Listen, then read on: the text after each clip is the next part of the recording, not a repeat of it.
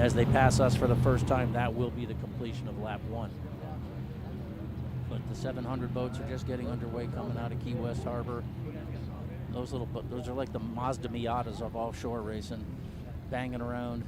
They don't need much to get them bumping around either. 21 and 22-foot boats. 4 laps today.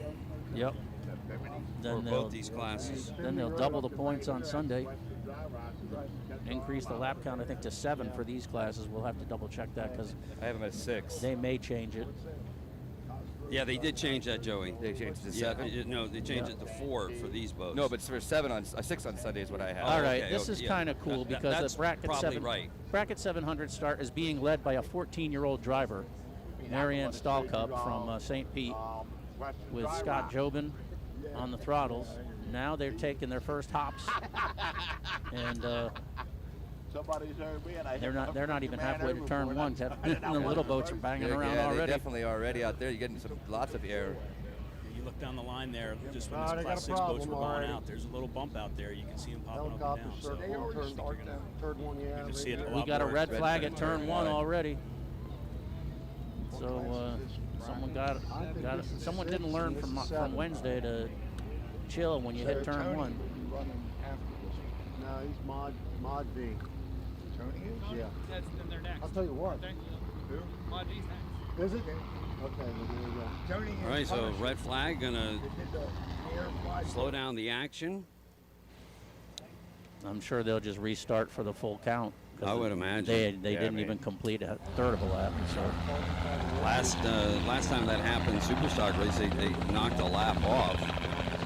And with as many boats, 98 boats here, a $250,000 prize purse being offered by IHRA, International Hot Rod Association. It's almost like they slapped them on the wrist for getting the red flag by cutting a lap off. Right. Don't do that. We told you. You have to wonder, though. I mean, 4 laps. Is it going to be 4? Is it going to be 3? And yeah. It's because we're not in Baltimore. The main thing we want to make sure is everyone's okay. Absolutely. Whoever. I'm guessing in this class it was probably more of a spin in these type of boats. Than I see the boat's upright. It looks like, I can't really tell which one it is. I think it might be a Velocity, but if the boat's upright, so that's good news. Hopefully, maybe just the guys went for a little quick swim and they're getting out right now. So. And that'd help.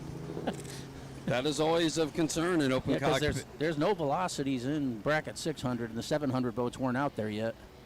What color is it? White. It's white? Oh, did moderation do it again? Trump won big on that one again. Oh, no, I hope not, but that was a state deal. We're not going to speculate. We'll just wait till we get word of who it was. JW is on with the race officials, so don't want to get any families worried by saying, oh, if it's a white boat, I think it's this. Right.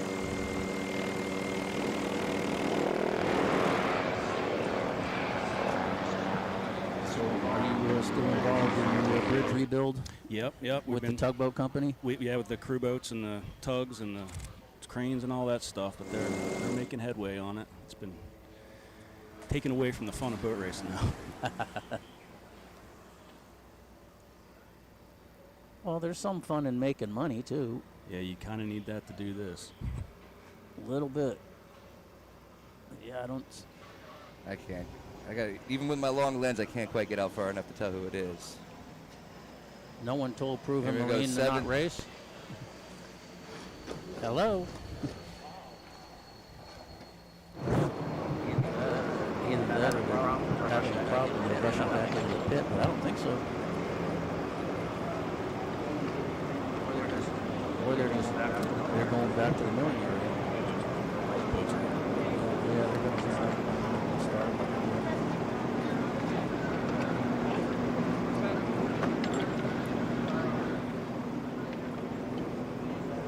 Who was that just said they're idling back to the crane?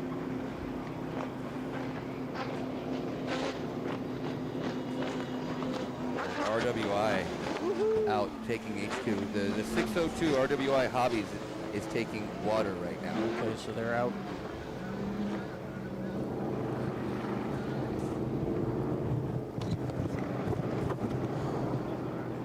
All right, so there's MDG, Logan's Heroes, the 25 Warlock, Gerard. Oh, there's moderation.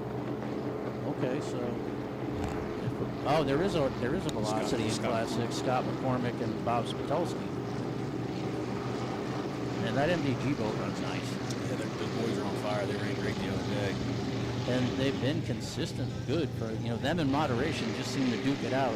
They do. It's a fast boat. These guys run great together too. And Jason is the son of the founder of MDG, right? That's correct. Yeah. Dave Gavato. Yes. And he was known for building fast Superboat 30s. Yes, he was. With good power. And then the Superboat 30 had a nice run the other day, the Agora Day Spa. Oh, we got video back. Yeah, hit the play buttons, There guys. we go. We are back with something on the screen. Thank you very much for Master Control. Yep. Got our video back here on the live stream. Folks out there, we have continuous coverage also on 97.7 FM and some of the intermissions if you want to follow the interviews while the live stream is either paused, or you can stay with the live stream and watch some of the great X-Insurance Sports content. We're partnering here in Key West for both local viewers who might be out on the boat or watching anywhere up and down the shore in Key West Harbor. They can listen live on 97.7 Sports Radio throughout the entire day. So we're back. We had a red flag, and now going to have a restart again, which it really throws it throws the schedule off, guys, when you have this many boats. You've got, Kevin, to get 3 classes done, somewhere near, over 3 dozen boats out in an hour and a half. Well, and just like you said, if they're going to cut the lap count down, those guys are on the outside. They got a lot of ground to make up in a very short period of time. When you take another lap off of that makes it even harder. So, talking to the guys this morning, not just the bracket classes, but all across the spectrum, when you got to get on the outside, that's not a whole lot of time to make up. So a lot of times you might be hanging back, trying to play it safe, wait for some time to go by. That might necessarily be the case here, because you got to go. It becomes a sprint race, and if you remember when El Bandito Tequila did its double corkscrew move, Steve Miklos said, I normally wouldn't push like that, but we only had a 3 or 4 lap race, and then you do things you wouldn't normally do. You're absolutely right. And look at the experience that guy has, and he was still pushing. So Yeah. Good look at that Islandscapes boat from Key West. Cassie Jotlik and Jaime Trujillo from Key West, boat out of Manatee Marine, rigged up there. Yep. The Hayari Marine, built in Dubai. It's only one of 3 of that model in the United States. We see the pace boat with the red flag cruising by. We're going to have a restart here in boats 6 and 7. Go ahead. Off camera up here, it's 611. Team Ride Yeah, Legal is being it's- towed in right now. it's the one of the ones- velocity. it's one of the ones I saw. Yeah, it was sitting backwards there. It was the 611 there. Team Ride Legal is the one that's also being towed in. We heard, like I said, we also heard that 602, the RWI, was taking on water as well, so it could have been 2 boats in the incident here. So as we rush to air, 3 races this morning, really more than 3 races, but 3 starts, and 6 and 7 going here now after the red flag. We're going to have to start again. The next race, which will follow race 2, will be the Mod Vs, and the second start in that race will be Class 2 and 3, and then in race 3, it'll be classes 4 and 5 in 2 different starts, and I believe 300's going to run today. Later in the afternoon, after the harbor closure for local traffic and services, race 4 will begin at 1:15 with the factory stock boat, 7 laps. In the following race around 2:15, Supercat and Extreme, they'll both run 7 laps. Helicopter refueling in between those races. At 3:15, Pro Class 1 gets moved up on the grid at 7 laps. Racing with Super V, 5 laps. And the finale of the day at 4:15, Superstock racing 6 laps here today. Half points. It'll go in combination with Wednesday. Sunday will be full laps and full points to determine who the RWO Key West World Champion is. We have an update coming in now. The 611, the 3 drivers that were on that boat were ejected, and they're in transport now. 2 drivers. We have word there was 3. That's coming from JW there. Okay, so one of the drivers from somewhere else, because there were only 2 people in 611. There's a driver and a throttleman. But The Well, interesting thing, Kevin, does this look like they're towing it very fast, kind of urgently, I mean, That's off camera. off camera? Yeah. But it just usually they would get the race going, but it looks to me like there must be some type of a concern to get that boat in quick. there could be, but we've been on the back end of that thing a couple times, and the fast response guys, CTOW, Towboat US, they want to get the course cleared quick also. Yeah. So I mean, if they can get you up on plane, we've been towed back at 30 some miles an hour before. They get you rolling. But Okay, yeah, when we're going to restart minus 1 lap.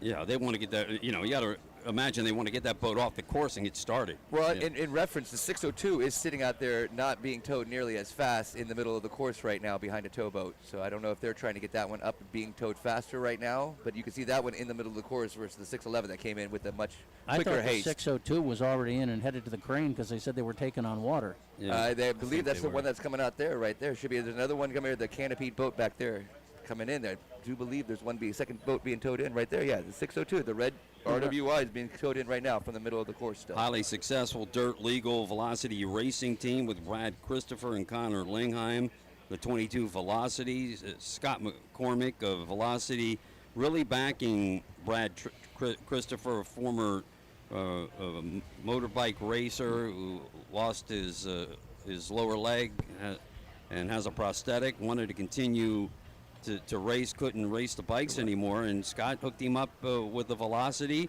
Scott Porte's bracket is on that boat, which Brad really loves, and he's had a very successful It's the year. boat. Yeah, it's the towboat. tremendous season for Brad Christopher, and Yeah, today Connor waiting Lang- for Connor Langheim jumping on board with him.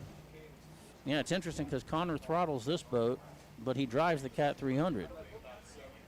And Ricardo Maldonado throttles that boat, the Argo. So nothing wrong with diversifying your skills. If you can throttle and drive a boat, you'll make yourself that much more attractive to potential boat owners in the future. A great season for Brad. There's the XINSURANCE, the Safe Cash team. Talked about them earlier. Yep. Marianne, a 14-year-old driver. And the team dog, George.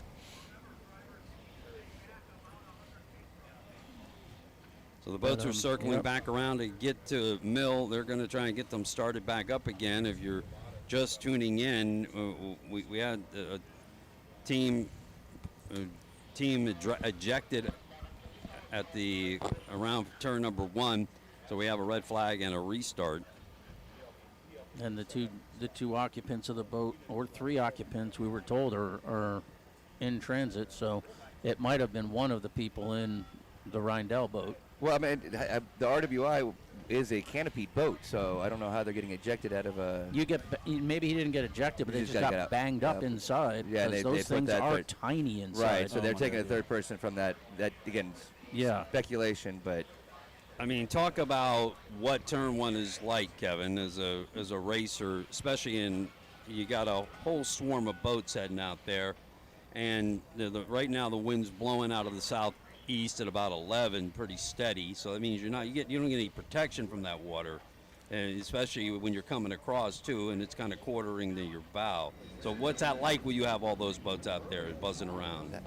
It's a challenge. I mean, when you come out of the harbor here, it's nice and calm. Generally, it's nice and calm. You're going as fast as you can, and then once you get out here past the island, you start getting some kind of a little groundswell, and when you're hooked up wide open, you got to be ready for it. And then, just like you said, with the wind direction, when you get out to turn 1, it's hitting you on your port quarter.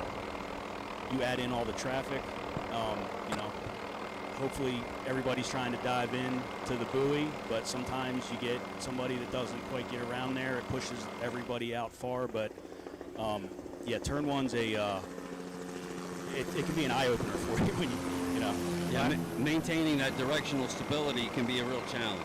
I remember, I think it was 2 years ago, in the Mod B race. I think you were with Brett, I'm pretty sure, but it was Kildall's level, Miklos level, you level, and then the 4th boat straight up. Experience is what I was trying to get at. The guys who've been here before, they're looking for that first. It's like when we raced in San Francisco in the old days in California. You know that big wave is coming when you go under the Golden Gate. You're just waiting for it. Our restart is being slowed down. Island Scapes got caught on one of the buoys in turn 3 down there, so they're getting him off the buoy before we get started again. Race World Offshore would like to thank its live stream sponsor, Maximum Inflation. The new Maximus Quick Tire Inflation Kit by Maximum Inflation is the only U.S.-made valve that uses CO2 cartridges for your side-by-side motorcycle or ATV. Your machine got you there. The Maximus Quick Tire Inflation Kit gets you home. All right, so that's not the first boat that got caught up in a buoy in the harbor. It was funny. I was listening to the Gary Blue, Cole Leibel, and they were talking about how the teams helped each other. And the Wozencraft boat in Superstock got tied up into a buoy, and one of the guys was radioing him. Julian, you're gonna drift right into the buoy. Yep, he got it. Green to go, guys. Green to go. Oh, we're ready to go racing again here. 44th Annual Key West World Championship first race already red flag. So now our bracketed 600 and 700 boats will be doing 3 laps. Waiting to race are the Mod Bs and the bracket class 2 and 3s. And then the last race before harbor closure, bracket class 4 and 500. Bracket class racing. The bracket class 600 boats are V-bottom or canopy, single engine outboard, naturally aspirated engines. It's a 70-mile bracketed speed, class 700 V open. All racing here today, single outboard only in the 20 to 22 foot range.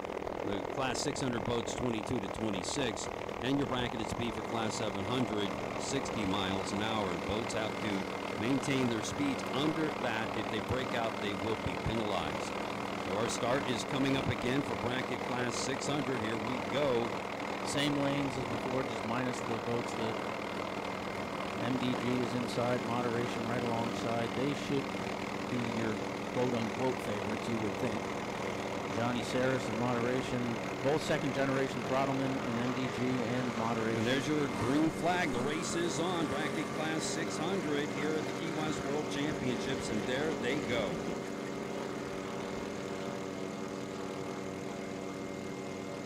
Beautiful shot of Sunset Key at inside. Escapes. The only outboard power boat in the class, getting a little time walk going.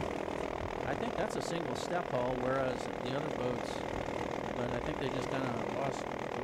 Come out of his lane. Yeah, they're coming all out of their lane because they were all the way on the outside. Now they came all the way inside. And that moderation and MDG just kind of said, all right, we're going to go around you and get back out front.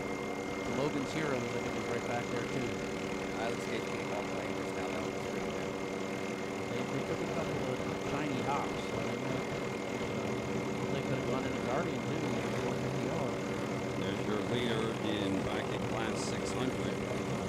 Not many of these defender hulls out there, protector, but Mike I think it's a McLaughlin. protector, 26, right? I believe so. Yeah. Mike McLaughlin and Jason Gavadas.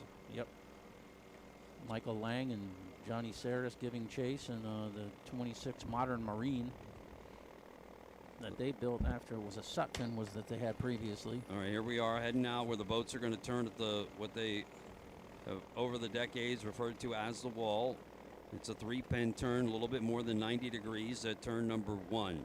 So the boats now will be coming out of the southbound leg and now turning eastbound. We look back now at the start of bracket class 700. Well, it looks like Red Rum has the early lead. They're all kind of bunched together a little farther outside of them. Red Rum's on the inside. Okay, there. Back MDG to the went through. Here's a moderation, and there's the Warlock. American Hustle. This is the 608 Cigar Monster Ultimate Boat Racing Experience. get a look here and see how they're bouncing around. Yeah.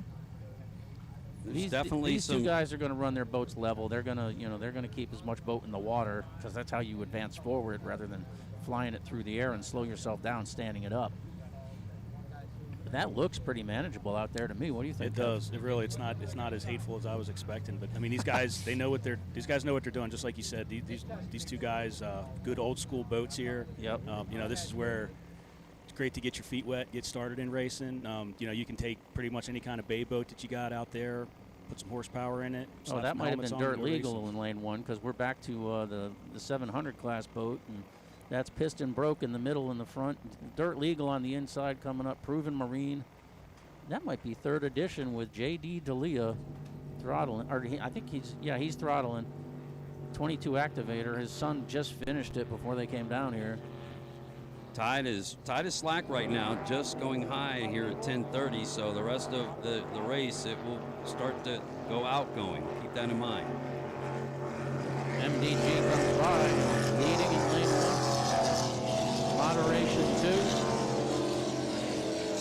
Here comes Logan's Heroes. Let's see where they are in the order. They're 3rd, so they've been moving up. They broke out on Wednesday, which dropped them down in the overall. American Hustle's 4th. Our leaders in bracket class 700 should be coming through soon. Cigar Monster 5th, Gerard Marine 6th.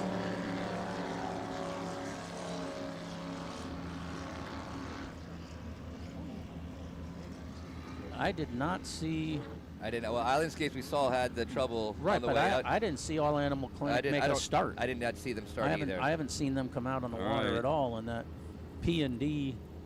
Oh, here's Islandscapes in 7th. Now here come the 700 boats. That's all happening off screen. Now we're focused in on the bracket class 700 boats as they buzz in at the end of their lap. Fun boats to watch here. Only 22-foot V-bottoms with big Mercury racing power. That's Piston Broke, 3rd edition. And here's Red Rum, the 22 progression built on Long Island.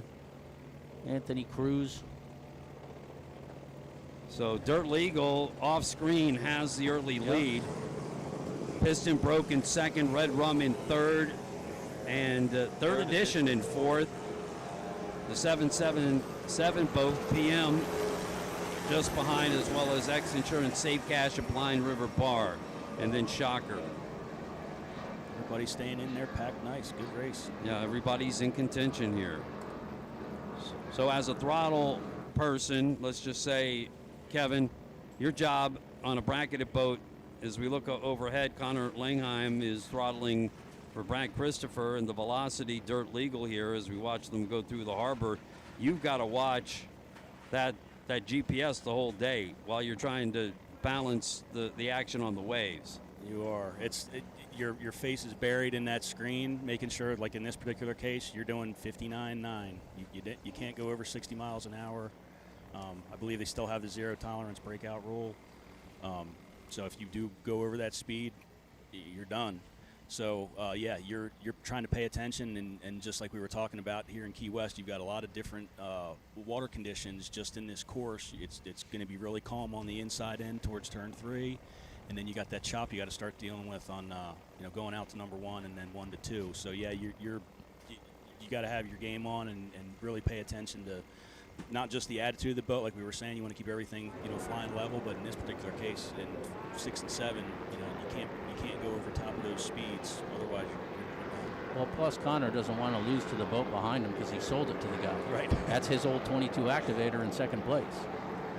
We saw that Proven Marine though last week, the last race, coming 2nd overall, but that breakout dropped him all the way down to 6. So point-wise, that's a huge one right there. So you definitely want to watch that. And like you said, on that outside between 1 and 2, those road waves are they're all over the place. So you're really watching. At that point, your peripheral's got to be at its super peak right there between 1 and 2 for sure. That's right. There's our overall leader in 700. As we look back at the 2nd place team in Chase, was Piston Broke, was that correct? In 2nd? Yes, In Piston 2nd. Broke was in 2nd. So Piston- And there's a good shot of them, that 22 activator with the 300R. I think every boat in this race, except for the Velocity, is built on Long Island. They're all super boats, progressions, and activators. Activator is now called Rage. Jeff Pritchard and Scotty Young. Piston Broke in 2nd here. 2nd day of racing Friday here at the 44th Annual Key West World Championship. Off screen, we have our leaders coming back in 600. So we'll track those votes for you. MDG continues to lead. Yeah, and this is their white flag lap. They're only running 3. Yep. Moderation in second. Got about a 5, 6, 7 second lead between first and second. He gained about a second on him that last lap. But wow, are they out front from the boats chasing in 3rd and 4th? My gosh. We're still looking for 3rd and 4th and bracket 6. So MDG, Moderation have come through, and now it's quite a pause. Here's You have Logan's Hero in Heroes. 3rd. Gap there. Yep. And American Hustle should be in 4th right behind him on screen. Yep. You see. No change in the top 4 boats.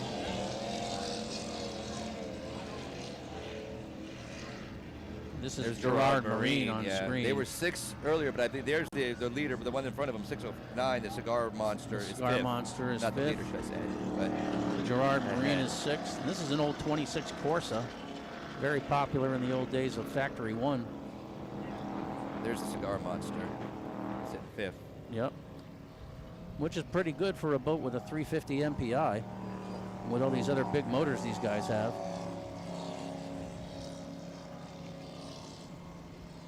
Now we're back out, looks like with piston broke again. They should be coming around turn 2 here shortly. And that's the bracket 700.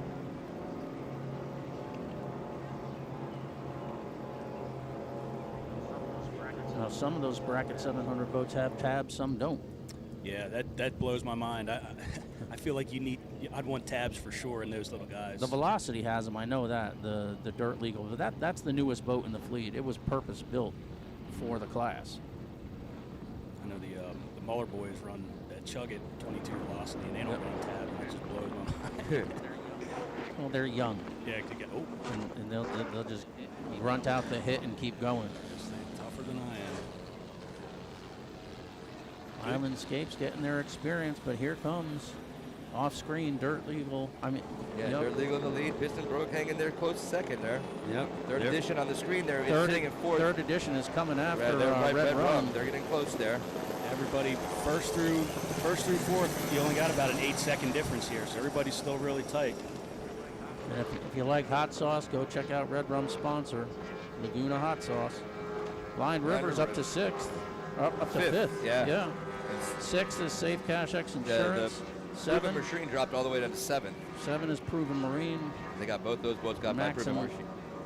And the Shocker making up a little bit of room hanging in there. Again, that bracket classes have not disappointed so far. The bracket 500 on Wednesday, what a race that was. That was some fun racing, and they are doing a good job of getting them to all be more spec racing like everybody else, despite being bracketed. And we open up a bit more, but yeah, it's a fun category still. They're making it a lot of fun here, Raceward Offshore, with these categories. Well, the driver's name in Proven Marine and the name Maximum Fire Escapes, those are both new for the world. So I think that boat's got a new owner. It's probably the driver, and maybe he owns Maximum Fire Escapes. I'll tell you, it's great. All these Class 7 boats looking pretty professional from where it started, 12 years ago or so. And you said you're pulling something out of your backyard and just throwing it together to go out here and run 60. And now you got some pretty serious machines in Class 7. And, I mean, everybody's looking. Yeah, now it's the drag race to 60. Yeah, right. With a 300R and tiny prop and I mean, they'll go out here and they'll go running the same stuff that the big boys run in, so you got to give them some credit. They say this is the starter class, but man, That's just because you only can go 60 miles per hour. But you think about it on a boat, if you're going 60 on your just recreational watercraft, you're hauling. You're putting some speed down yes, there. you are. And these guys, these boats will run 90 miles an hour. Like Eric said, they're propped down for that acceleration. Should be when they do the checker king of here. the cut. We should out be on seeing a Long checkered Island. here for this off screen Yeah, here. Here's Here's your MDG, your winner. Yep, unofficially, MDG takes the checkered flag. Mike McLaughlin and Jason Gavados right behind them. Moderation with Michael Lang and Johnny Saris. Yeah, because Mike McColgan also drives the Tunnel Vision boat, but they're a scratch in the next race. So Yeah, he popped the motor, and then he said he popped the second one in testing yesterday. So unfortunately, he's out for the weekend. But looked good in 6. Congratulations to McColgan and Gavados. Again, all these results unofficial until their data cards are read. Make sure there were no breakouts. Logan's Hero will wrap in 3rd here today. Logan Tiros, Pat Marlowe, and Steve LaPenta in the 24 Magnum. Classic 24/7 V-bottom.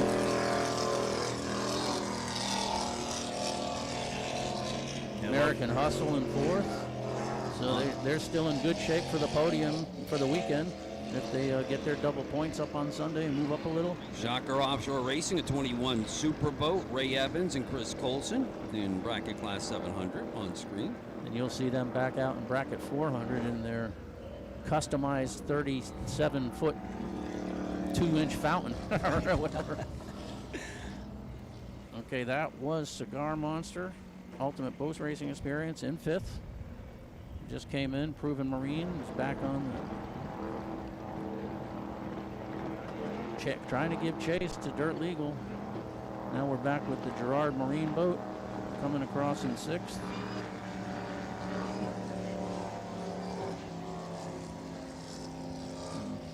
And they were adamant this morning, don't run extra laps. Well, they are. Looks like you got moderation and a couple other Class 6s going around again. Saw the Blind River Bar there momentarily, and now back to our local team out of Key West here. Rookies on the tour. Cassie Jotlick and Jaime Trujillo in the Hayari hull. Now back offshore with Class 700 boats, Blind River Bar. This is where you get to see these guys bounce, Kevin. Yep. They are having a good time out there. Whoa! There's Islandscapes again. One of 3 Hayari hulls here in the United States. Glad to see another local team here on the water from Key West, Florida. Fine tradition of powerboat racing dating back to 1965 here in the island city, and the World Championships since 1977. See our bracketed class boats heading back into Key West Harbor for the finish of the day. A nice race for Dirt Legal, just kind of picking up where they left off all year long. Is Another checkered flag. Yep. They Good take for the them. win. Yep. Brad Christopher. Piston broke at second, Red Rum third, I'll tell you, that pack, third edition fourth. that 4, they all stayed tight. They were right there the whole time. Last time J.D. Adelia raced in Key West was with his father, John, in the 35-foot Jaguar Cat Special Edition in the Legendary. 90s. So it's very cool to see him back down here. Fifth place, Save Cash, X-Insurance. Cash X Insurance. Way to go, Mary Ann. That's 2 fifth places in a row. 14 years old, right here running Hey, for a world title. She's in contention right now for it, at least a podium spot. Proven Marine, the Firescapes boat, kind of fell back a little bit. And here's Shocker in seventh. And then Blind River fell all the way Blind back. River fell back to eighth. They might have to call the cartel. Get some special stuff. That was a not so good word for a few years in the sport when you That's heard things right. like cartel.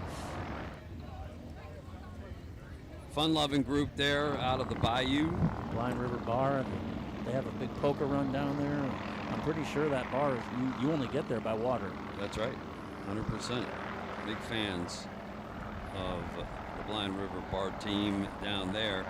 And there you see our Pace Boat Cigarette Hawk, the checker flag being. Yeah, we're just waiting for the yacht management racing team. Moderation's doing their extra lap. No harm, no foul. The P2s, 3s, and Mod Vs are already heading out to the mill. All right, thank you. We're moving them on, getting them rolling. Well, Mod V is its own race, right? You They're all part of the second starts here, our second race. know, Mod V Mod starts V one, starts one, and then the Right. big bracket boats. Yeah, the Yeah. 2s and the 3s after the that. six, 2, and 3 boats that are going out there will follow them. So I mean, you're gonna have, you're gonna have close to 15 boats out there. Should we Just knock about. out the rundown? Yeah, let's go ahead and talk about the next fleet of boats coming out for our second of 3 starts here this morning at the Key West World Championships.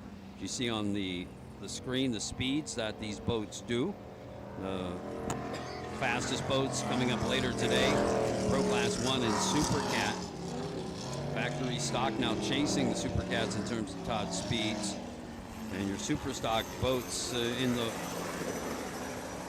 always performing well. Mod V's touching at near 100, which are going to be racing here next up. And here's our lineup for our second start of today's races at the 44th Annual Key West World Championships. Live coverage on the Porte Products broadcast booth with Scott Porte at the helm. Leads the way in technology for the marine industry at PorteProducts.com. We build performance into everything. Overhead, the piston broke. Nice day for them on the water today. Eric, take it away. The Mod V boats drew cards for the lanes, and this ought to be fun because in lane 1 is Channel 199, Dixon Flannel with Travis Pastrana on the throttles and Jim York driving. And if you saw their in-boat video from the other day, that was some good stuff. Lane 2, Damon Murata Sr. and Mike Gerard and FuelTeam.com. Lane 3, NMBRV Resort, the Red Fast Elite Lily Sport Boats built boat with Kirk Hanna and Mark Rinda. Oh no, sorry. Lane 3 is Safe Cash, XINSURANCE, Rick Rapscott Jobin. Lane 4, BoatFloater.com, Stephen Kildall. Lane 5, Irish Kevins with Larry Fonteca and Dante Napoli driving. Lane 6 is NMRV Resort with Kirk Hanna, Mark Rinda. They had to replace a drive. Lane 7, Relentless, the new Spartan with Travis Patko and Tom Madalena. Lane 8, Marker 1 Marine, Vinny and Rob Winoski. Lane 9, Speed Marine, Kyle Miller and Jay Waltman, so they got their work cut out for them. And coming from the outside after they had to replace their engine hatch after they rolled the boat on Wednesday and landed right side up are Charlie McCarthy and Tony Silvera in Punisher. Now, if we look at bracket 200 and 300, lane 1 is two comps, H2O Performance, the 36 Spectre with Scott Brown and Ed Tamburino. Lane 2, Justice League, Don Urfer and Richard Davis in the 42 Phantom. Lane 3, OC Racing, Joey Oliveri and Billy Glick. Bracket 300, lane 1, Team Woody, Billy Shipley, but Robert Bryant is throttling the boat. Lane 2, Robert Bryant would normally be in tunnel vision in the 500 class. Lane 2 is Keith and Kate Herbot in Herbot Racing. They're sponsored by Tamco, Penn's Park, Nick's Lake House, and Viva Alamo. In lane 3, Weehall Boats, the 38 Bad Boy, kind of derived from the 38 Scarab ABS. Nick Fennell is the driver, and Mike Ogden is on the sticks. But here's a good look at the bracket 700 winner. Team Legal, they should have it well in hand for Sunday. But They're in good shape. But the whole double points thing, you know. Yep. Something happens to them, they break or something. God forbid something happens where they come in last. Or roll it doing stuff like this in front of the wall.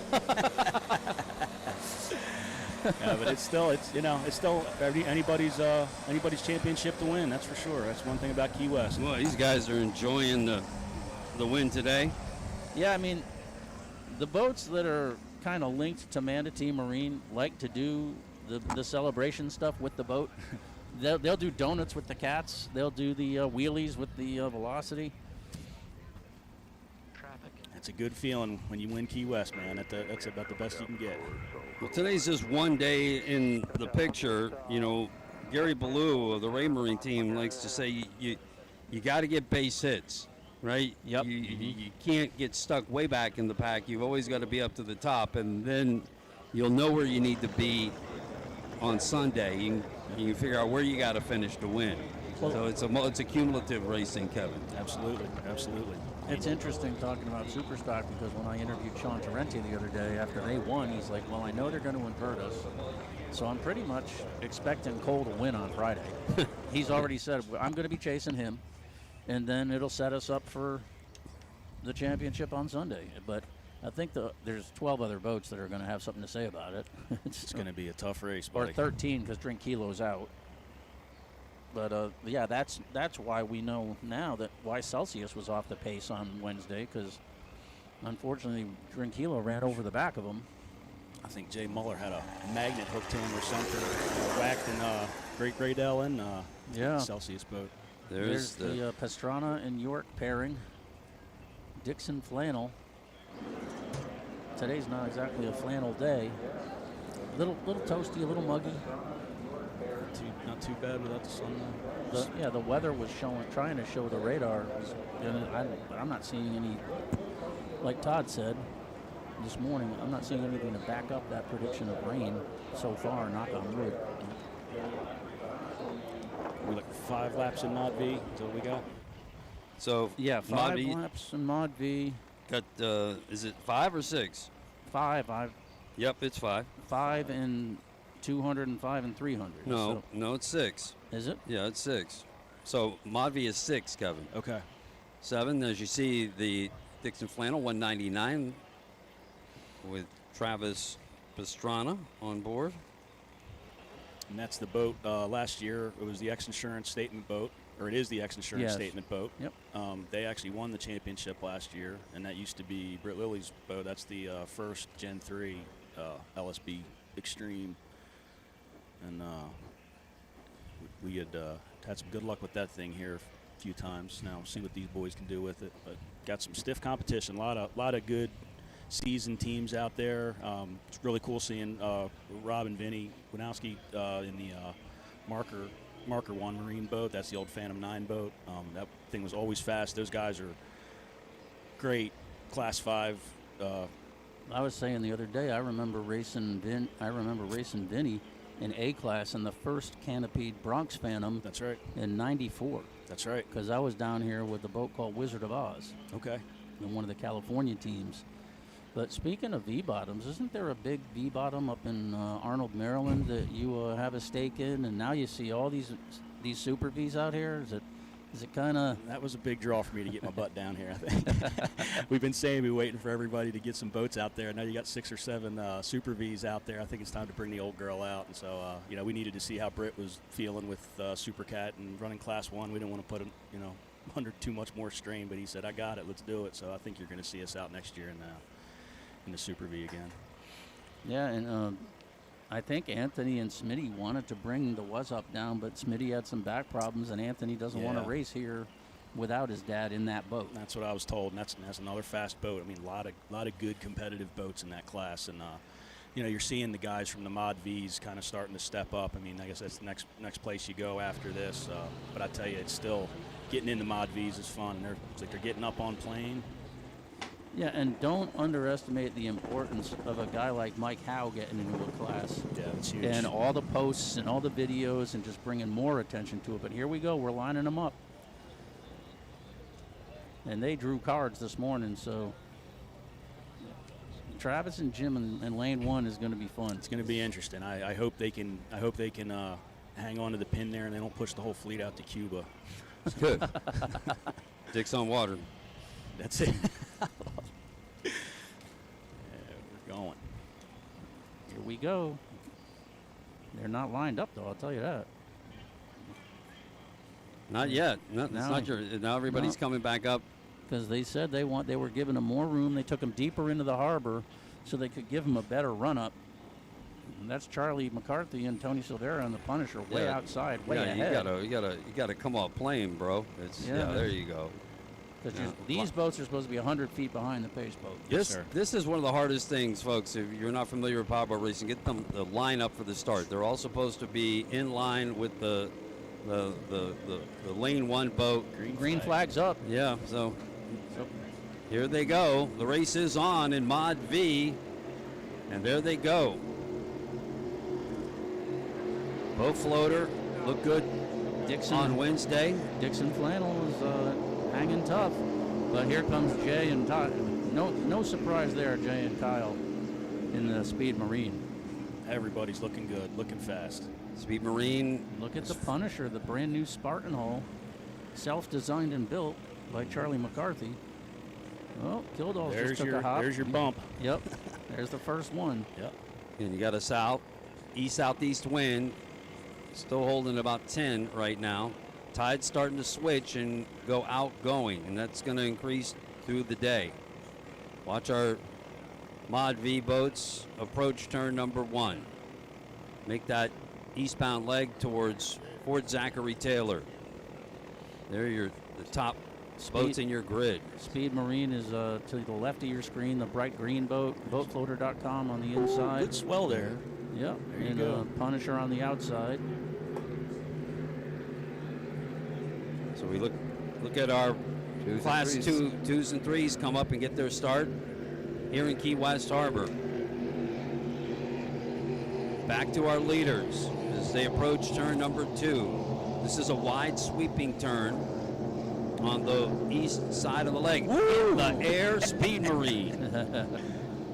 Those boys don't take it easy. Now you could see boat floater. But- they come might on. have. Might have jarred something. Yeah, they might have, because Speed Marine slowed way down after that big hop, and boat floater's going to take advantage. And Yep, they Speed did. Marine's off plane. Something. There's a good little bump out there. Yep. And now Staying Punisher's getting past Dixon Flannel. Yeah, they're telling you, as this tide goes out, you're going to see up streams off the bottom. You're going to see more holes out there, and the wind is going to be against the tide as the day progresses.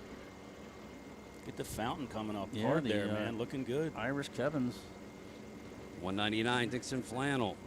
Nice battle with Punisher. Extreme versus Spartan. Our leader is coming back into the harbor. It's boatfloater.com off screen. Punisher at second.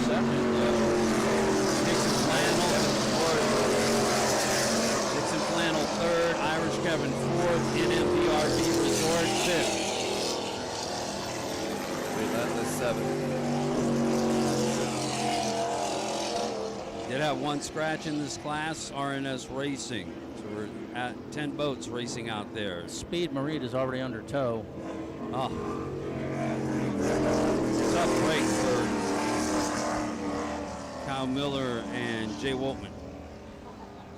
So then I had safe cash in 6th, Joey. Yes, Okay. correct. All right. Statement Marine. Good battle in Mod B down on number 3. Good job. Everybody's through clean.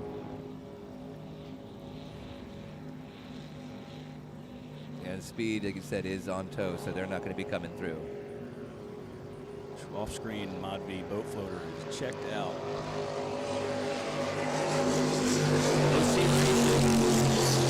The early lead in Class 200. Herbot Marine. Gets past line. Team Woody here at the start-finish line. Herbot looked like they had the lead, but then got passed, and the We Haul Boats team now through in third. We look at boatfloater.com, continuing the lead and heading out. That's the battle right there. Punisher, you can see him going out, and the Dixon are just been all the way around this course, side by They side. have been. Awesome race, awesome race. Both boats look fantastic. Well, isn't this Jim's only like second time driving an offshore race boat? Yeah, him and I ran a few races together in Mod V Oh, back okay. in 21. Oh, here they come. This is his first race. Here's Dixon boat coming drive. back with Seems Punisher has the better on the turns, but Dixon's really be able to get down to the straightaway and put him on the speed there. So that's where we're going to see the battle. If Punisher can outhold him on the turns and break enough room, though, he can't be caught down by the Dixon on the backside here. Travis and Jim. Good attitude on the boat, though. Looking good. Yep. 6 on water. Now that has ballast tank, right? Yes, sir. Yep. Okay, so they can use it if they want to. Here's Fuel One team. Damon Maradacina, Mike Giroux. Yeah, that's what you want to try to do in these races. You want to try to use ballast instead of the trim tabs if you can. That gives you a little less drag and tend to keep the speed up, keep the boat a little bit more level. Heck of a battle here. I mean, considering that Charlie just built that boat start of this season, it's and he put some interesting things on the bottom. I was looking at it the other day. What a battle for second here. Punisher and Dixon Flannel. Here's Team Woody out to the early lead in a 300. In a good view of the boats as they now travel around the wide sweeping turn. Ford Zachary Taylor head back into the harbor. You can see them. Coming on the inside, looking Yeah, good. Dante Napoli. Whoa, there's NMPRB. Yeah, the big red. You can notice that, all the red. Wait a minute, you saw all the black on the bottom of that boat. That thing was. But here's Boat Floater. He's Killed all done. Nobody's happier about that battle for second than them right now. Yeah, because it's just letting them stretch out. Yeah, absolutely. Dixie Flannel There's it. will have second coming into the harbor. No, Punisher. It's Punisher, apologies. Second, Dixon Flannel third. Irish battle there with Fourth. NMB fifth. Dante Napoli driving the strikes off of that fountain. What do we have, about 10 seconds from second to sixth right there? I got to get back on that. Dude, that was not much more than that. I mean, that was bang, bang, second and sixth, and that's what you want to see, and that's what the Mod Vs have been bringing. Right now the race is for second, third, fourth, and fifth as Relentless comes through, and you see this battle now as moving into the turn in NBR NBR right there. They moved up. Yeah, has gone by Irish Kevin's. How old is that fountain? It was built in 2008 or 9, I believe. It used to be called Watch Your Back. Yeah, it was Brian Doc Jansen. Forehand with Doc Jansen ran that boat. It was very valuable. There's the OC Racing coming into the lone boat, but I didn't see the Justice League come through the first time personally, and then I just heard that 217 is down on tow as well, so there's only one boat left in the 220 to 200 class. And MB's making a move on Travis and Jim now. Third place. Kurt Hanna, Mark Linda, MBRV. Off-screen Team Woody's come through, so But he's still trailing. Herbert got back in front of him there. 229 Extremes in the battle in the lead. An original Mark Spates built Extreme from 2004. What a year they've had at boatfloater.com. Battle for second and third. All three into it in MVRV. Hannah and Renda making a charge, heading out to turn number one, trying to chase down Dixon Flannel. And Punisher. And Punisher. Trying to make up for that tough end of the race on Wednesday for them. They looked really good to start on Wednesday and then fell off at the end of the race there. So this is big time to give them back, go opposite, get back, they go running backwards. They heard a drive on Wednesday, and it just kept getting worse through the race. I was over there when they pulled the plug, and the plug had a beard. So Speed Marine being towed in, Kyle and Jay. Team a hard hit, and they were running strong there early. We're down to just 8 boats in that Mod V now. Yep. The Team Fuel 1 is also off plane and being towed as well. Look at the Relentless. Travis Petco and Todd Madalena. Good look at our second, third, and fourth boats back to the XINSURANCE Helicam, and it looks like into third is NMBRV Resort. They've got Punisher in their sights. They are marching. They sure do. New 29 Extreme built by LSP Powerboats in Arnold, Maryland. Engine is built by the Throttleman, Mark Renda MRE, and they run an IMCO drive rather than a Bravo. And there's the Winoskis from Sarasota. A couple of Phantom diehards. Oh, they're Phantom They love junkies. their Phantoms. Oh, this is great racing. Watch these boats navigate the turn. Watch for the holes coming into Key West Harbor. Great turn by Dixon to stay close there. Yeah. Might keep him in that race there. The NMRV. See who stays stuck to the water. Nobody. Again, that battle for second, third, fourth doesn't. Boat Floaters is gone because of that. He's got about a 20-second lead over these guys, but I mean, these guys are all within about 2 or 3 seconds each other. Look at, there we go, NMRB dumping some ballast. Yep. Ready to You put see some the water time on coming out the side. So There he close. goes, coming tight. Just by nose ahead. NMBRV was just barely ahead of Punisher. And now Dixon Flannel forward. Irish Kevin's hanging tough. Hanging in there. Woo! Must Little be that squirrely, baby. Must be that Speed Marine Look at engine. the XINSURANCE keeping in too. Yeah! Punisher and NMBRVResort.com battling into the hairpin turn in Key West Harbor. They come close. Let's see. Oh, what is that? Oh! Jeez. Couldn't hold it. Getting washed there big time. Oh, you're gonna lose a lot of speed there.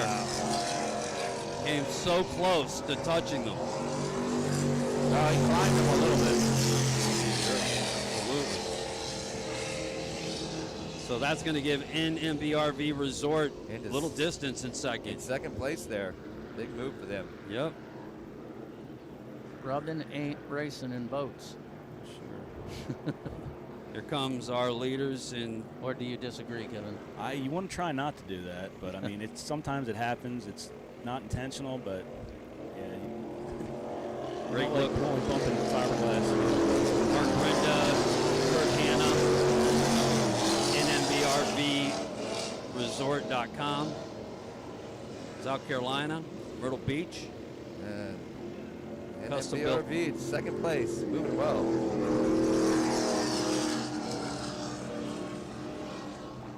Big comeback race for them today there. Pastrana and York and the Dixon Flannel team, 199. Running in third. Great shot, beautiful red boat. So why is it the red boat? You know, he's like, we just haven't found the right livery for it, and it looks so good. He's had plenty of graphic offers, but just hasn't found the right one yet, and it'll stay that way for the time being. people love the boat. Oh, it's one of my favorites. Ferrari red. Great visuals. But that one, you watch her take that turn at one. Now heading into that chop out there. Now this boat is a Spartan, the same as the Punisher, but they actually kind of modified a Torrente canopy. That's what I was told. And put it on there. And Travis just loves the room in there. He's like, I don't feel, claustrophobic, Confined, yeah. and you can move around a little bit. And then BRV in second overall, Punisher in third. So you think there that was just Punisher was trying to hold the inside, and NMBRV was just closing it off? I couldn't tell who was on the inside to start out. Yeah. I don't know if NMB came over or their Punisher just got pinched, but that was yeah.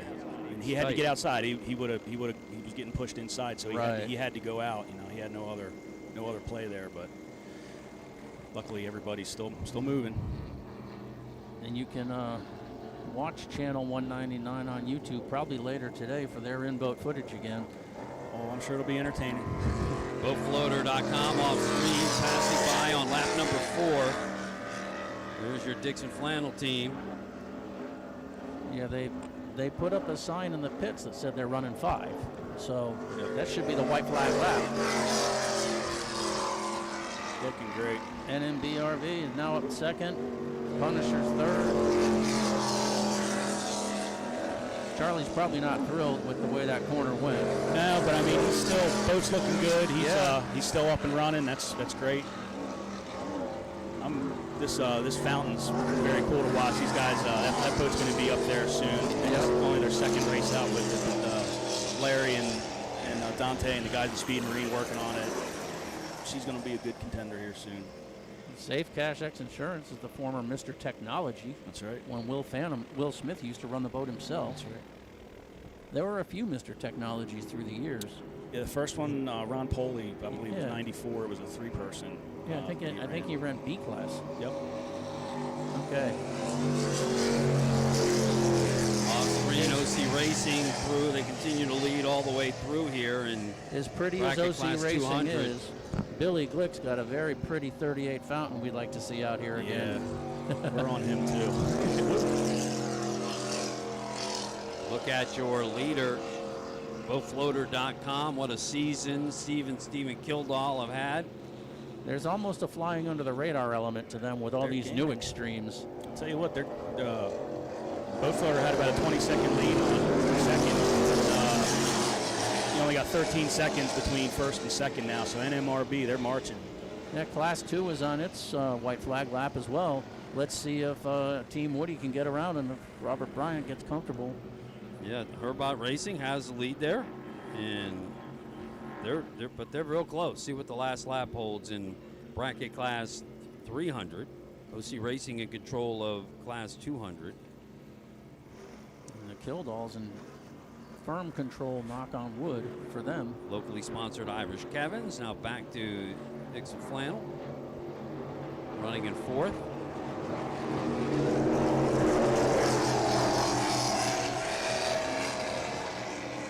That Weehall Boats is a Cadillac ride for today. I saw Mikey last night. I asked him, I said, how is it getting into that big old thing? He's like, oh man, it's like driving a truck. It's awesome. Travis and Jim That's the X-Insurance National Champion team, world champion from last year. The lime green transom kind of gives it away. The only thing the wrap didn't cover.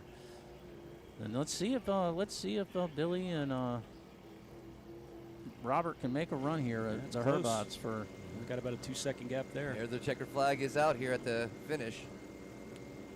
Mod V class wrapping up here today. Do we know why Chad's not in the boat? I don't. Okay, we'll ask Billy. I think he's gonna make an appearance a little later. But here's I think they're still gonna make a run at him. Problem is they're at 35 and Herbot's at 38, and they're in the roughest part of the course, and that 35 is really about 32 feet of running surface. That's right. You're going to see the difference in them coming across that leg. But no doubt here. Boat floater will take the win today. Coming across the start-finish line in Mod V. 2 for 2. The price just went up for that boat. And we're watching the fourth place Hey, boat, that Dixon North Flannel. Myrtle, what a comeback! You know, if he Yeah, had 8 some, seconds. There they are. They'll take second here today. what a second day here for them. That was a great turnaround and a great comeback here from deep in that pack. Well, great Punisher. great run for Punisher after they rolled the boat and ripped the hatch off. Yeah, that's good run for them. Get on a podium.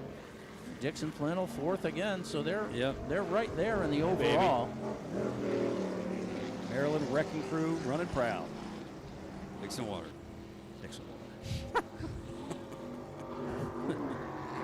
And fourth, Irish Kevin. Nice run, fifth, safe catch, moved up. No, they held it. No, it's 6. That's 6 Yep. right there. They held it for Dixon's 6. was holding 4th. You really see all that slop bouncing off of this seawall here when they come through across the start-finish line. This is like poker run water. It's just It is. it's washing machine. And there comes your winner in bracket class 200 OC Racing. All they do is win, baby. Joey Oliveri and Billy Glick in the 38 Phantom with the Progressive 900s. They got Go GPS on there. I thought you had to defect to the UK to be a Go GPS boat. Just looking at standings right now, as if this everything holds, you know, and penalties and everything. Boat Floaters is in first, obviously. North Myrtle is sitting second overall in points, and third is the Dixon squad. There you go. They're on the podium overall for the championship right now. Dixon Okay, podium. here's the race for 300. And Herbot takes it. Good race. Team Woody still holds the overall point lead in that class, despite the second today. Yeah, because I think the Herbots had some problems the other day, didn't they? Right, they fell to third the other day. So all the boats coming in on our second start. And here we are just a little after 11 o'clock. And I bet staying we're going on to see. schedule. I bet we're going to see race 3 come right out here too. I imagine so. Great action so far. Look overhead at some of the boats from the Mod V class. Look across the harbor here in Key West, back inside the chopper of our pilot, Rick Lindsay of X-Insurance. All in one coverage and fire, wind, and flood policy. X-Insurance, boatfloater.com, your winner today. Second day of racing as we see the last of the Class 300 boats, we haul boats come through. A little action there, replay of what happened in the harbor there. He just got pinched. He had to get out. There wasn't much else he could do.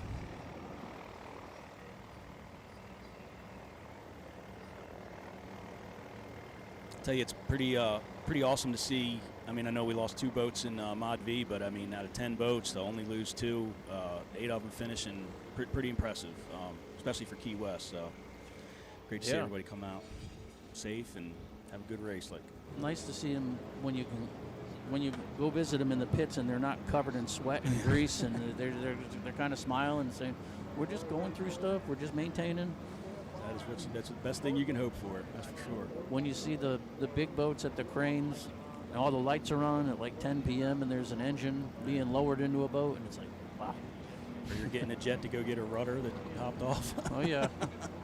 Looking further into those standings, though, come this last day, yeah, the Dixon's got 169 points, but Irish Kevin's is just going to be 135, so just about 30 points back. So is the Statement Marine, also at 135. The Speed Marine is going to be sitting at 138, and the Punisher's at 128. So all those boats are within really striking distance. I mean, Boat Floater's got the huge lead. Second place is going to be sitting right now your North Myrtle Beach at 187. So those two got a bit of a cushion. But after that, that's going to be that third place podium race is going to be really interesting come Sunday. You got it. Yep, Boat Floater is your Southern Continental champions. Congratulations. And Those guys Mod B. have been on fire this year. Congratulations to that's, them. you know, they had a little bit of a tough year family-wise last year, and you could see that it was emotional for them when they had their first win this season, and not a lot's changed. They just keep going. No, it's great seeing that old girl just keep on plugging away. And gosh, Steve killed all, what, 40 years racing? Yeah. Yep. Get a good look there at the Outer Mole Vendor Village here at Truman Annex, presented by Mount Sinai Medical Center. You can see it teaming with vendors and fans watching today's race. Still one to go here this morning. As next up are the bracketed class 400 and 500 boats. Immediately after that race, the harbor is open to local traffic for an hour as you get a really good shot down the vendor village here where we're broadcasting from. And then the factory stock boats will come back out right around 1 o'clock this afternoon. Actual start time 1:15. Later, Supercat Extreme at 2 o'clock. Helicopter refueling, and then the day ends at 3:15 with the Pro Class 1 teams and Super Vs in that start, and at 4:15 Superstock runs for the final of this Wednesday Southernmost Continental Championship. Points go towards the 3-day World Championship here in Key West. Sunday we wrap things up. $250,000 prize purse presented by IHRA, International Hot Rod Association, the largest purse in the history of the 44 years of the Key West World Championship races. And while I have a chance, if you read the article in Speed on the Water after the Meade family racing boat went over, we had written that Caleb Meade has fractured his ankle. He did not. He just got a gash on it, and they put a bandage on it, and he was back in the pits and only needs the crutches if he has to cover any distance. So I'm sure he'll be back out sooner than later. Well, it looks like we're going to have some time to take a local break here on 97.7 Sports Radio. We'll take a pause on the live stream. Continuous coverage of the Key West World Championship races presented by Maximum Inflation, a legacy sponsor of Race World Offshore. We're going to come back with more action right here on the Zone. 97.7 Sports Radio. Todd, Eric, and Kevin Smith and Joey J.W. Cook bringing you the action here from Key West World Championship Racing here on 97.7 Sports Radio.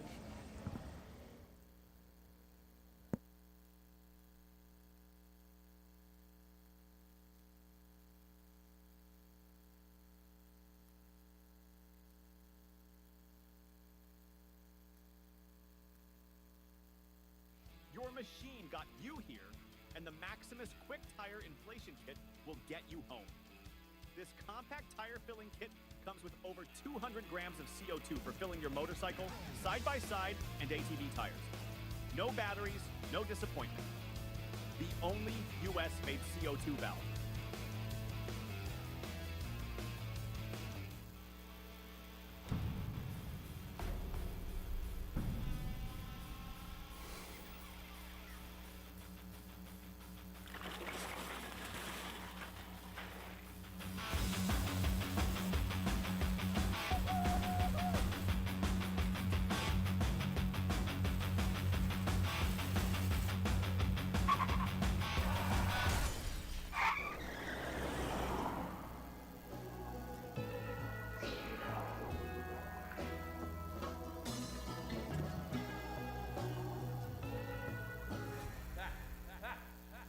Get up, man. Bottle place closes in 10 minutes. Let's go cash in.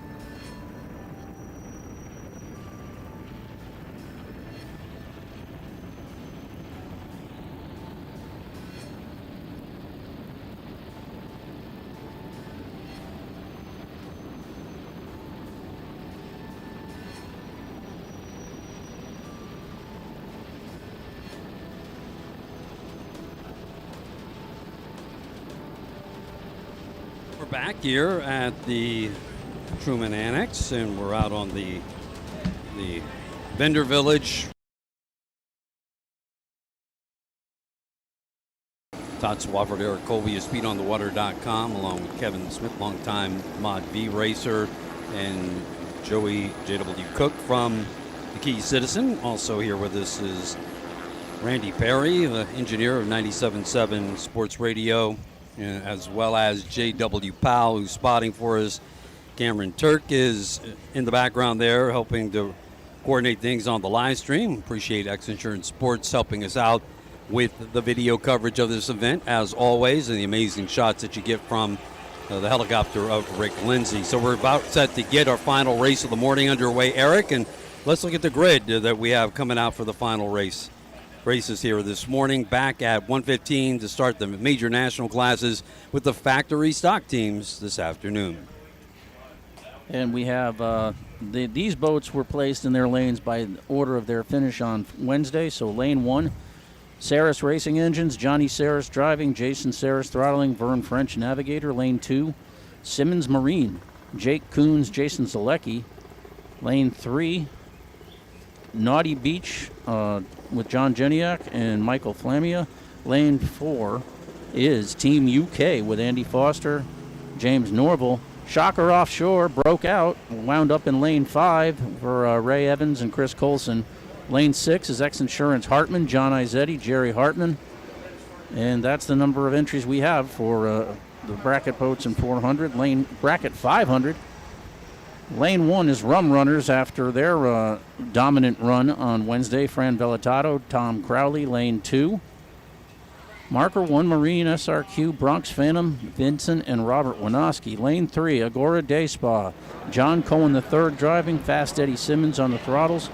Lane 4, Back in Action, Darren Threlkeld on the wheel, Jimmy Jensen throttling. Lane 5, Tough Noogies, 30 Superboat, Matt Reska, Gavin Jafarian. Lane 6, FuelOneTeam.com, Damon Murata and Damon Murata. And lane 7, Sweat Equity Motorsports, Greg Dorenzo, Ryan Beckley, and Connor Toomey in the 28 Phantom, the only outboard powered boat on the water in this race. All right, there's your grid here, final start of the morning. We have a harbor closure for an hour before we resume racing at 1:15 this afternoon, factory stock. We'll continue with our live coverage here on 97.7 Sports Radio if you want to join us in the intermission.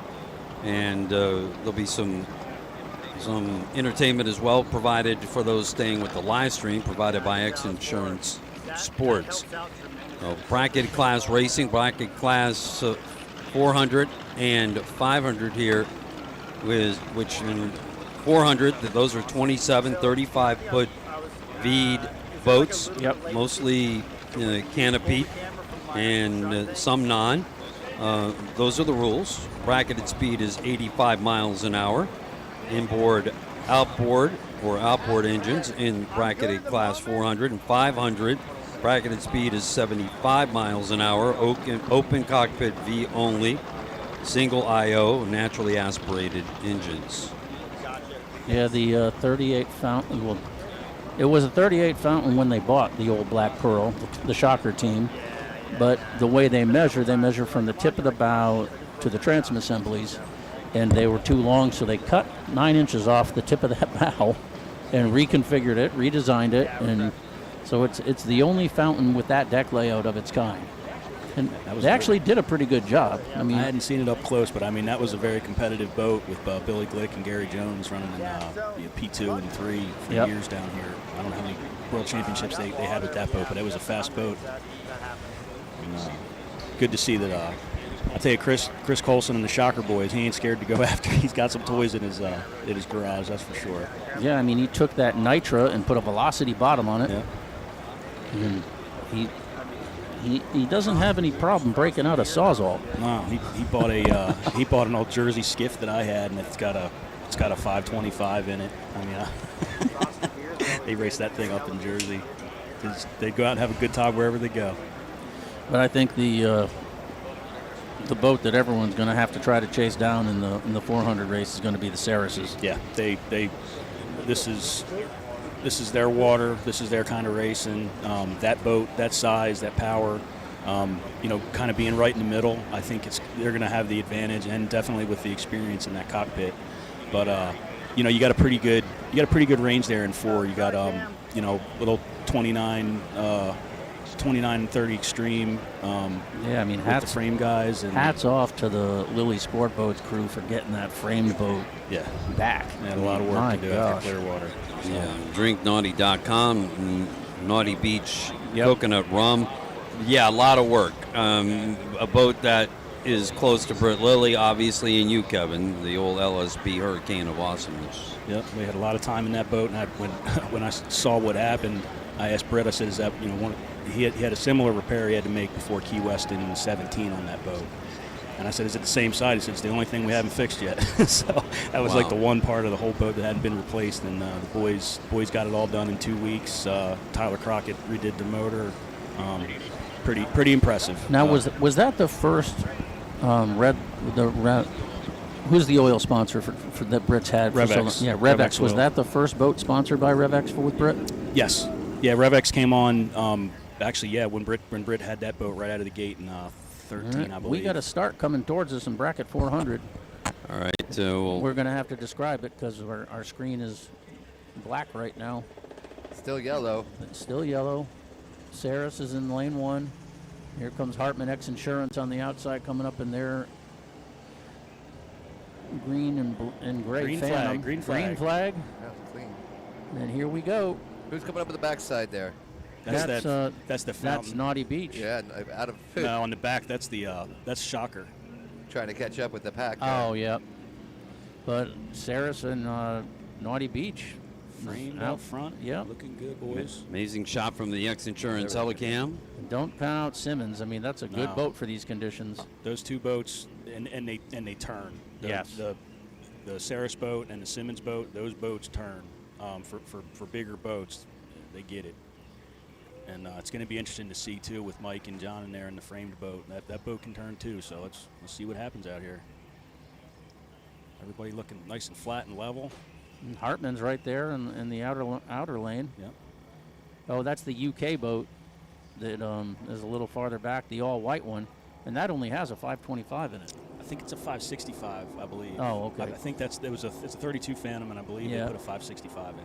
All right, looking back now at we're the bracket 500 boats, and marker 1 is trying to get the jump on rum runners. They're out there. Let's see if they can hold off Fran. But here we are talking about the way these boats turn, Look at going out Simmons to getting turn on 1 that. and 2. And Almost like you called for that. I'm pretty sure the new driver, Jake, is Jim's stepson. It is, yes. Okay. Yep, great kid. He's helped out a lot crewing and stuff with when he had this Stock V boat and this one, and great to see him out there. Bided his time, worked hard. Yes, he did. Earned it. And here's the two, the 30 Phantom and the 32 Phantom. The 30 Phantom is in the lead, the green and gray.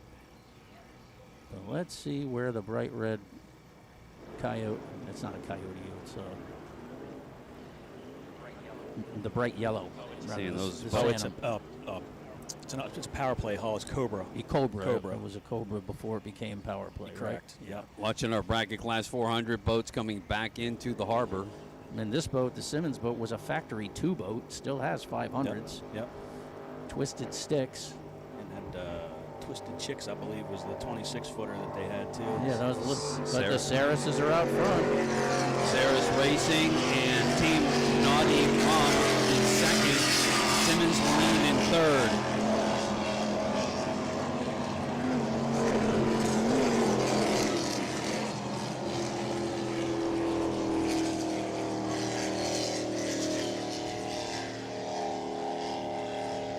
Good shot of the Simmons Marine team coming by the Harbor Hotels here in Key West at the 44th Annual Race World Offshore World Championships. Like to see that harbor turn with Saris and frame guys going through there. They only got a couple seconds between them. Race is on in bracket class 400 and 500 before the Harbor intermission, and the national class is coming out later on. There's your bracket class 500 boats turning at 2 and heading back into the harbor. There's the local boys. But it looks like Fran and Tom got out front in Rum Runners. Here comes the leaders in bracket 500, and it is Rum Runners. And the Winoskis are right there in second. And Agora Day Spa's third. Back in action fourth. Tough Noogies fifth. The Marauders Fuel 1 team sixth. Sweat Equity in seventh. And Allen Roloffs is a scratch. There goes the Zarelli Holmes team. Greg Dorenzo and I guess Jackhammer opted not to run today. Ryan in the Beckley. C100. Connor Cat. Toomey in that boat. Eric? Yep. Oh, is Connor running in that one? Yeah, they switch in with Greg. They said they didn't know which day they were going to switch the wheel. Yeah, And he was going to get in there with them. Cool. If you look back towards the course on that shot, we'll describe that to you here a little bit later on as we watch the X-Insurance Hartman team heading out in Class 400 with the Speed Marine Power. There's Saris Racing. And this Amazing legacy of bracket class racing and their iconic brand, Saris Racing Engines. This 33 Cobra became the 33 Power Play that Dan Weinstein built, and God, that was a good B-class boat. They were awesome. I had a 33 center console power play. Awesome boat. I think Bob Teague ran a B-class boat down here to a World Championship with one of the guys from the West Coast who had his motors in the boat, but they just destroyed the fleet in that thing. It's just great watching it. Big old school, Yeah. racing like you'd see in the 80s. Classic V-bottom. Great watching these guys like that come out here and dominate. And the engines are so cool with the stacked Yeah. intakes. Yeah. That's, I think they're like 800s or something. yeah, somewhere around there. Watch the Saris team. Watch the Saris team come back into Key West Harbor. Now, in front of the fans at Ford Zachary Taylor. Good shot into the cockpit from the X-Insurance Helicam. Yep, Vern's looking back to see where everybody is. He's the navigator. Did get word on all injected in the first race okay from the red flag earlier. Boat 47, hand injury okay. So everybody, there's your report on what happened earlier. Good news, everybody. Good to hear. Yep, as well. So Saris continues to lead after lap number 2. Shockers making a march, though. They just got past They're Simmons. up to third. Drink Naughty Rum still holding on to second.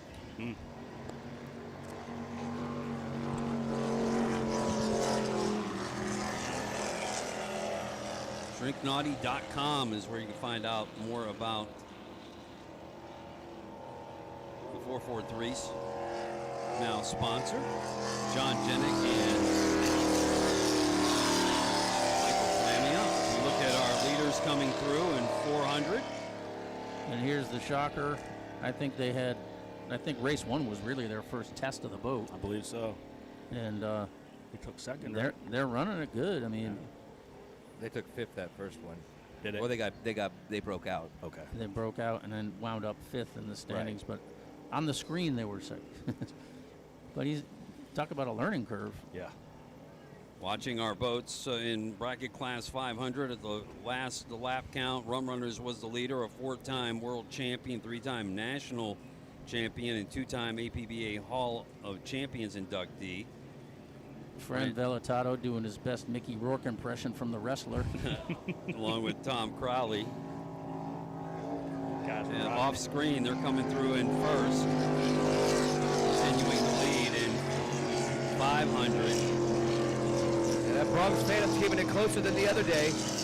And the Agora Day Spot, too. Those superboats run real good in these messy waters. Yeah. Tough Noogies is trying to come up to 4th. That's a good race between them and Back in Action. 2 laps in. tell you, it wasn't much different on Wednesday with these 500 class, except besides the fact that Rum Runners was gone. Today, they're keeping the Rum Runners a little bit closer, and that distance is all of, I'm going to say, what, guessing 13 seconds or so between first to sixth there? Yeah, it's all tight. I mean, it's about 4 seconds between first and second there. Rob and Vinny, awesome team. And the rest of the fleet, there's the rest of the fleet right there. The seventh and final boat, and they're maybe 40 seconds back. So any mistake now today, you're going to drop all the way back right now.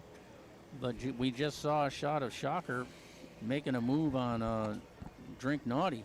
Yep, drinknaughty.com. They were pushing for second there, Eric.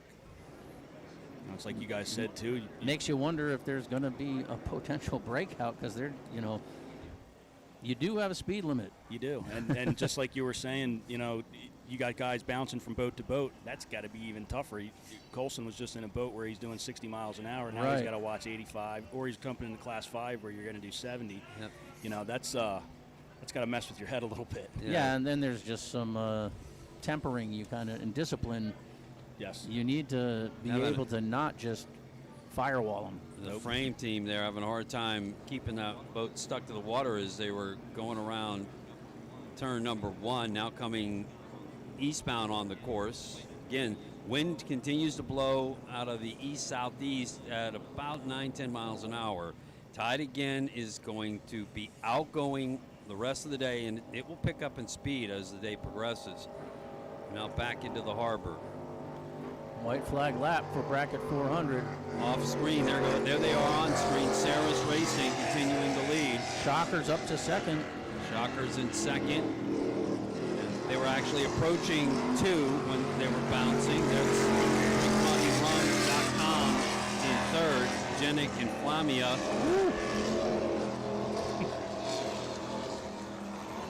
Simmons getting a little light coming through here. Absolutely. They've been, since the last lap they came through, they were flying coming through last time. And trailing that group is XINSURANCE Hartman. That used to be the Speed Marine Pro Stock V. Yep. And then actually before that it was Steady Pumping, and it was my first Tugget back in the day. Back to the boat that had the massive repair after Clearwater. Was on the bottom of the bay over there, and now it's back racing thanks to LSP Powerboats and Tyler Crockett engines. And the folks out at Whipple Superchargers too. UK team there coming through 6th place. Watch our overall leader, Saris Racing, heading back for the final lap of today, looking to make it 2 in a row here at the Key West World Championships. It's very much a big deal to Johnny Saris to come down here and race and win with his dad. Oh yeah.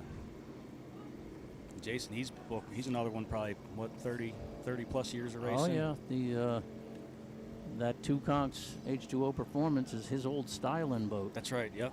And that was a very competitive boat, only one of its kind, a 36 Spectre. Yeah.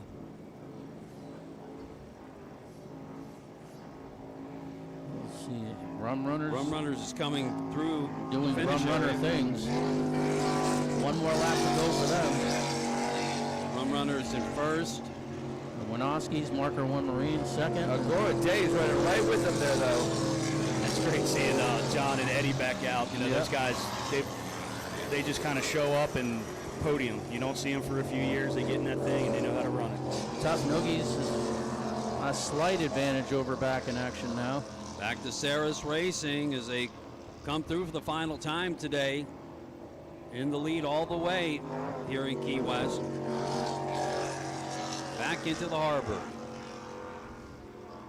to take the checkered flag. Zarelli Holmes team here today with Ryan Beckley, the longtime Key Wester, on the throttles.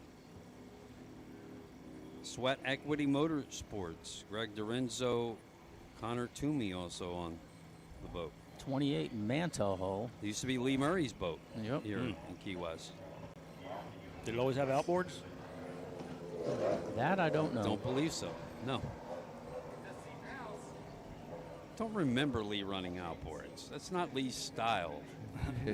I remember the Mantas having twin small blocks or something. Yep. You know, like Yep. Buicks. And Overhead. here's Simmons trying to get up onto the podium if they can get past Drink Naughty.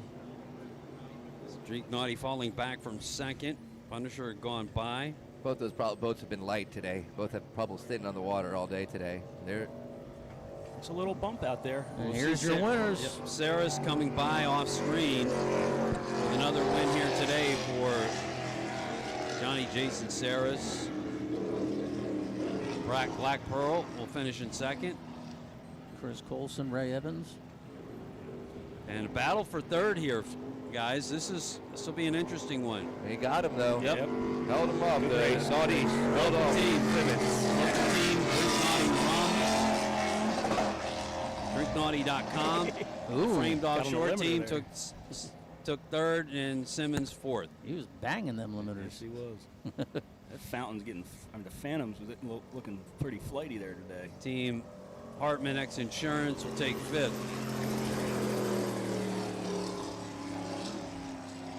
And Those guys have done a lot better.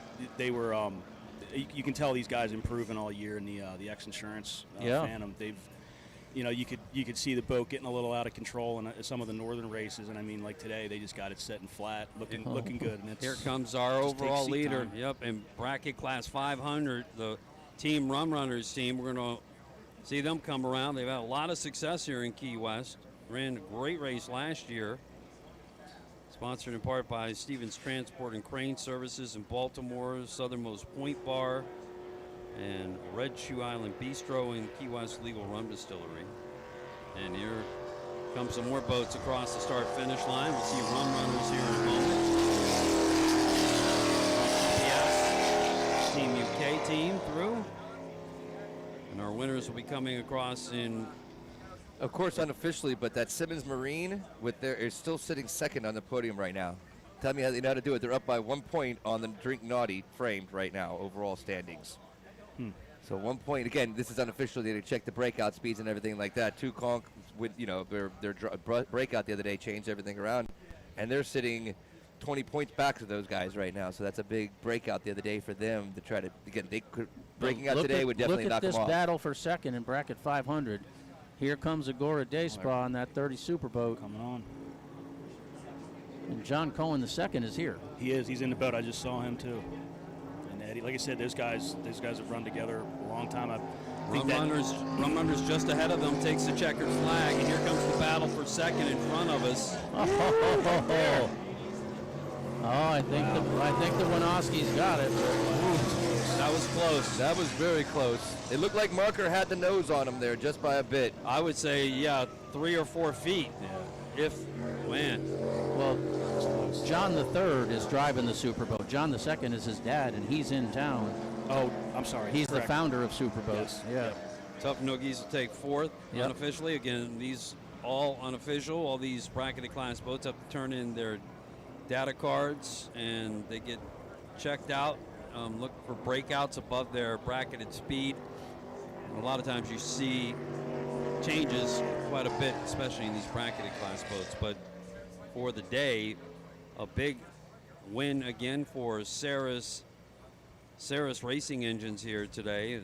Second straight to win for them here in Key West this week with the 33 Cobra, twin Saras Racing Engines.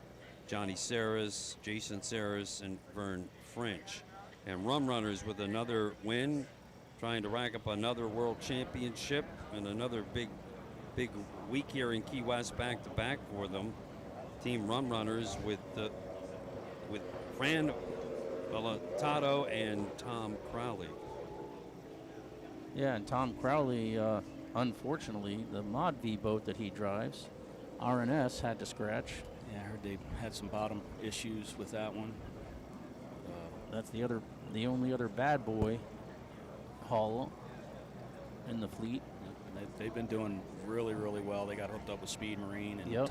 Tommy running the boat. He used to run Typhoon with Randy Schluss, and great team. The Bulldog, Randy. He's in town. But I think you might actually be seeing Tom and Fran. What I understand, they purchased the old Typhoon Mod V, and at some point that's going to be coming back out. So. Oh. It'd be cool to see them. Yeah, because I was talking with Fran yesterday, and he said, people are telling me, why don't you get a Mod V? He's like, I can't fit in the thing. He gets a haircut, he might be all right. He's a big dude. He's a big boy. We're probably going to have a presenting of the checkered flags out at the Cigarette Hawk Pace Boat. I see Rum Runners and Saris Racing Engines coming up over there. Or maybe That's what it's about, right? Yep. Saris Racing Engines with us. We look at the crowd that has built here at the Outer Mole Race Village.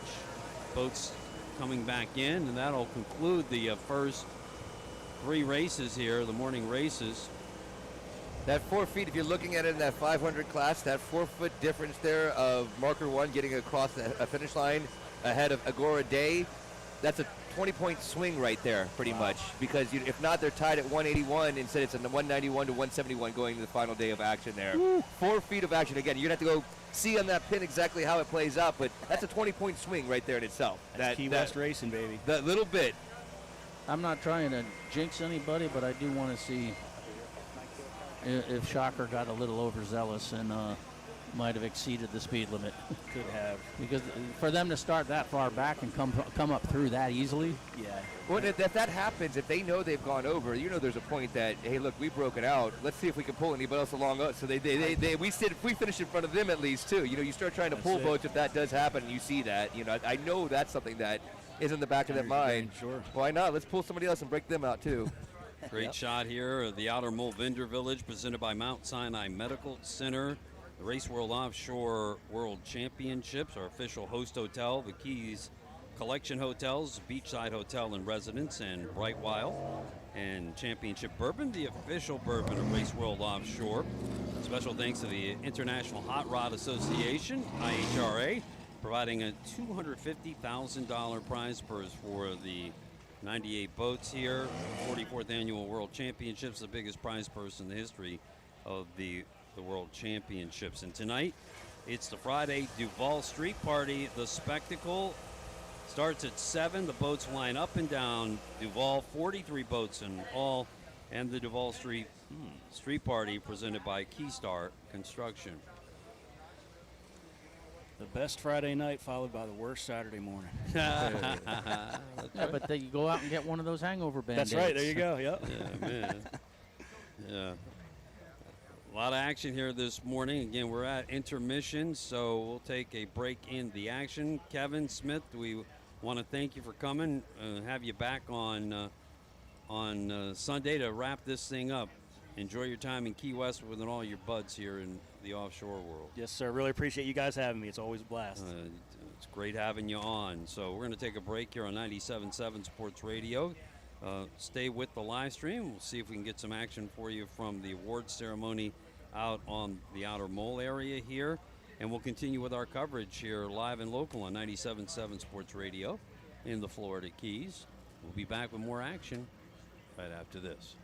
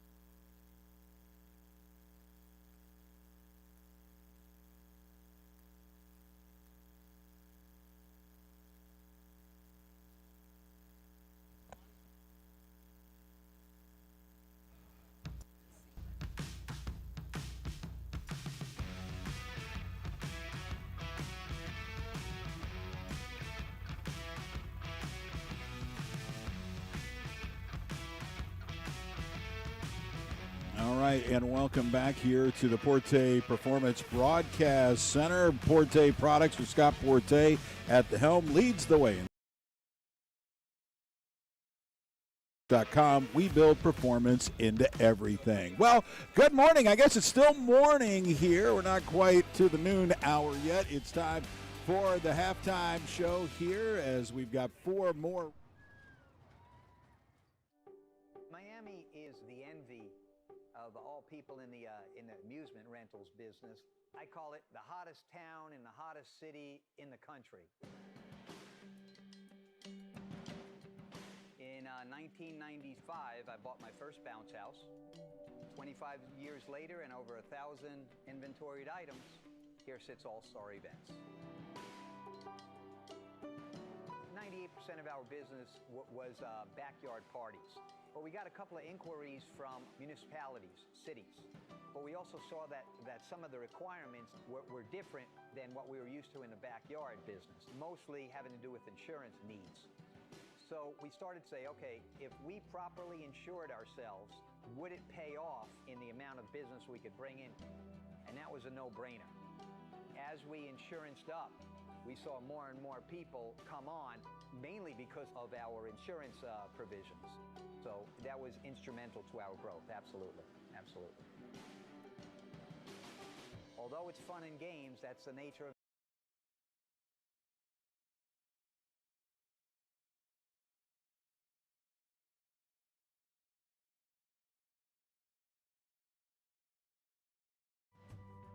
So I felt like when I found XINSURANCE, I found a partner. And consequently, our claims have gone down considerably. Now we're in a place where we understand risk and we understand challenges.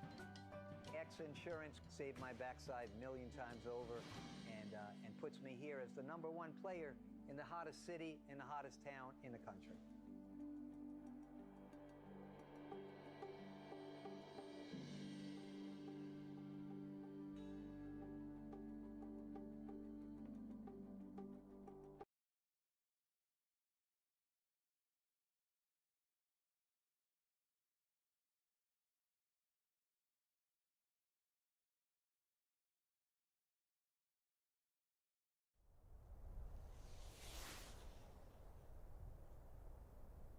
To me, being a mountain guide is just the greatest opportunity to share my passion for skiing and climbing with people who are new to it.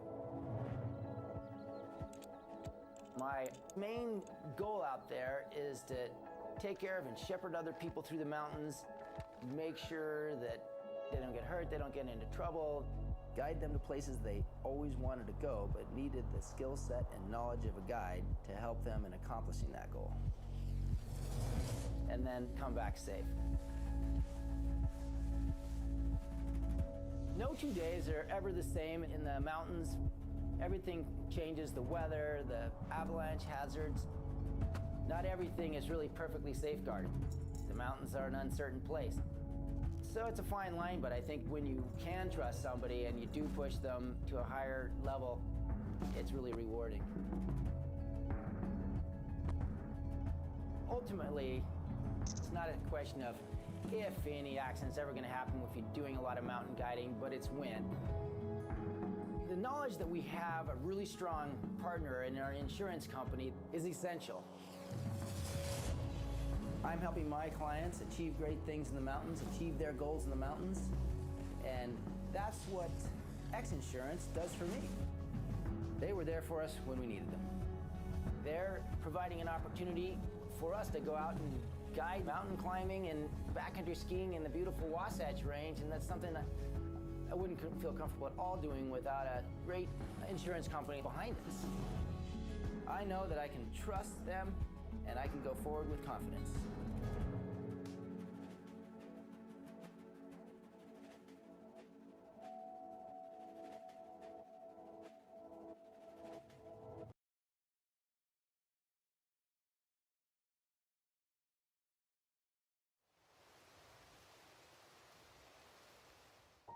When you're up there and you're up that high, you know, you're just floating. I don't know what a bird feels like, but I think it should be pretty close to that.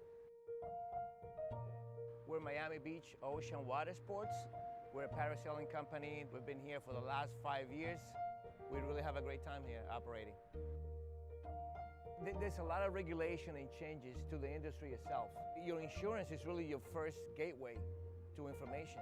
They're the people that cover you, the people that make sure that you're following the rules and you're protected.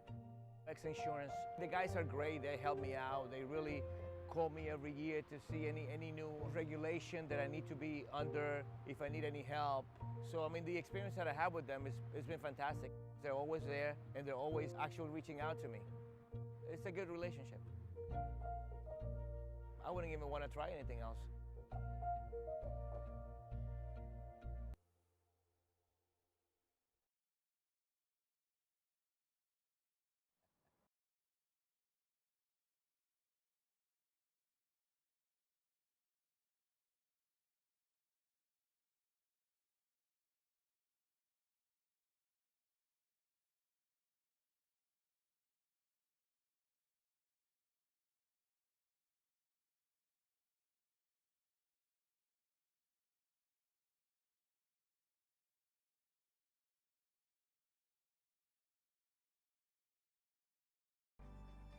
What I look for an insurance company is a company that can be partners with me and support when the unfortunate happens.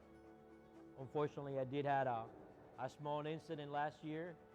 XINSURANCE got involved step by step, helped me how to get to it, pay the losses, make sure that I was secure, make sure that our equipment was correct, make sure that I was where I needed to be to go back to work. I didn't have to worry about nothing in my business because my insurance was handling the loss and it was right on top of the money. I can continue to worry about my business, worry about my staff, my family, and let the insurance do what they do best. As long as I stay in business, we will need insurance company.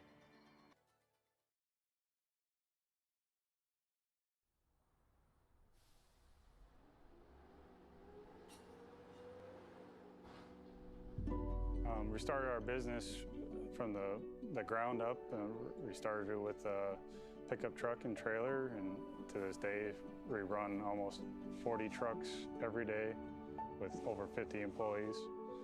We are a family-run business, meaning the key people that run our company, and we try to take care of their families as well as they take care of ours. Relationships are one of the most important things that we have in our business. Our relationships with vendors, such as XINSURANCE, has been really proven to help us along the way to continue our growth and continue to succeed in business. Well, insurance is the most important component to our industry because of the fact that we are so labor intense and equipment heavy. There's a lot of opportunities for things to happen. As we grew our business, our truck insurance costs kept rising and rising.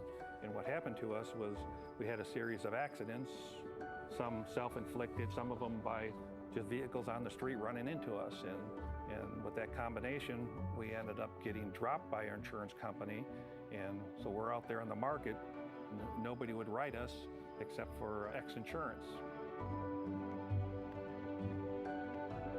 We managed to keep our doors open, and we came up with a heck of a safety program with them. And as we continue to grow and continue to do all these different safety programs and safety training classes, we've noticed that not just our drivers are safer, but our overall productivity has improved. We knew that we could do better in our business, and a lot of our business problems were growing pains, and they were willing to take the time to learn our business with us and to listen to us. And we're very fortunate that XINSURANCE came through and give us the chance and willing to take the risk. Without XINSURANCE, we probably wouldn't be here today.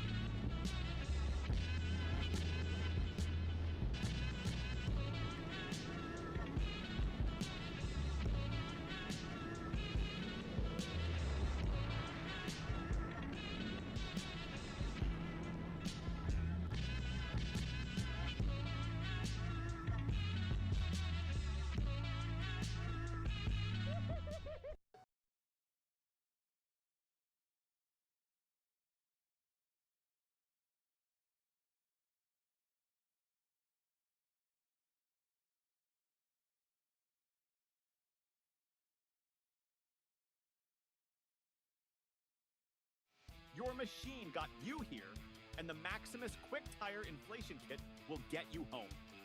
This compact tire filling kit comes with over 200 grams of CO2 for filling your motorcycle, side-by-side, and ATV tires.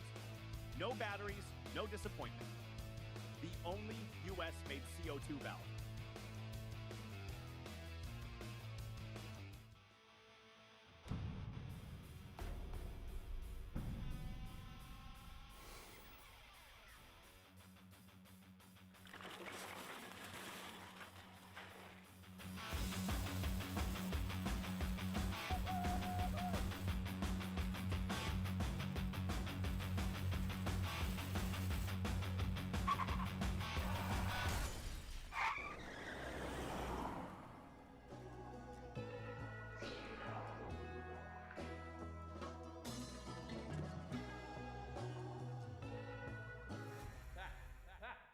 Pat, get up, man. Bottle place closes in 10 minutes. Let's go cash in.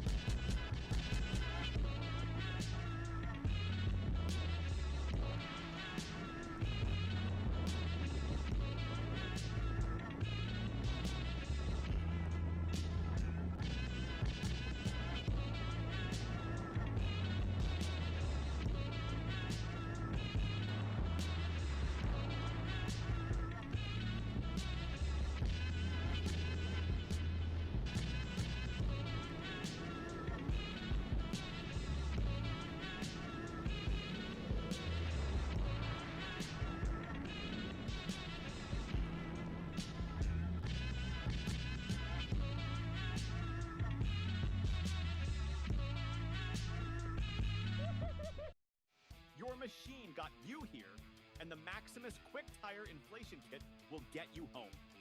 This compact tire filling kit comes with over 200 grams of CO2 for filling your motorcycle, side-by-side, and ATV tires.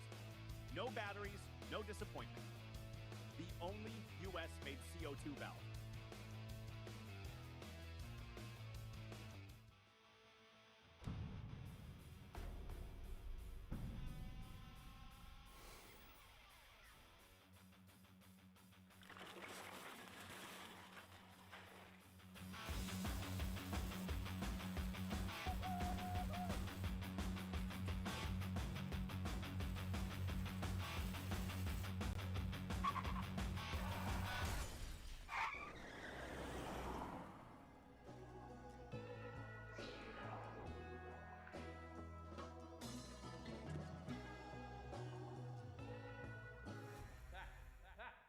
Pat, get up, man. Bottle place closes in 10 minutes. Let's go cash in.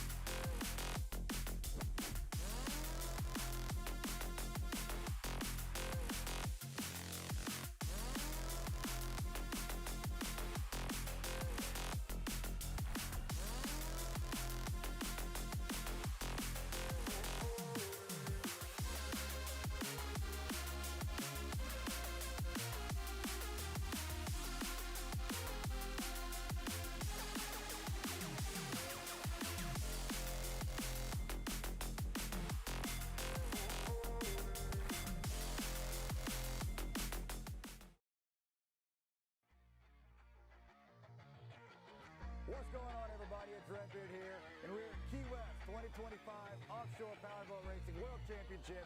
Come check this out. You ready for the Key West races or what? Ready for it, man. Biggest race of the year.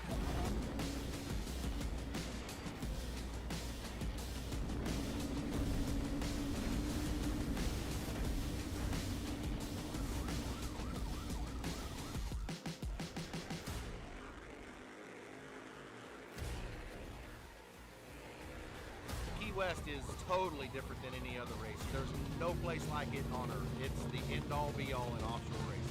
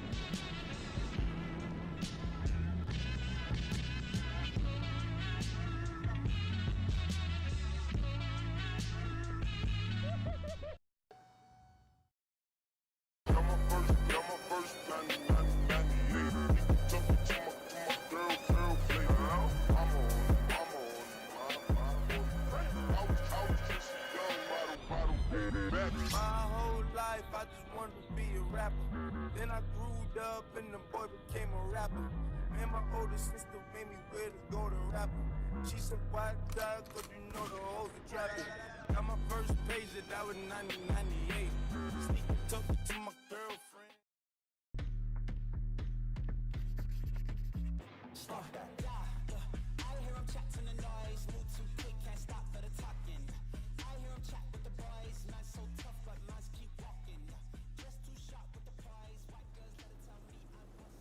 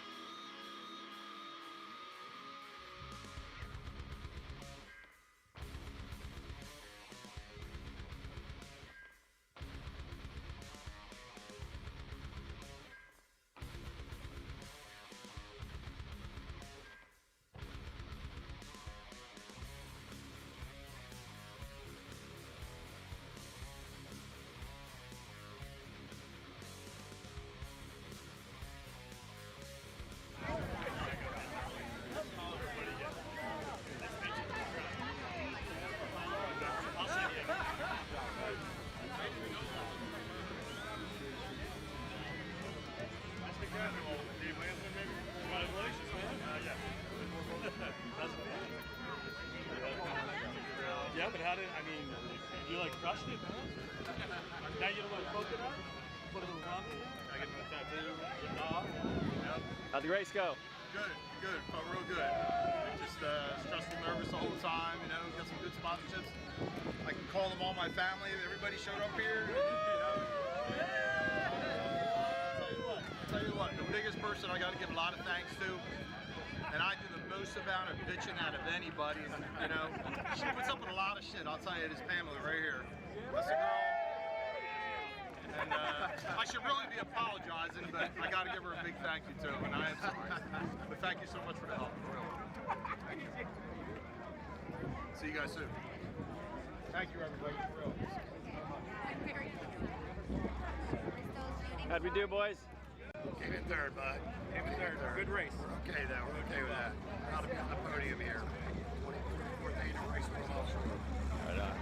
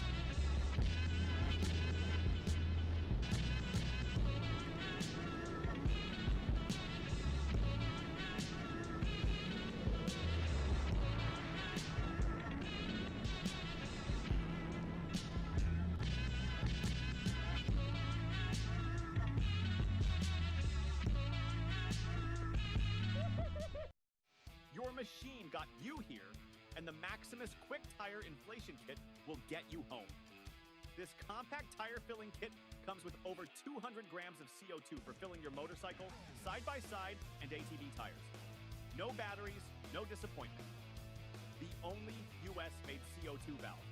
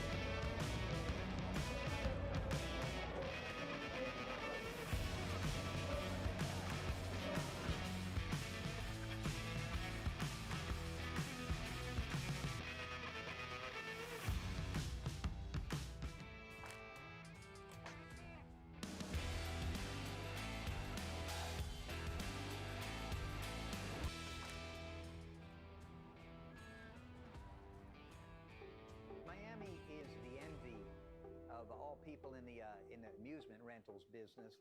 I call it the hottest town in the hottest city in the country. In 1995, I bought my first bounce house. 25 years later and over 1,000 inventoried items, here sits All-Star Events. 98% of our business was backyard parties. But we got a couple of inquiries from municipalities, cities. But we also saw that some of the requirements were different than what we were used to in the backyard business, mostly having to do with insurance needs. So we started to say, okay, if we properly insured ourselves, would it pay off in the amount of business we could bring in? And that was a no-brainer. As we insuranced up, we saw more and more people come on, mainly because of our insurance provisions. So that was instrumental to our growth, absolutely, absolutely. Although it's fun and games, that's the nature of our business. It comes down to one thing, our responsibility to keep people safe. We don't take that lightly. From the snow cone attendant to the roller coaster attendant. So it felt like when I found XINSURANCE, I found a partner. And consequently, our claims have gone down considerably. Now we're in a place where we understand risk and we understand challenges. XINSURANCE saved my backside a million times over and puts me here as the #1 player in the hottest city, in the hottest town in the country.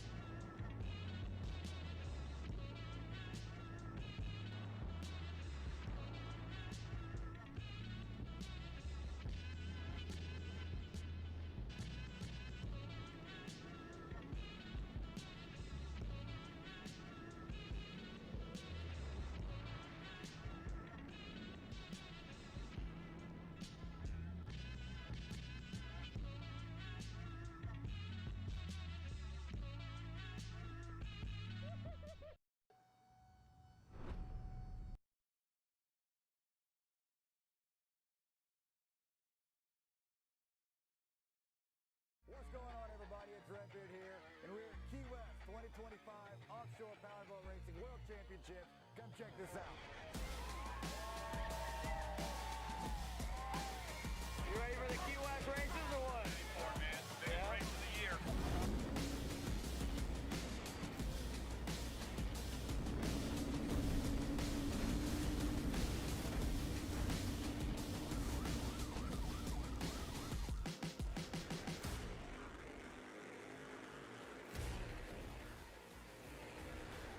West is totally different than any other race. There's no place like it on earth. It's the end-all be-all in offshore racing.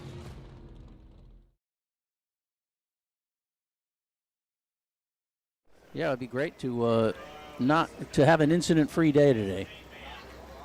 Weather pretty much holding as it has most of the day. It's course is open. It's got green. The course is green and boats are out. Yeah, the wind kind of switching around to the east as of the last hour, and a shade under 10 miles an hour as we got to the east-southeast at about 12. Back to the live stream with XINSURANCE Sports and our live coverage on 97.7 Sports Radio from the Porte Products Broadcast Center for 35 years. been pioneering advancements in outboard propulsion. Scott Porte at Porte Products, we build performance into everything. Looking at our factory stock grid here as we get set to go racing on this Friday afternoon, second day of the 3-day Key West World Championships. Lane 1, Say Less, the winners from Wednesday. Chad Rudisil and Rusty Williams in the 39 MTI. Lane 2, GC Racing. Willie Cabeza, Grant Bruggeman in the 39 MTI. Lane 3, Alan Al, the 38, Doug Wright. Robert Lopiano, Alfred Amato sneaking up. Lane 4, LWR. And Joe Spaloric, Garrett Coonrod. 5, Montlick Injury Attorneys, Logan Adon, Giovanni Carpatella. There should be a yellow. 6, Reese Langheim, Julian Maldonado. 7, Heritage Canados, Irvin Grant and Michelle Carcenti. And lane 8 is Good Boy Vodka GPS, Christian McCauley, Rob Lockyer. So what that tells me is we are going to see some guys making moves towards the front from the outside. I imagine so, 100%.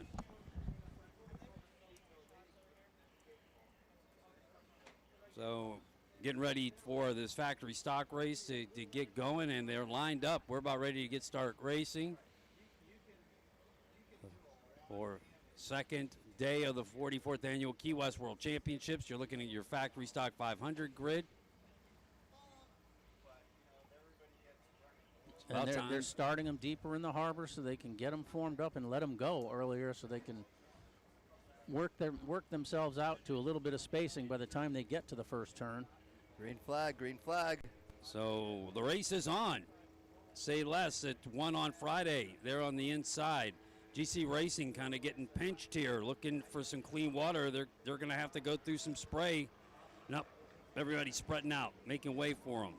Yeah, LWR, I think, is hanging back, letting the championship contenders kind of. And Alan Al just fell way back all of a sudden. So Montlig with the nose out front. Say Less is hanging right with him, though. Heritage on the outside. Good Boy Vodka's right out there, too. So you got 3 Doug Wrights and 1 MTI out to the early lead. And you know Giovanni couldn't have been happy with the way things went after dominating most of that race on Wednesday. So Logan Adon co-piloting with Giovanni. And the purple and blue. Is that purple or blue? Purple and green, blue and green. It's got indigo. We're going to go with indigo. So Say Less on the inside. They move to the outside leg. Turned at the wall. Now heading towards Fort Zachary Taylor. East wind just under 10. Outgoing tide. It's gonna run harder as the day progresses. Keep an eye on that. Boats stick into the water pretty well here. Yep, 39 feet, 38 feet, so they should have enough length to span it better, but they've also got those wide tunnels. Yep, So pack a lot of air down those, compress a lot of air out down those 72-inch tunnels. you don't want to catch a wave the wrong way going into a turn and hook a sponson or anything, so. There's your leaders. Looks like Jackhammer might be trying to move up there in the middle in all the chaos, but right now, it's Say Less is out front, coming towards us. Lap 1 of 7 on the 4.4-mile course. Here come your leaders in factory stock. Looks like Say Less and Montlick both having a good run here this afternoon. Cross the start-finish line. Here are the World Championship races. It's Say Less again. Montlick second. Jackhammer third. Heritage fourth. Yep. Good Boy fifth. In the back, GC 6, LWR 7. And Alan Al is 8th.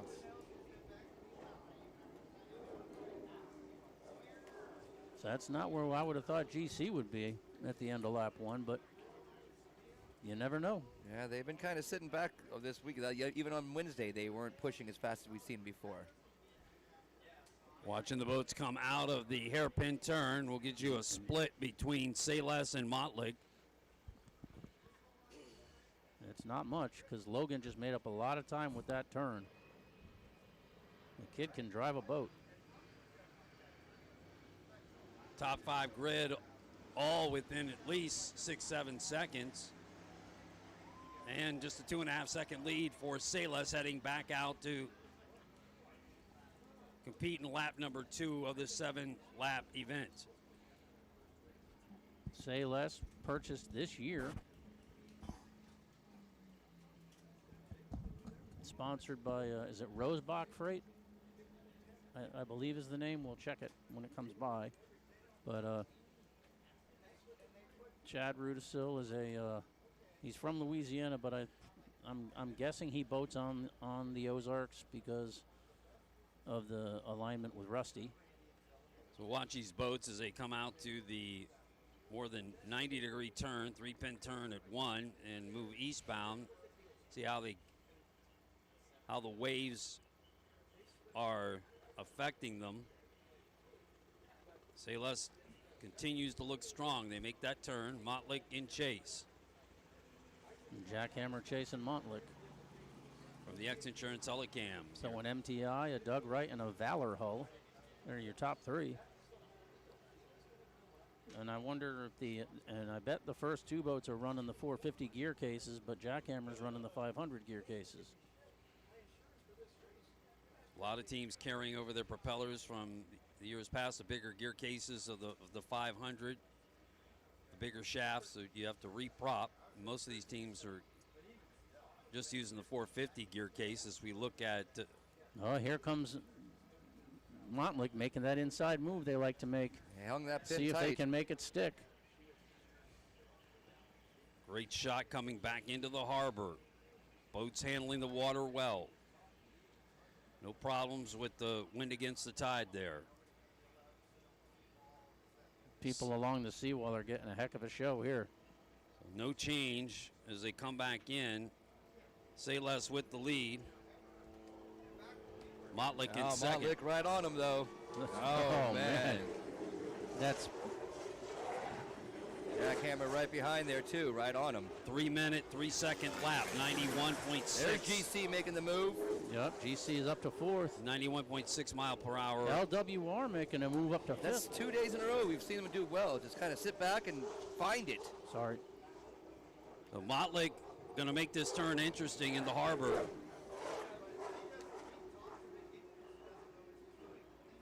And the one we did not see. They nose ahead, and they got the shorter way already. Took the inside lane, guys. Watch them as they come back out of the harbor. So a 91.6 mile per hour average.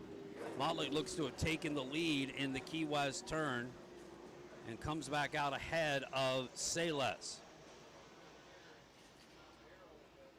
Great driving by Logan Adon, and they've turned the tables on Salas, now in the lead by 2 seconds.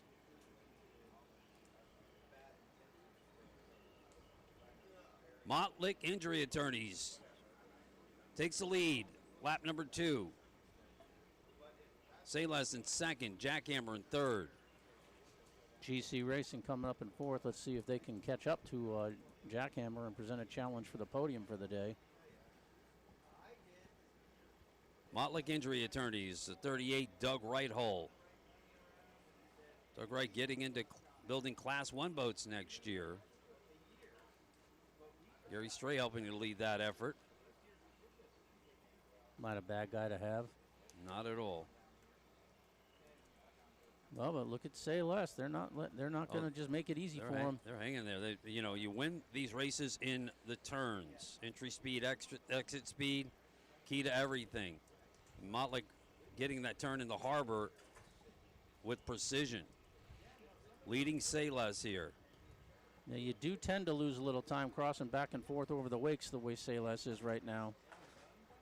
But Montlick's going to try to hold a tight line and not give him even the idea of trying to get inside him.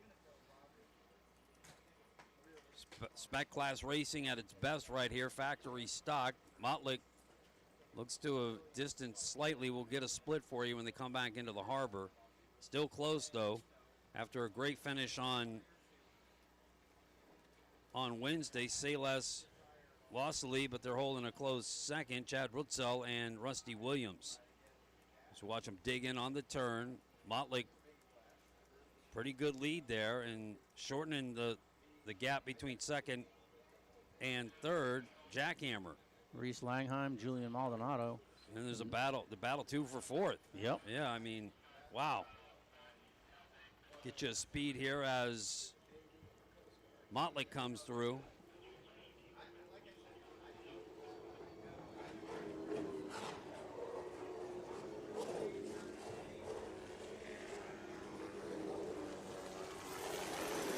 Continuing to run laps at about 3 minutes, 3 seconds.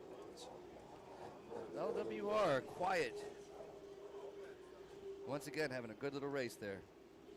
Yeah, I had Montlick at about a 3-second interval.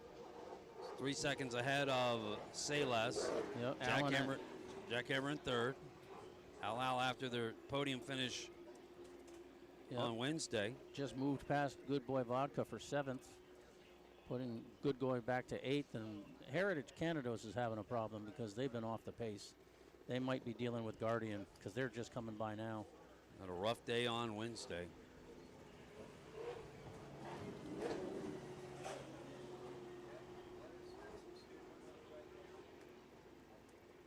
Out on lap number 3 of 7.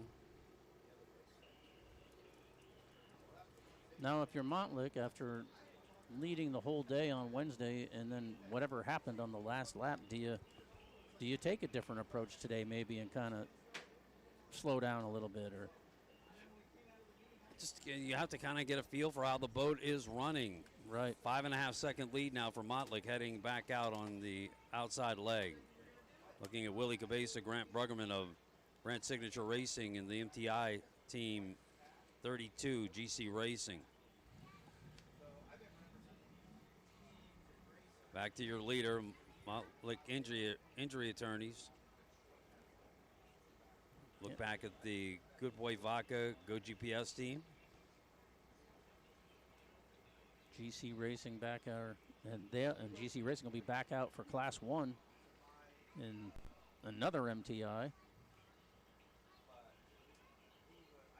There's Heritage Canados, your reigning world champion. Their fortunes fell short. A lot of engine troubles on Wednesday, and they're back in the pack again today as we watch our leaders come back through around Fort Zachary Taylor. Watch for little holes in that area. The outgoing tide, get the up current coming off the bottom. There's a lot of changes in depth in that area. It's where you get those holes that you got to navigate and stay connected to the water. And Montlick Injury Attorneys with a solid run here. Remember, they finished first overall last year, but suffered a slingshot start penalty that knocked them out of the World Championship last year here in Key West. Right. And that's something that Giovanni's used to doing overseas. It's legal over there, so. Yeah, over there, as we see Montlick come through.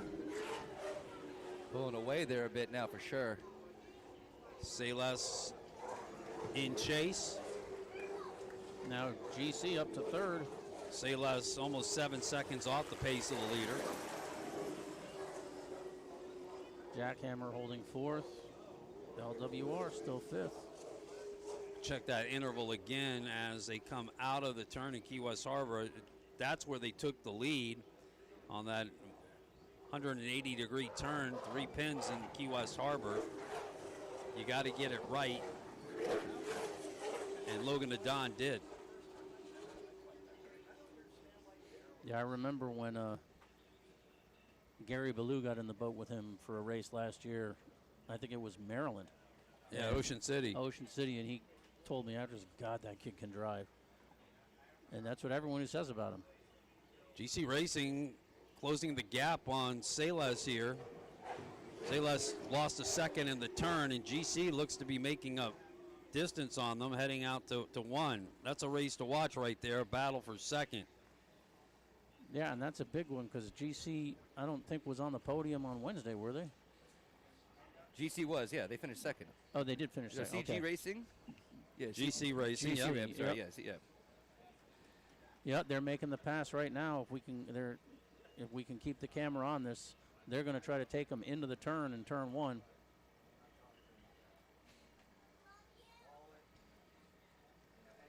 So on lap 4 of 7. Let's see if GC gets back up into second place. Back, look at our international entry. Al, Roberto Lopiano, and Alfredo Amado. They were on the podium last time, too. Al and They Al sure finished were. third, Yep. if you Yeah. remember, because Yep. the breakdowns and the trouble they had with Jackhammer and Montlick allowed Al, and GC to move up higher to second and third last time. There's Rudsell and Rusty Williams. Tunnel tabs are used in this class. These are tabs at the stern side of the tunnel, which helps compress more air down, lift the stern of the boat. You can use them in the straightaways to gain a little extra speed. It basically lengthens the deck between the sponsons, and that gives you surface area to generate the lift that Todd was talking about. Here comes our number 2 and 3 boats. There's your leader, Motley Injury Attorneys, coming back in off lap number 5. And GC making the inside move on Say Less. The biggest fans right now, Montlick is a huge fan of GC racing right now because, again, either one of them, really, he'd like to see somebody like Jackhammer make a move from the back there and start changing the top of the standings up big time.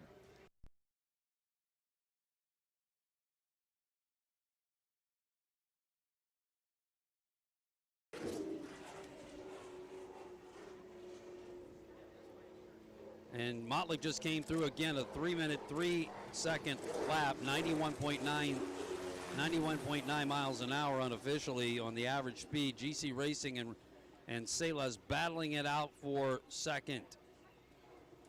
Jackhammer fourth still. 2 laps left to go. But we'll watch that race for second here in the harbor. Good shot there. You see Motley leading the way and the 2 boats battling. Coming around now to the apex of the turn.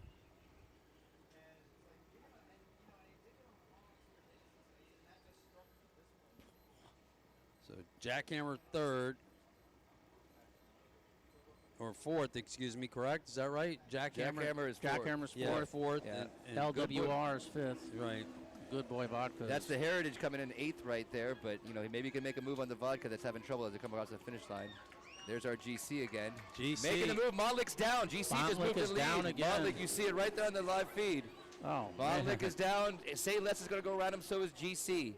Huge disappointment. GC got around Say Less coming out of the harbor turn, and Motley having some issues, and looks like they're getting back up. Might have had a Guardian issue pop up. Wow, what a disappointment there for them. 2 great days of racing for them, and just Guardian issues has got to be, he's going to be nightmares about that for the rest of the season right now. That was a great lap for GC. Motley, nope, back down again. Sometimes you have to completely shut down. Yeah, you have to turn off the ignition, let it reset, and then turn it back on. You can't just do the quick blip of the throttle. Yep, sometimes even the batteries need to go off. Looks like they're back up now, but they're last. No, when you got Heritage behind them, and so the Good Boy Vodka that are coming around the. Oh, okay. And Heritage has made the move on Good Boy Vodka at the very back of the pack. I didn't say anything. But yeah, that does knock them all the way down currently. That'd be about 6th place right now. Because Good Boy Vodka is sitting 8th, Heritage 7th, and then Montlick is 6th right now. There is your leader, GC Racing. Willie and Grant. In the lead here in factory stock, Salas and Chase. And even though these are both MTI hulls, there are no team orders like they have in Formula One. They're both going to race for the win.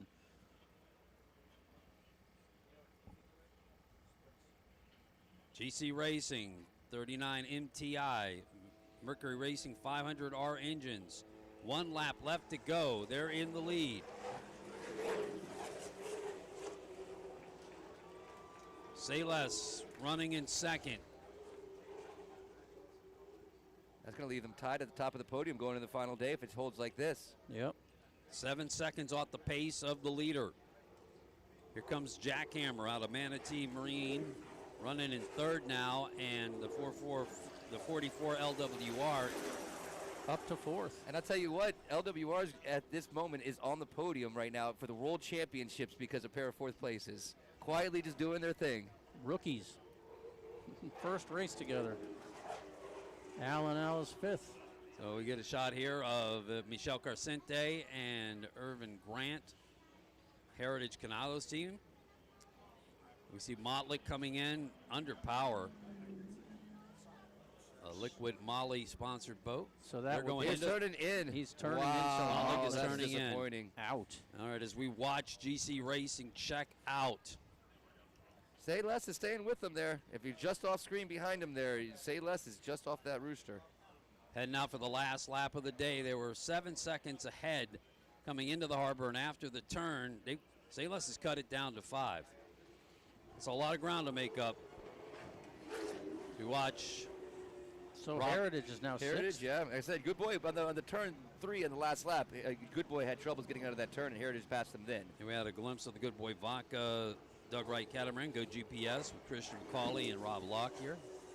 Come by the fans here as we look at your leader heading around the outside of the course, handling the water well.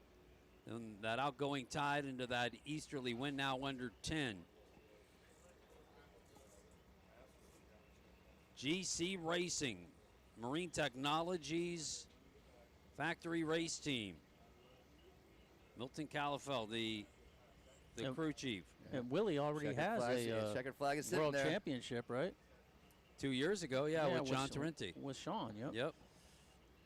And here they come for the final time around. Turn 2. Ooh. Flew it a little. Settled it down. That got a little exciting there. Ritzel makes up a little bit of gain because they stayed stuck to the water. But they just flew right after you said that.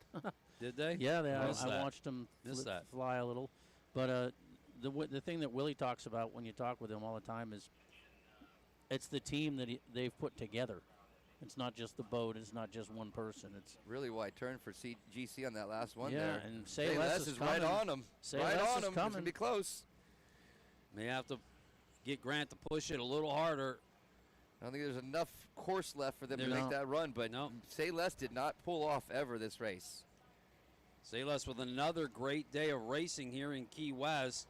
Willie Cabeza, Grant Bruggeman with the win in Factory Stock 500 here today. Say Less Racing finishes second behind GC Racing. Say Less MF, Chad Rutzel and Rusty Williams in the 39 MTI. At the top, at the top of the podium. Then the Valor. The Valor, 4th. A rather unlikely Doug Wright to be the first one is the rookies, LWR, but good for them. Lake Wiley Racing, 4th place in the former Hank Saloon. So maybe they still got a little good mojo from Key West rubbing off on the boat. Alan Al snuck back up to 5th.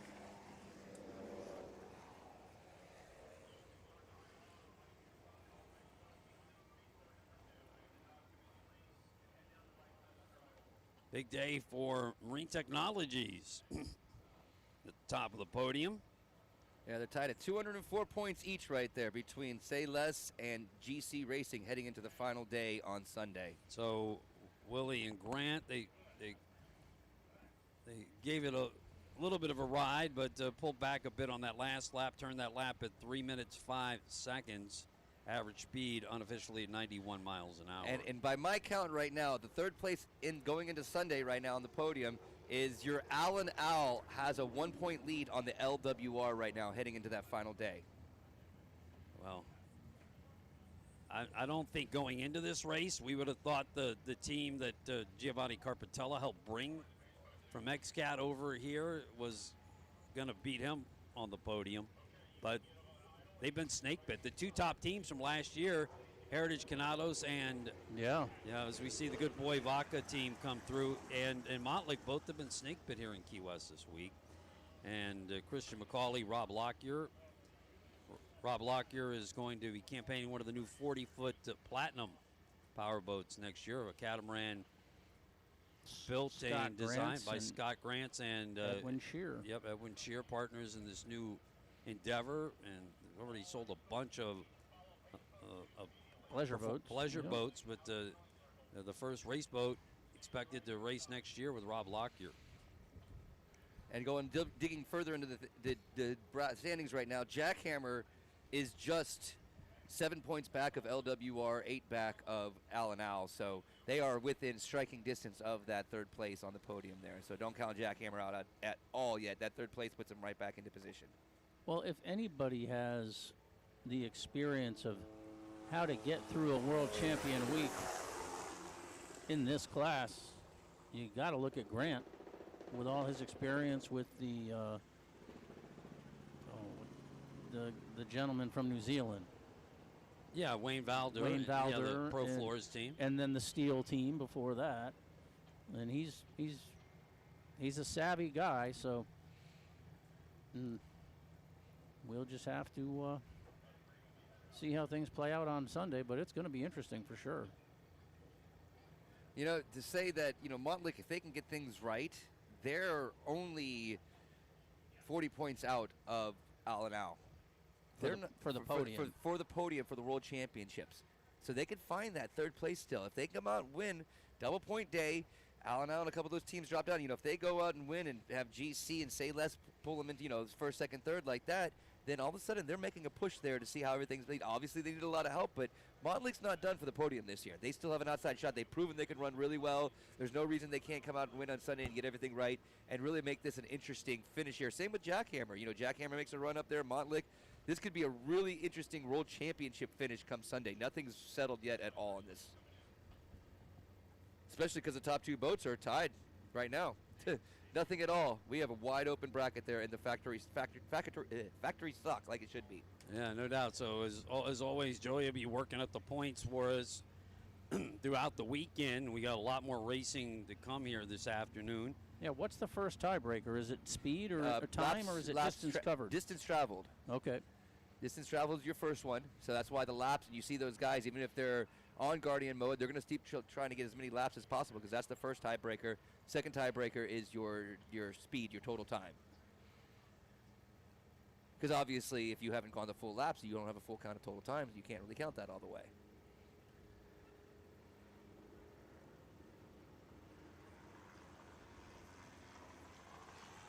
Live coverage of the 44th Annual Key West World Championships. Glad to have you on board with us as we broadcast live here locally in the Keys on 97.7 Sports Radio and also at Race World Offshore's Facebook page, YouTube channels, produced by our XINSURANCE Sports. And you can watch along on their media platforms as well.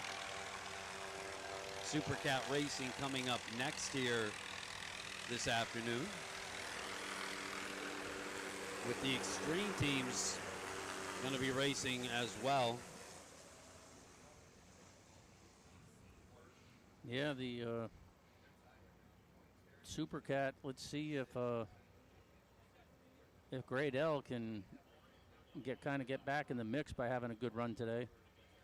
It'll be interesting to see if they've got something for Dirty Money, because that was a show that Dirty Money put on Wednesday. Yeah, they said they ran that boat as fast as it has gone here in Key West, and Bill Pyburn said he had to hold it back. Actually, it really wanted to keep going, and he was out to a pretty substantial lead. Of course, the boat that the boat that really challenged them during the year had trouble early. That was Grey Dell. Yeah, Grey Dell had some structural damage in an incident with Roland Transport in the first turn. Fuel tank had to be repaired. The hull had to be repaired. New engine had to go in. And ever the nice guy, Chris Grant, said, it happens. And wasn't mad at anybody. Just said, oh, we'll get it done and we'll get it ready and we'll give it our best shot on Friday. So, and Vinny Diorio was equally the sportsman, and no one's trying to hit each other. That's not how these boats do well. Well, I imagine they're going to push these boats out pretty quickly. There'll be a helicopter refueling, which is coming up in between the this race and the Pro Class 1 race. again, a pretty warm day here. As there's a lot of high clouds, but sun is still shining through, and temperatures in the low 80s. The wind continues to, blow out of the east at about 7-8 miles an hour. It's expected to come down throughout the day. Still have an outgoing tide, and the weather is supposed to be light winds throughout the weekend. And by Sunday, what you don't normally get here in Key West during the month of November, you're going to have 2 consecutive days where the winds are under 10 miles an hour. So Sunday is actually wind forecast to be less than 5. It could be a fast race on Sunday.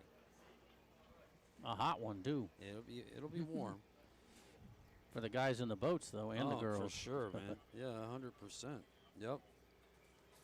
So we're waiting for the Supercat boats to pop out. Yeah, they are. Some of them are out. I just saw the Wicked boat out, and they're starting to get them off the wall.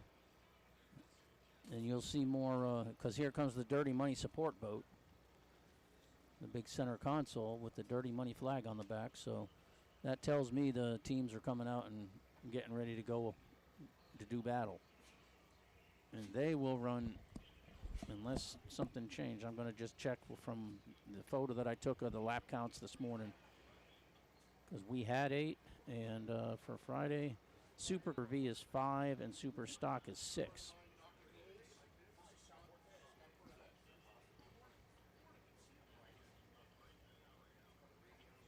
Extreme boats will also be running here, Eric. Mm-hmm. And we have 2 here. One that raced many of the races on the series this year, including a couple of races with RWO, and that's the American Custom Marine Team. The 42-foot fountain originally flew the colors of Sheds Plus, and one of the few fountains you'll see with Arneson drives, but it's Mercury. Is it 1350s or 1550s? 1350s. 1350s. Yep. But I think it's that switchable. You can go 1350 or 1550. And Mike Knobloch and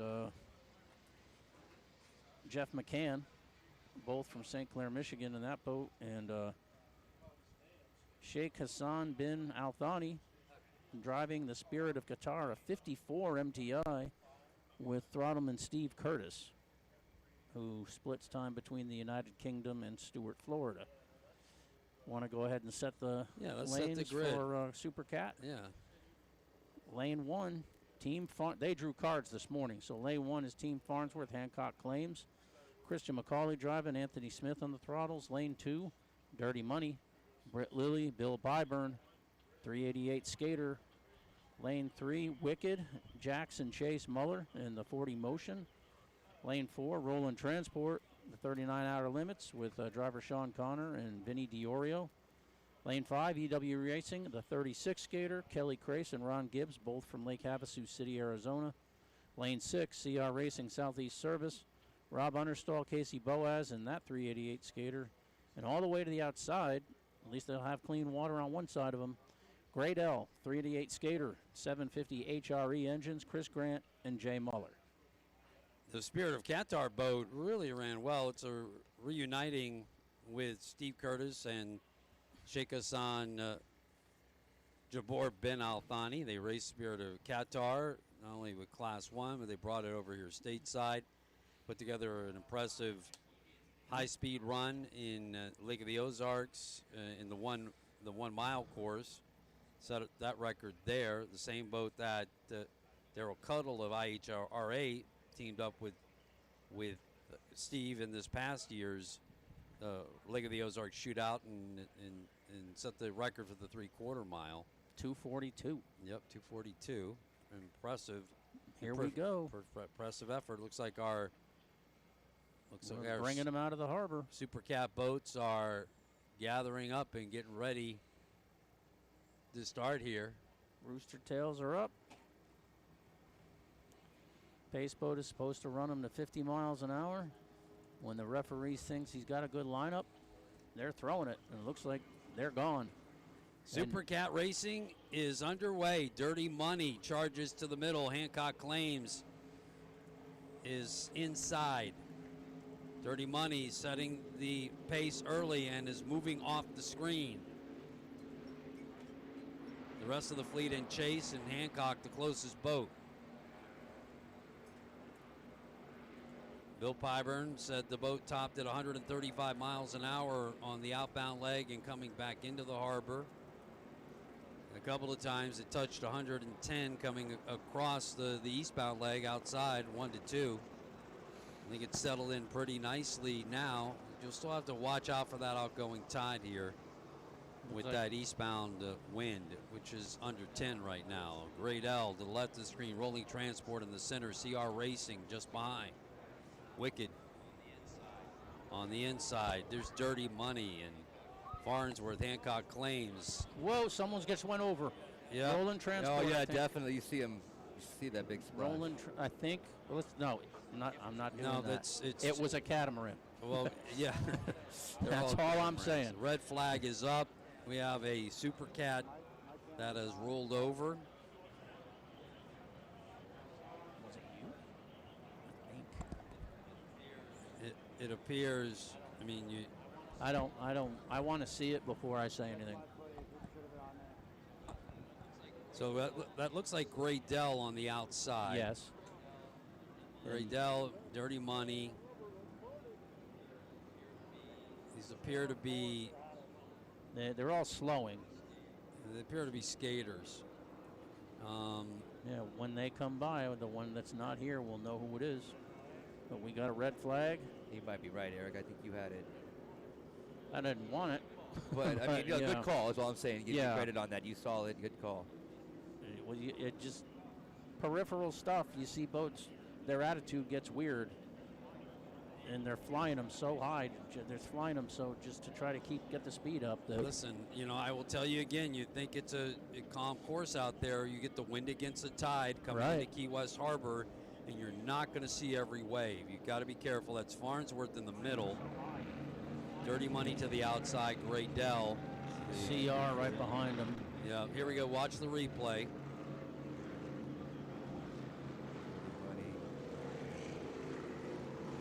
Try and reset that for you, folks. Yeah, it's definitely the Rolling Transport's the one that didn't come through. So they're out there. Here Yeah, we you go. see him spin. Watch. Yeah. Yeah. You definitely see the spin there, and he just.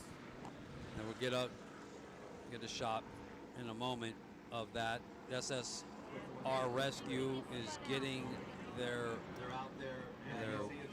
hands full this week. See if we can catch a quick glimpse of it. They go up on their side, yeah. And then spin back. Yeah, over and upside down. They just climbed someone's rooster by the looks of it. On one side, one sponson went up. So the Outer Limits team, Rolling Transport. We'll get an update to you as soon as possible from race control. Second red flag of today. It's our fourth. This is our fifth red flag of the 2 days. The 2 days, I think it's five. Five. Yeah, well, yeah, because we had Meat Family, Drink Kilo, and did we have one? We'll watch this again. You can see go up on its side. It's Rolling Transport. Yeah, he flips right over. Goes up on the side over, then spins backwards. Yeah. And it ends up on the deck, upside down. Again, the typical situation. It's a wave with a hole that you weren't anticipating. Yep. Time and time again, there were people. I mean, you don't have to go far offshore to get into confused water here in Key West. That outside leg, especially when you get wind against the tide, it stands those waves up.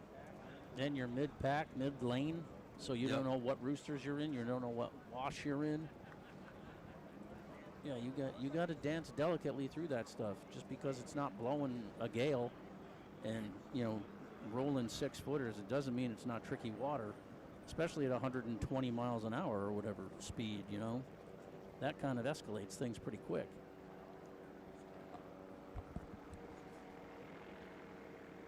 So we wait for word of the rescue crew on the scene. Spirit of Qatar Sheikh Hassan and Steve Curtis, all along with American Custom Marine, top of the screen. 54-foot Marine Technologies hull with Mercury Racing 1350s. Impressive looking boat. Best we've seen it run in Yeah. its life. Yeah. They had it together. It's a good pairing there with Well, Sheikh and well, Sheikh you- Hassan and Steve Curtis. You remember the whole team they had. I mean, Billy Moore throttled the Supercat for them, the MTI. Yep. Bobby Adams worked with the team. Yeah. As a matter of fact, red flag is they're getting rolling transport taken care of out there.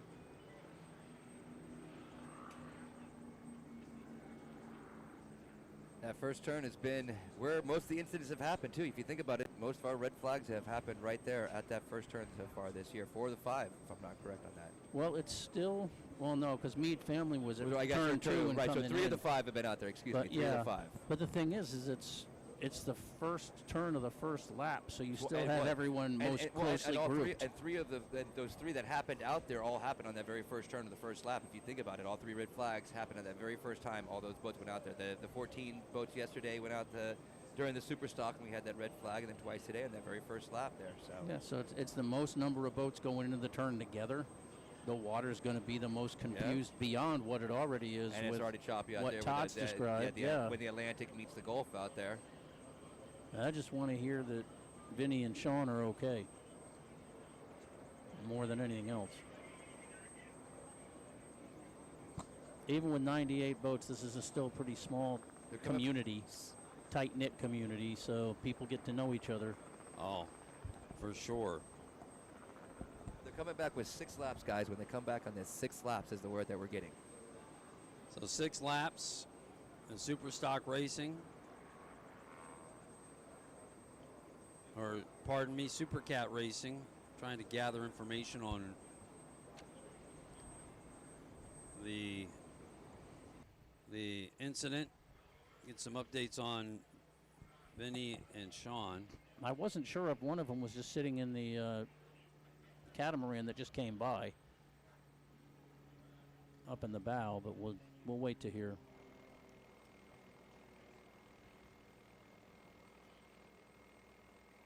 We have a rescue boat coming up to the pier right out here. Normally they run inside, but Well, the rescue boat might be just putting divers there, so then the it divers looks like can the get divers are getting back up there. Yeah. so that was not the. They transferred the Right. They transferred the divers on that. so the helicopter can land there Right. and pick them back up, because pier. I talked to the guys yesterday and they don't have the Well- second set of divers at this event like they do at some. We'll wait for official word. Yeah.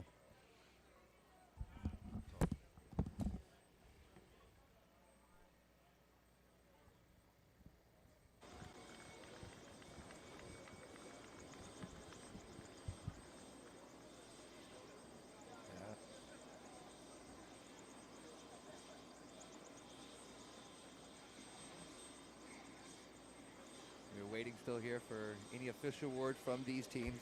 The Roland Transport was the boat that went over, got up on its side, and then flipped over on the very first lap of the first turn there in the Supercat class.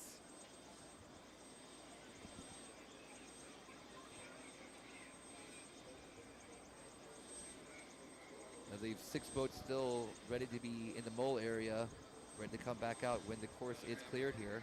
All right, I've got word from race control. The driver and throttleman gave thumbs up immediately to rescue.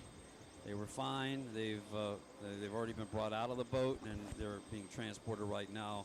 No injuries reported to Vinny Diorio and Sean Connor in rolling transport. Best news you can get.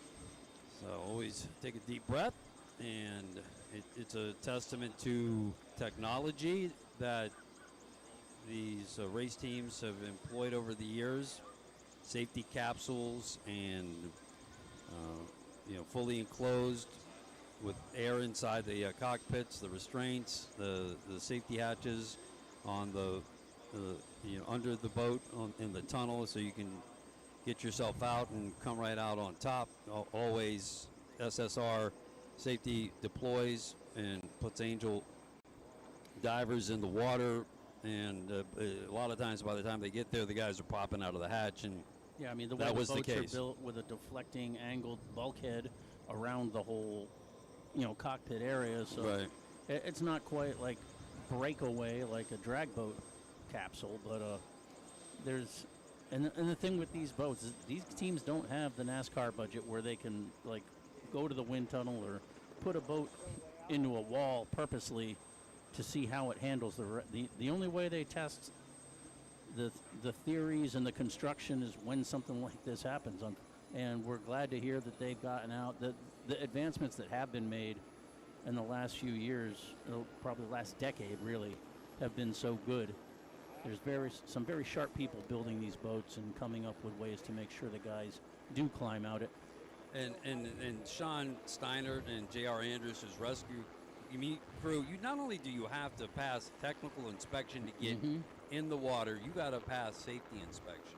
You So got to they're- pass safety inspection. You got to pass the dunker test. That's right. So, but they're going through your boat, checking all of your equipment, checking your harnesses, making sure you got your air tanks filled. So it's a multi-step process. It's a multi-tiered process.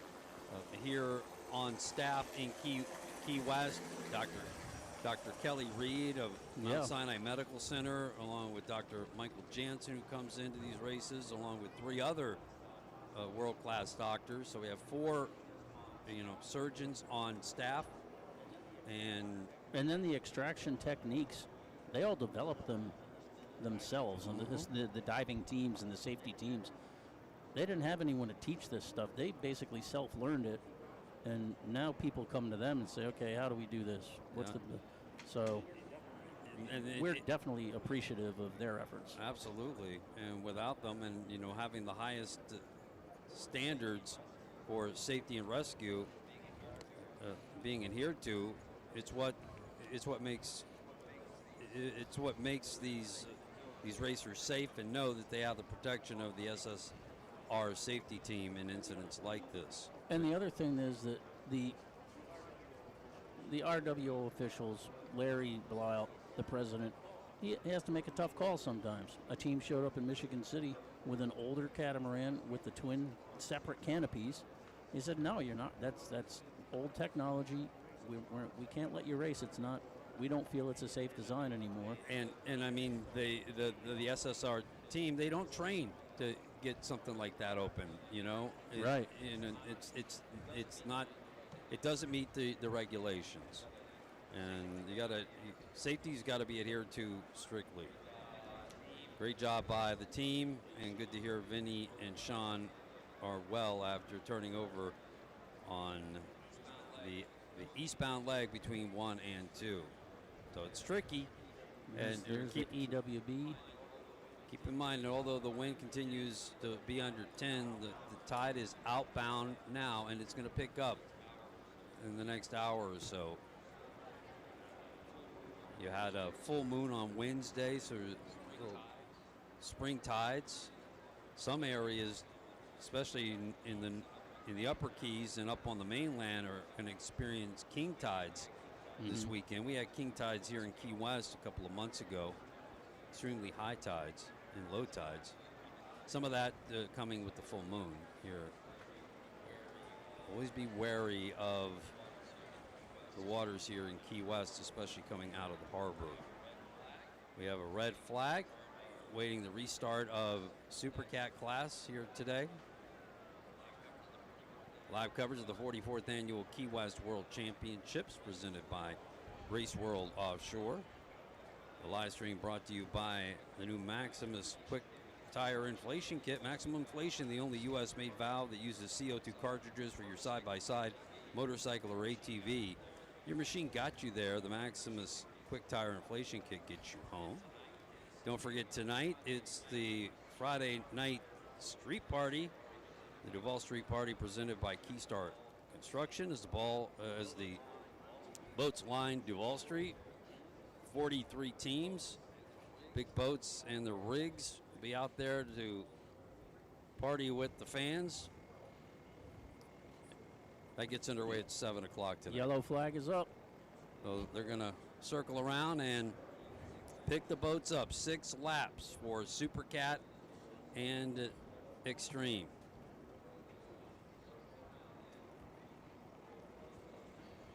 I want to say a big shout out to Ken Wells and his team at Race Control. I knew Ken when he was just a kid.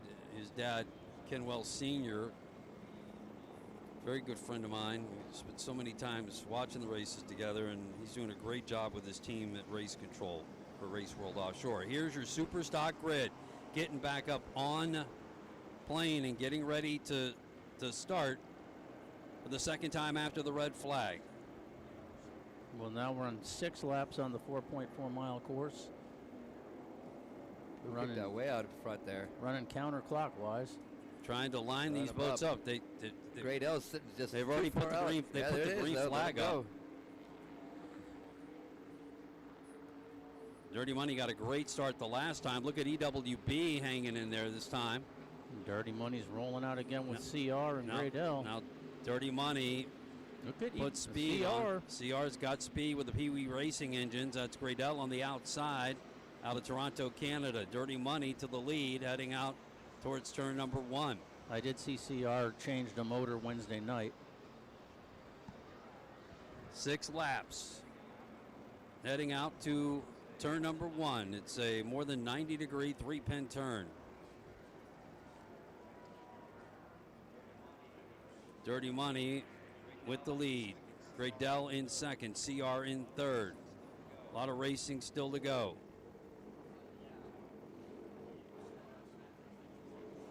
Graydell, Jay Muller, and Chris Grant up in the middle and moving ahead of them.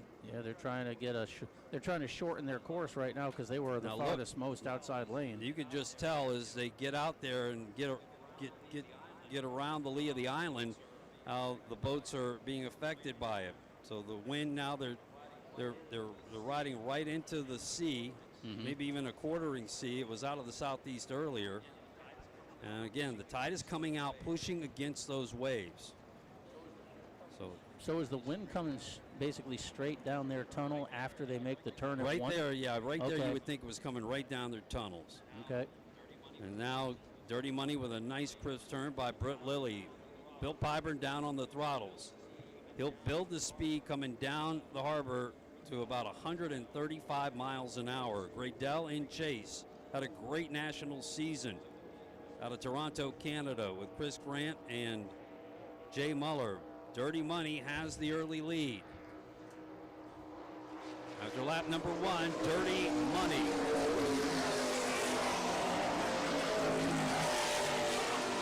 Graydell. Hancock.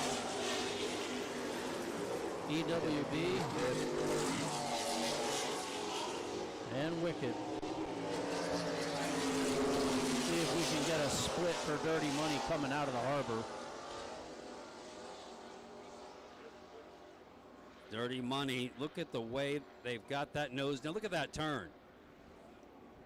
They're keeping the throttles down. They'll trim the engines out and get back up to speed. Probably went down from about 130 to the low 90s. Now trim out and gain speed again. Rest of the boats in chase. Dirty Money in the lead. That's speed. They've just got those Goodwin competition engines. Goodwin made its name in tractor pulling, and they know how to make torque. We look at Spirit of Qatar, leading in the extreme class. American Custom Marine also in chase. Dirty Money, your overall leader. Graydell running in second. CR Racing in third, or Team Farnsworth in there right behind CR. Yes. Yep. EWB next. See if Anthony Smith and Christian McCauley can make a charge at CR here. That's the battle right now. From the XINSURANCE Helicam, that's Dirty Money. Making its way across the eastbound leg towards Fort Zachary Taylor. Keeping the boat stuck to the water. Bill said here on Wednesday, a couple of times he touched 112. The boat wanted to go faster, but he held it down. He had a substantial lead, and he was able to catch more speed in the harbor. She was running as well as she's run all year, and maybe in the 2 years they've campaigned this boat nationally with Goodwin competition engines, and back into the harbor. A textbook on how to run a 388 skater. Boat flying in the background. They kept it together. I think that was Farnsworth. We'll see. They're in the third. They're in the third. Whatever the third place boat is there. Flying that thing again. It was the fourth place boat. We'll check them when they come in. We'll get a speed on Dirty Money here. Lap at 2:51, 99 miles an hour. Radell in second. I got about 7.5 seconds for an interval. There's CR Racing. And the boat that got out of shape. Here's the Farnsworth should be here. Is the one that was out of shape there. Yeah, here's Farnsworth. They still rolling. They pulled it back together. Great job and recovery there for Team Farnsworth. EWB runs in third out of Lake Havasu. Qatar still leading. And Extreme. Extreme. Boat looks good. And here's Wicked. Watching Dirty Money navigate the turn with precision.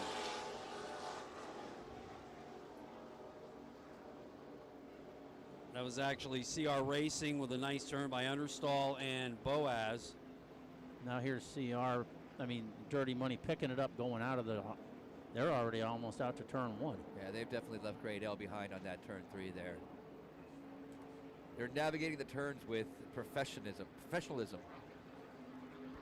Yeah, and Chris Grant's no slouch on the wheel.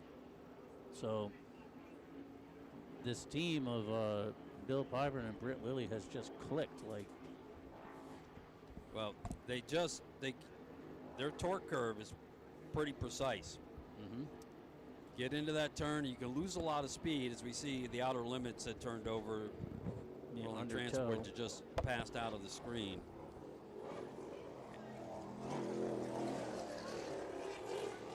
Watch your leader now tracking eastbound. Cautiously navigating the water there with the outgoing tide at the mouth of Key West Harbor. But as always, you watch that boat run flat. Well, we've said it before. Bill Pyburn has more time in the 388 than any other throttleman. Nose down. Dirty Money. American Custom Marine.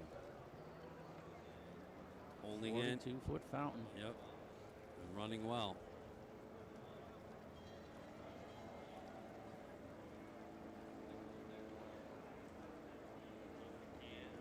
Jeff McCann, Michael Knobloch, St. Clair, Michigan. Here comes Dirty Money back through again. This will be lap number 6, pardon me. And Dirty Money, 2-minute 48-second lap, 99.86 average speed. There's no doubt that he's opened up even more past Great L. Oh. 15 seconds. Look, CR is closing the gap on Great L himself. CR just had a great turn in the harbor. Let's see where they come out of Key West Harbor at. There could be a battle for second now. Undoubtedly. Spirit of Qatar leading in the extreme class with Sheikh Hassan and Steve Curtis. There's Gradell with a...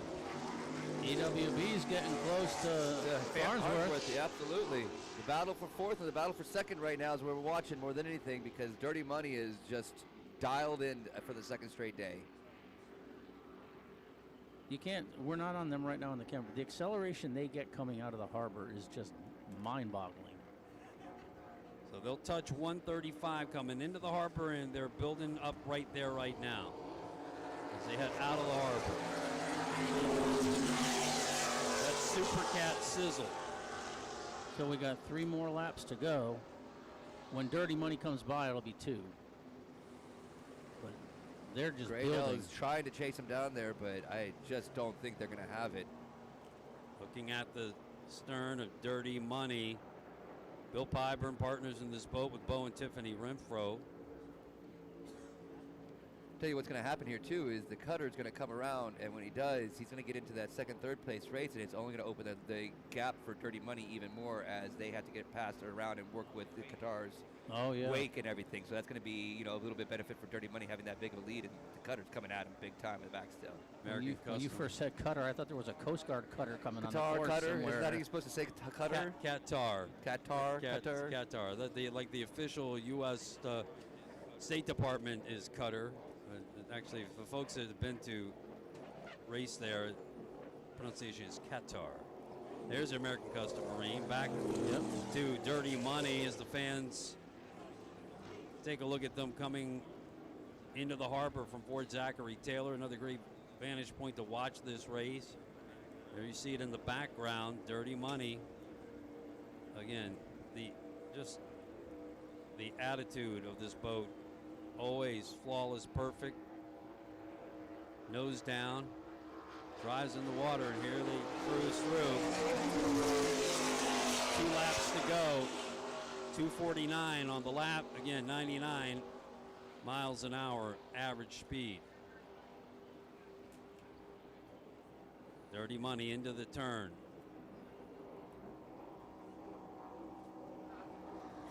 Gradell second. CR Racing third.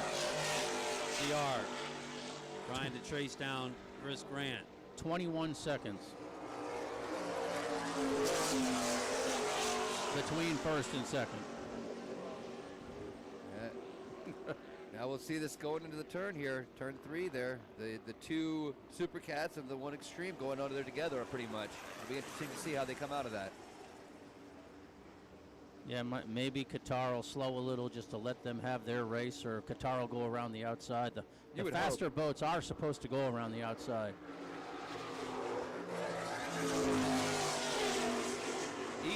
EWB definitely holding some speed. There we go, see the turn on.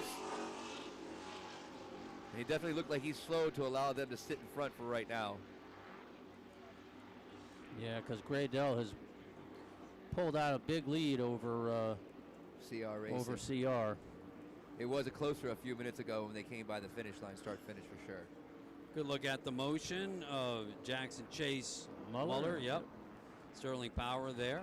And watch Team Farnsworth make the turn. Christian McCauley and Anthony Smith.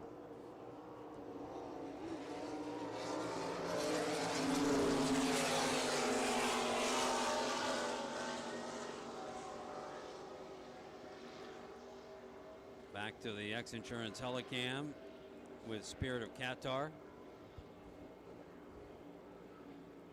Look for them to maybe jump back into Powerboat Racing next year, possibly put together a Pro Class 1 project.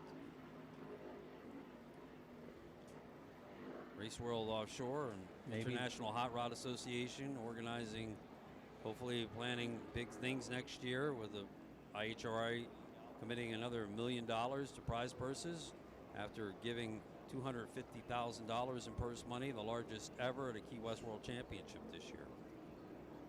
Maybe Spirit of Qatar could be the first Doug Wright Class 1 boat. Steve Curtis and Gary Stray have a long history. Yeah, Gary Stray with Pothole Heroes is helping develop those for Doug Wright Power Boats. And that's Justin Wagner owns it now, right? That's right, out of Lake of the Ozarks. Watch the American Custom Marine V-bottom and Dirty Money come by as well. Dirty Money. Clean water. Dirty Money just trying to hold on to the lead for the last lap. Pulled back a bit on the throttles on that lap, averaging 97.88 miles an hour. 1 lap to go for Dirty Money. Gradell passes off screen.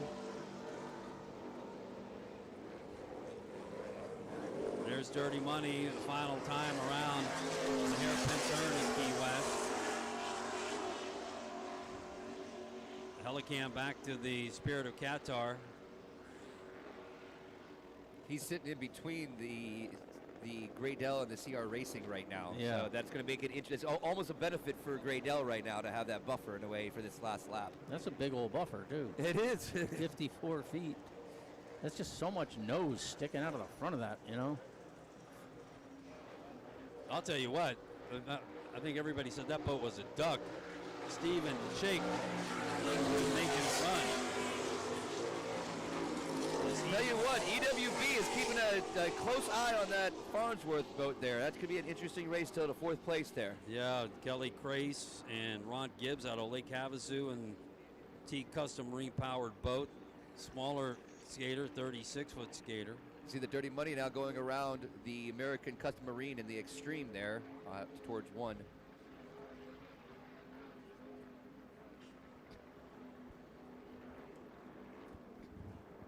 Down to the last lap here in Supercat. Yeah, that's and a Extreme. good race. EWB is right still on Farnsworth there going through that 3rd turn. Always great to have the Muller family in Key West. Dad Jay is in the Graydell team. Boys Jax and Chase in his old Motion with Sterling Power. Still like the deck lines of that boat. Motion 40. It's the rolling transport still. Those that see it in the middle, that's the one from earlier in the race. And for the final time, we'll watch Dirty Money make the inbound turn. That was a wide turn from him. Yeah, that was a little bit of a lazy turn, man. Come on now. I guess we got nobody chasing you. Nobody chasing you. Okay, you tell Britt that, all right? I will, actually. I'll let you do that. Maybe if that's the worst thing he did all day, which it seems like it, it's a pretty clean race. I think Bill knew where they were, and here they are, Dirty Money. With another win here in Key West, back-to-back wins for the Supercat World Champions. Turn laps at 97, 98, right at 100 miles an hour here today. Touch speeds topping 135 on the straightaways. American Custom Marine in second. Spirit of Qatar will come through in front of them. Graydell first. It's their second into Supercat there and coming through. Yep. Graydell came through. Just off camera on the CR. battle. Yeah, Hey, CR finished the race and they finished on the podium, so. They have a habit of doing that here Good in for Key them. West. Yep. Rob Understall, Casey Boaz. And Casey, the owner of Herring Propellers out in Lake of the Ozarks. Yeah, they've just had a teething pain kind of year with, you know, the new engines program for the boat, and so glad to see them get that podium and just get the finish. It's no fun showing up for a race and you run 2 laps. That's the truth, isn't it? Hancock Claims will take 4th off camera. And EWB could not chase them down. T Custom Marine Power and EWB. Dirty Money making their way to the center of the course. I tell you what, guys, looking at point standings, Team Farnsworth is actually sitting 2nd right now. Craziness of it all because the way it played out, that CR having the trouble that they did on Wednesday, finishing 6th, and Graydell finishing 7th, both not being able to complete the laps. And them going 2nd, 3rd today really turns things its head. Like I said, Team Farnsworth is on the podium in 2nd place right now, overall points, and Graydell slides into 3rd right now, but they only have a 3-point lead on the CR Racing and 4-point lead on EWB Racing, just outside of the podium right now. So that's from 2nd and 3rd is still wide open in that class. Obviously, Dirty Money. It's Dirty Money's championship to lose at this point. Well, the Muller team finishes up here today. Be back on Sunday for the race final. It's Dirty Money's World Championship in hand. They've still got 1 day of racing in front of them. Started off right where they began last year. Yep. Checker flag, checker flag, checker flag.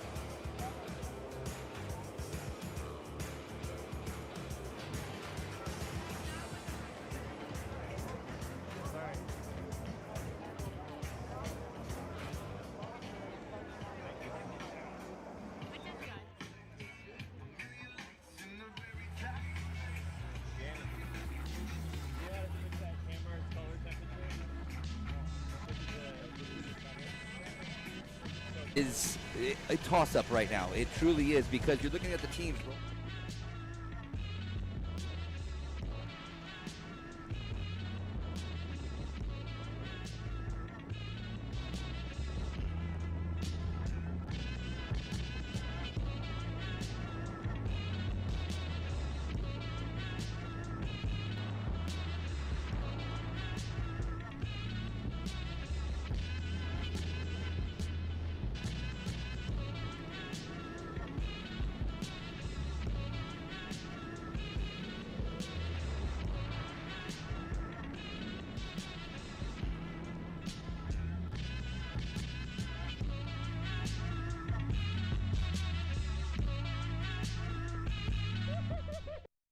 Your machine got you here, and the Maximus Quick Tire Inflation Kit will get you home.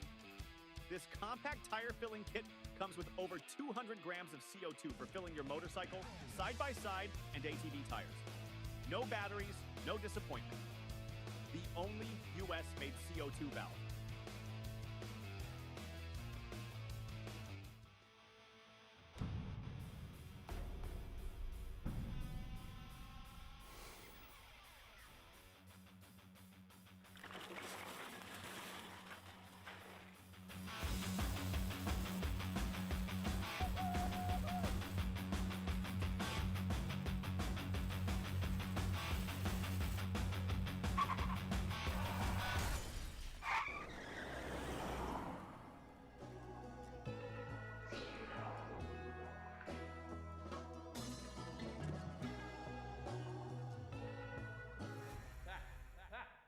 Pat, get up, man. Bottle place closes in 10 minutes. Let's go cash in.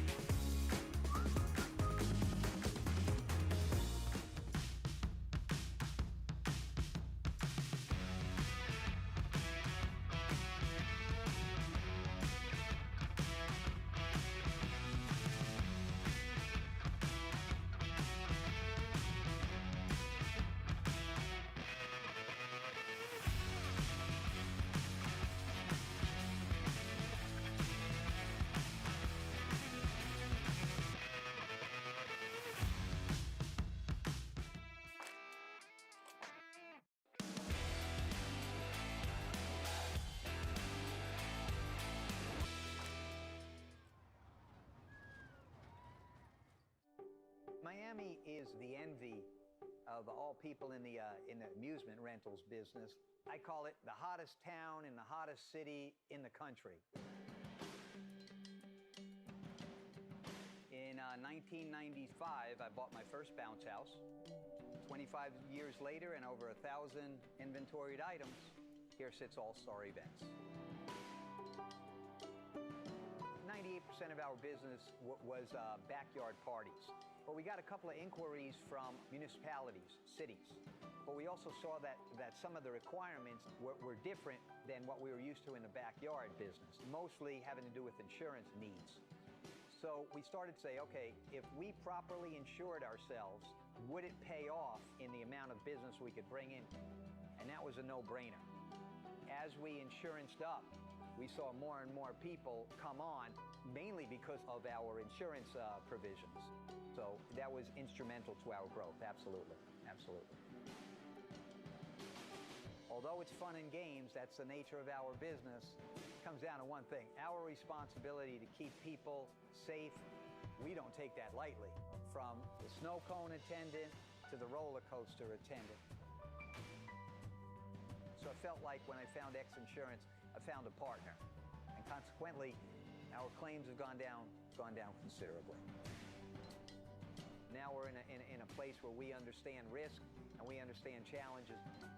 XINSURANCE saved my backside a million times over and puts me here as the #1 player in the hottest city, in the hottest town in the country.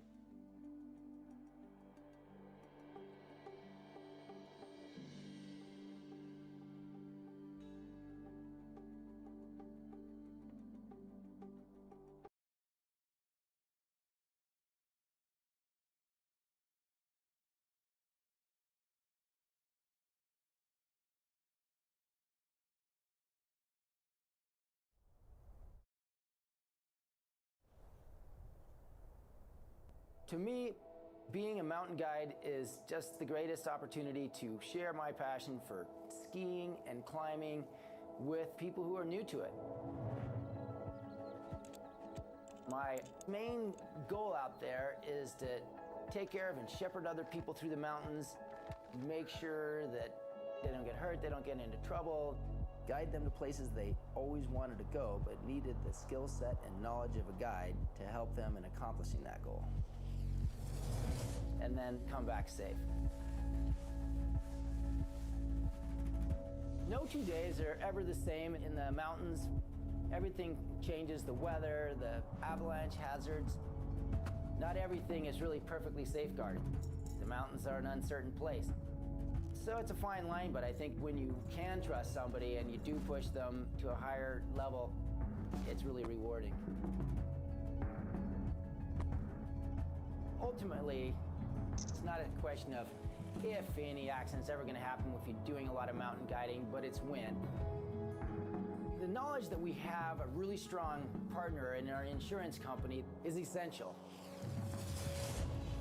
I'm helping my clients achieve great things in the mountains, achieve their goals in the mountains, and that's what XINSURANCE does for me. They were there for us when we needed them. They're providing an opportunity for us to go out and guide mountain climbing and backcountry skiing in the beautiful Wasatch Range, and that's something that I wouldn't feel comfortable at all doing without a great insurance company behind us. I know that I can trust them and I can go forward with confidence.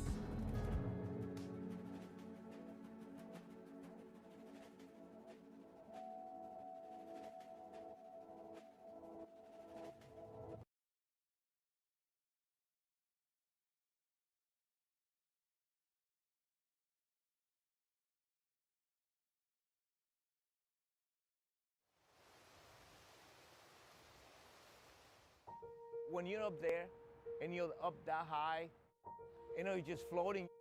I don't know what a bird feels like, but I think it should be pretty close to that. We're Miami Beach Ocean Water Sports. We're a parasailing company. We've been here for the last 5 years. We really have a great time here operating. There's a lot of regulation and changes to the industry itself. Your insurance is really your first gateway to information. They're the people that cover you, the people that make sure that you're following the rules and you're protected.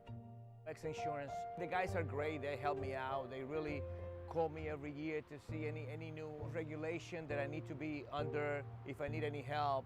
So, I mean, the experience that I have with them it's been fantastic. They're always there, and they're always actually reaching out to me. It's a good relationship. I wouldn't even want to try anything else.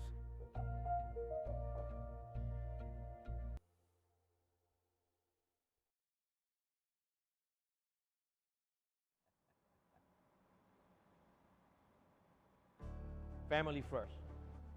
That's just the way I look at it. And the family, my friends and employees are the ones that helped me get to what we are today.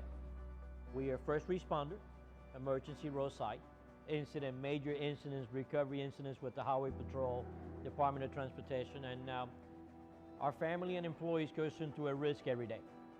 There's no way that we can run a towing company without insurance.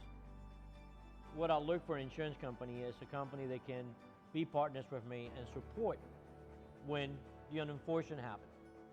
Unfortunately, I did have a small incident last year. XINSURANCE got involved step by step, helped me how to get to it, pay the losses, make sure that I was secure, make sure that our equipment was correct, make sure that I was where I needed to be to go back to work. I didn't have to worry about nothing in my business because my insurance was handling the loss and it was right on top of the money. I can continue to worry about my business, worry about my staff, my family, and let the insurance do what they do best. As long as I stay in business, we will need insurance company.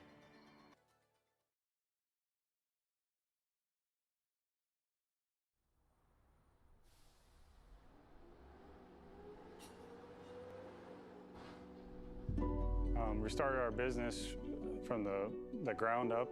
We started it with a pickup truck and trailer, and to this day, we run almost 40 trucks every day with over 50 employees. We are a family-run business, meaning the key people that run our company, we try to take care of their families as well as they take care of ours. Relationships are one of the most important things that we have in our business.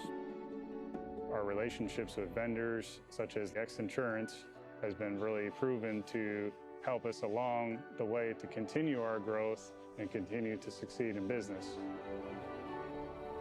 Well, insurance is the most important component to our industry because of the fact that we are so labor intense and equipment heavy. There's a lot of opportunities for things to happen. As we grew our business, our truck insurance costs kept rising and rising. And what happened to us was we had a series of accidents, some self-inflicted, some of them by just vehicles on the street running into us. And with that combination, we ended up getting dropped by our insurance company. And so we're out there in the market. Nobody would write us except for XINSURANCE. We managed to keep our doors open, and we came up with a heck of a safety program with them. And as we continue to grow and continue to do all these different safety programs and safety training classes, we've noticed that not just our drivers are safer, but our overall productivity has improved.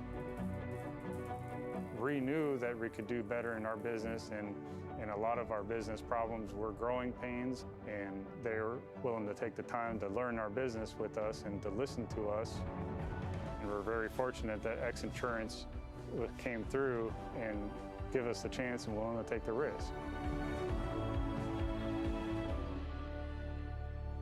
Without XINSURANCE, we probably wouldn't be here today.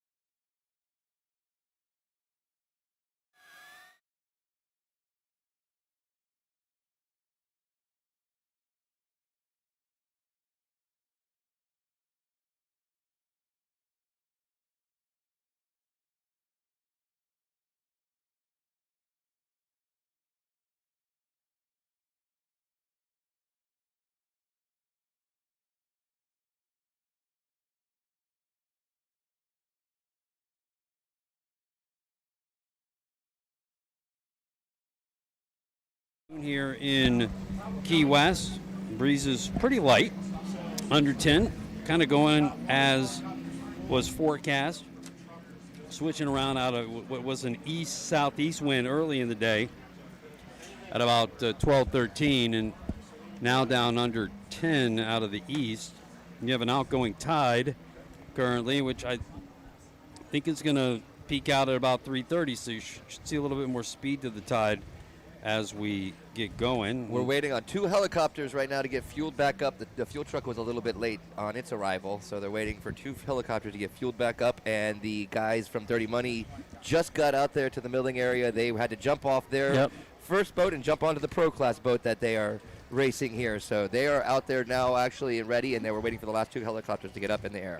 About ready to get settled and get into an afternoon of racing. Let's talk about what's coming up with Pro Class 1. You have a world-class fleet of, 44 to 48-foot catamarans between Marine Technology, Skater, and Victory Hull boats with the Mercury QC 4V 4-valve engines, quad-cam 4-valve engines, 1100 turbocharged engines. Saw Stuart Halley, formerly of Mercury, but who was instrumental in bringing those motors in the Pro Class 1 here, Absolutely. here this weekend. So under his leadership and with great insight from Steve Curtis and business leadership from Azam Rangunwala, formerly of P1 Powerboats. So the Pro Class 1 Mercury Racing 1100 comp engines, the official engines of Pro Class 1. The engines are sealed mechanically, tamper-proof, and the RPM limit 6,700 horsepower, RPM, 6,700 RPM. The propulsion systems vary in this class. It's either shaft and rudder or the Mercury number 6s, and whether you go with shaft and rudder or Mercury 6s depends on your propeller selections. There is one boat that has the combo of the fixed Mercury number 6s with the skegs cut off, not steerable but trimmable with the rudder system. So, but primarily it's the shaft and rudder boats. The Victory the boats primarily with that setup. The BPM drives, single axis rudder, and certainly the 2 American-built boats, Marine Technologies, as well as the 438 Skater using the Mercury number 6. Yeah, and those are the 2 newest boats in the class. Right. The XINSURANCE South has been modified for Key West it's the first rudder boat, Victory boat with the BPMs and the rudder, but now has a tunnel tap. Right. So that should be interesting. I don't know about you, but the first thing I thought of when we had the in-camera shot there of J.J. Turk and Nick Buis and XINSURANCE North was, that looks hot. Yeah, and it's only in the low 80s here, but it feels a lot warmer in the sun. Still have a pretty good breeze. It's kind of a chilly day for us conks. Yeah. Low 80s, are you kidding me? Yeah. Hit the 70s, I'm pulling out my sweater. Listen, it's not without wind. You don't feel it over here on this side of the island because you're all the way to the east side of, to the west side of the island, in the harbor, and the wind's coming out of the east. So, when they turn one, they'll get whatever effects of the waves rolling down the ocean side of the island and coming out across the harbor, and the outgoing tide pushing against it. So even though the waves probably now starting to subside a little bit more as the wind has come down over the last several days, after being as high as 20, 25, 28 out of the northeast, now over to the east, you're still going to have some wave action to deal with, and the height of the outgoing tide is coming up in the next hour and finishing off into a slack tide at 3:30. And if you get a chance to look at any of the boats on the live stream picture, you can see there's still some wind here. Yeah. And something else you got to think about, certainly with Superstock coming later, and we talk about it all the time, is that these boats, they come down into the harbor, and in order to get positioned for the hairpin turn in the harbor, you got to take about a 10-degree turn to the starboard. And sometimes, you get across this open area where all the hotels, and all of a sudden, or the closed off area, and then you get into open water and you catch a gust of wind that comes down, right? And those things are so high up when they're running 110, 115. There's so little of them in the water that a cross gust is it's gonna have an impact. Gary Ballou told me it literally will pick the boat up and move it a couple of feet. And, if the wind is coming out of the direction coming right down the tunnel. Well, while we wait for the helicopters, you want to do the lineup? Yeah, let's talk about the boats that are on the starting grid here today in not only Pro Class 1 but Super V. All right, Pro Class 1, the lanes were decided by the order of finish on Wednesday. So Lane 1, Monster Energy, Myrick Coyle, the driver, owner, throttleman, Tyler Miller. Lane 2, Mobile X, Dara Nicholson, driver from Australia, throttles, Giovanni Carpatella. Lane 3, XINSURANCE North, J.J. Turk and Nick Buis made an impressive run through the field on Wednesday. Lane 4, DeFalco Construction, Mike Falco and Billy Moore on throttles. Lane 5, GC Racing, the brand new 48 MTI. Willie Cabeza driving, Grant Bruggeman throttling. Lane 6 is Pothole Heroes, throttleman John Tomlinson, owner-driver Carlos De Quesada. Lane 7 with a new rudder, 45 Victory XINSURANCE South. Britt Lilly is driving and Bill Pyburn is throttling. Now for the Super Vs. That Cigarette Hawk, really quick, just a quick note. That is, they just finished their 154th start. I'm sorry, 145th start all time. The pace boat, the Cigarette Hawk pace boat there. So this will be number 146 start of all time for that Cigarette Hawk. Cool. All right, Lane 1, after they sent a message on Wednesday, Team Farnsworth Hancock Claims, throttleman Anthony Smith, driver Elijah Kingery. Lane 2, Knucklehead Racing, 40-foot fountain, Ed Smith driving, Jay Waltman throttling. Lane 3, Cortez Cove Fountain, Kirk Brito, Rob Lockyer.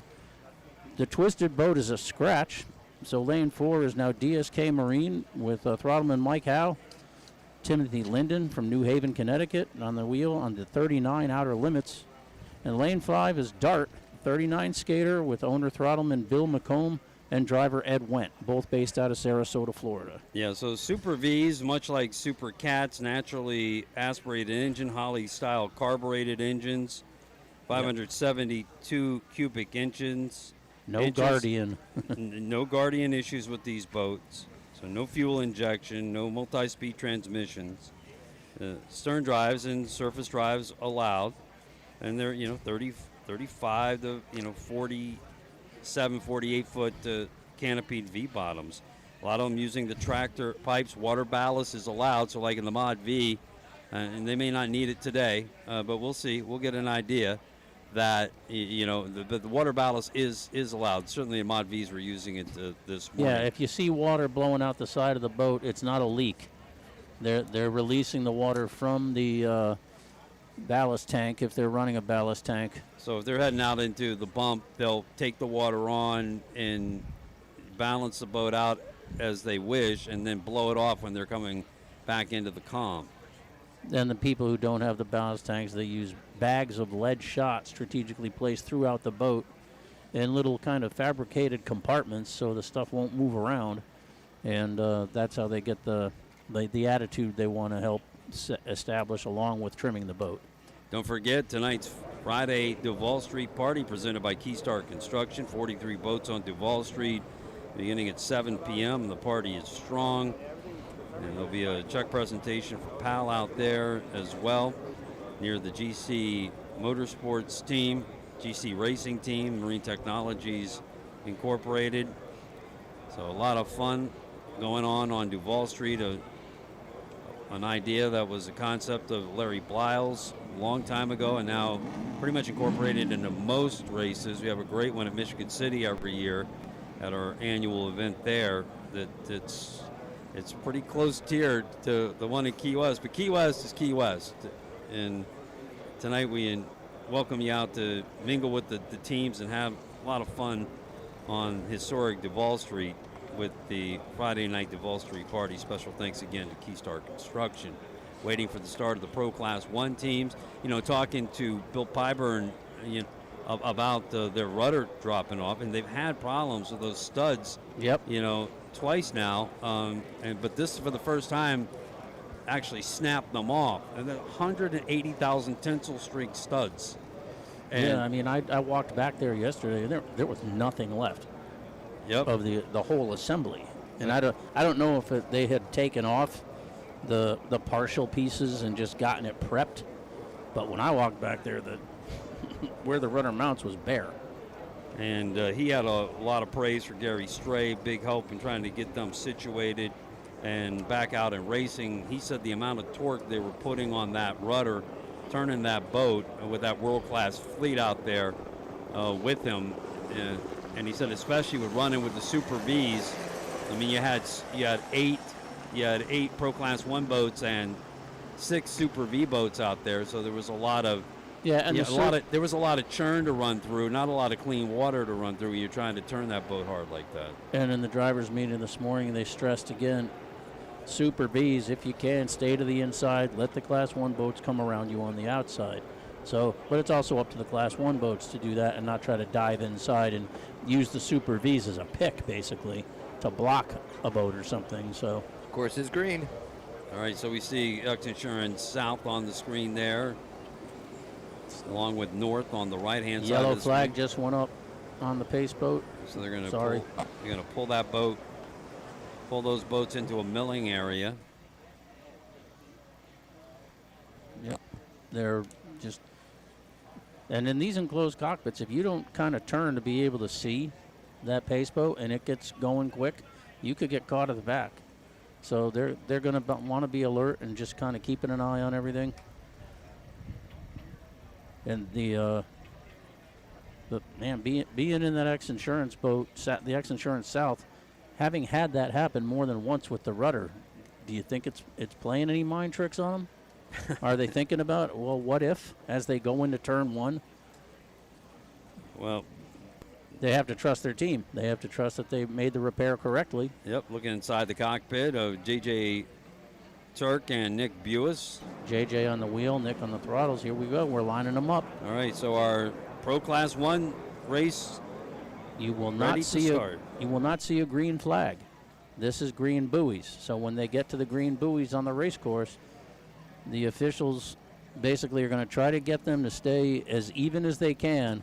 They're supposed to keep their bow of their boats even with the transom of the pace boat, and then they go when they get to the green buoys. So let's see if we can get a clean start on this one. 7 laps on the 4.48 mile course here through Key West Harbor out to the mouth of the channel and around Fort Zachary Taylor, then back in front of the Harbor Hotels. Your Pro Class 1 teams are lined up and ready to start here.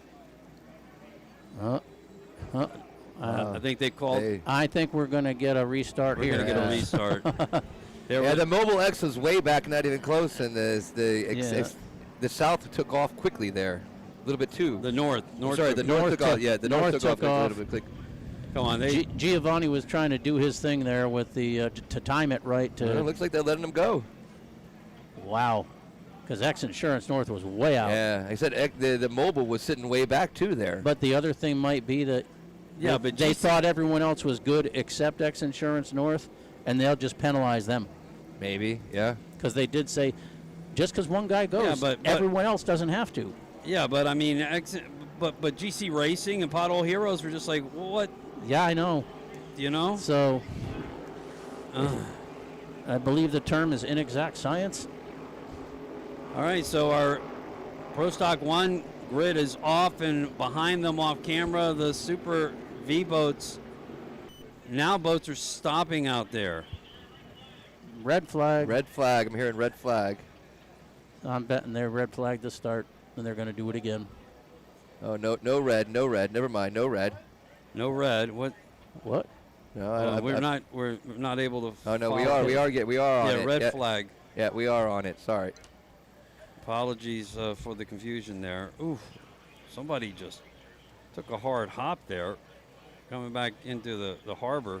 Oh. Where the lead boat is. We'll see when they get back in. This is the part of the year where looking towards the sun as it's heading towards the horizon. Some of the camera shots. Yeah, late in the day. Yeah, it's hard to make the boats out on the outer leg. I don't know. So waiting to see more. They definitely seem like they're. There's X North coming by us. Yeah, they look like the one that made that hard hop. Yeah, they definitely see a red flag flying out in the middle from the course boat there. Of course, Marshall's boat has a red flag out. Definitely out there flying a red. So they're going to bring them back and do it again. It was like you noted initially, that did not seem like a clean start at all. Oh, that was ugly. Yeah, that was. You know. Yeah, I mean, there was just no way. GC, potholes, I think XINSURANCE South, maybe even DeFalco were just sitting back. They were hardly even on plane. Yeah, I they mean, were just slugging. Monster was half committed. Yeah, the Mobile X was sitting, a good 2 boats back, 2 lengths back, easy. And it was XINSURANCE North was just off. And they're bringing the V's back too now. Yeah, that's. Well, if they red flag it, they red flag the whole course. Yeah. They can't say, okay, we're red flagging the Pro Class 1 boats, but you Super V's, you keep racing. Why not? Put them back in the milling and let them run on the mill. That'd be fun. It'd be adventurous for them. No, they'll just I'm just redo surprised the that they even let procedure. the V's go off when they saw the start like that. And they red flagged it that so fast. You would think that they would have held that V start there just for a second too. I haven't. Yeah. Well, surprised that they made that second start. I agree with Joey. Right, yeah. I mean, that's the one that I didn't expect. When I saw the Super V's taking off, that's what I was thinking. They must be good. Well, your chief referee is in. Oh, 222 is having a problem in turn 1. Mobile X. Yeah, that was again. He was way back on that start. So I wonder if it was even that too. Who knows? They're having the problem there. Yeah.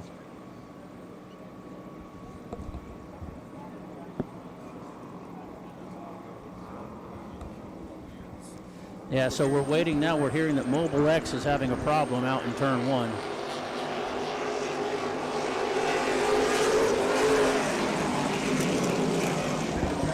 Bit of a drag race there just for the fun of it, seems. Little showtime. Yeah, exactly what that was. And there's the DSK, 39 outer limits. Helicopter just landed to kind of keep its fuel use down as much as possible. We're going to have to see if we can get an update as how much of a problem is Mobile X having, I guess is the question.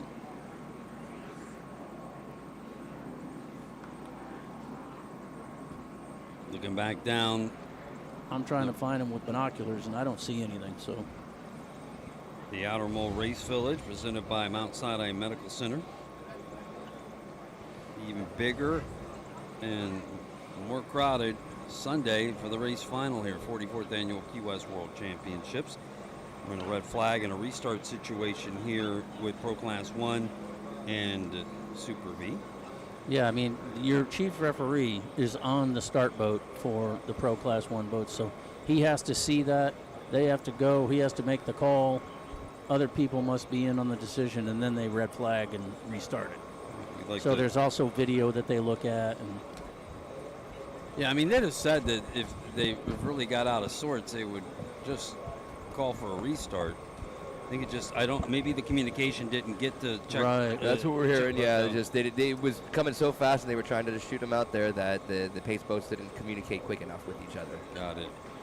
Also like to thank Sunoco, the official race fuel of RWO, Fury Water Sports, the water sports and entertainment partner. Good Boy Vodka, official vodka and seltzer sponsor, as well as the Dry Pits name sponsor, Isla Morada Brewery, official craft beer and gin, and El Bandito Yankee, the official tequila of the races. Sounds good right about now. Time for a little margarita. We're just watching the boats milling. Going to see if we can get them up there. I'm sure they're not going to try to hold them too long, but we don't know what's going on out in turn 1. All it says is Mobile X having an issue.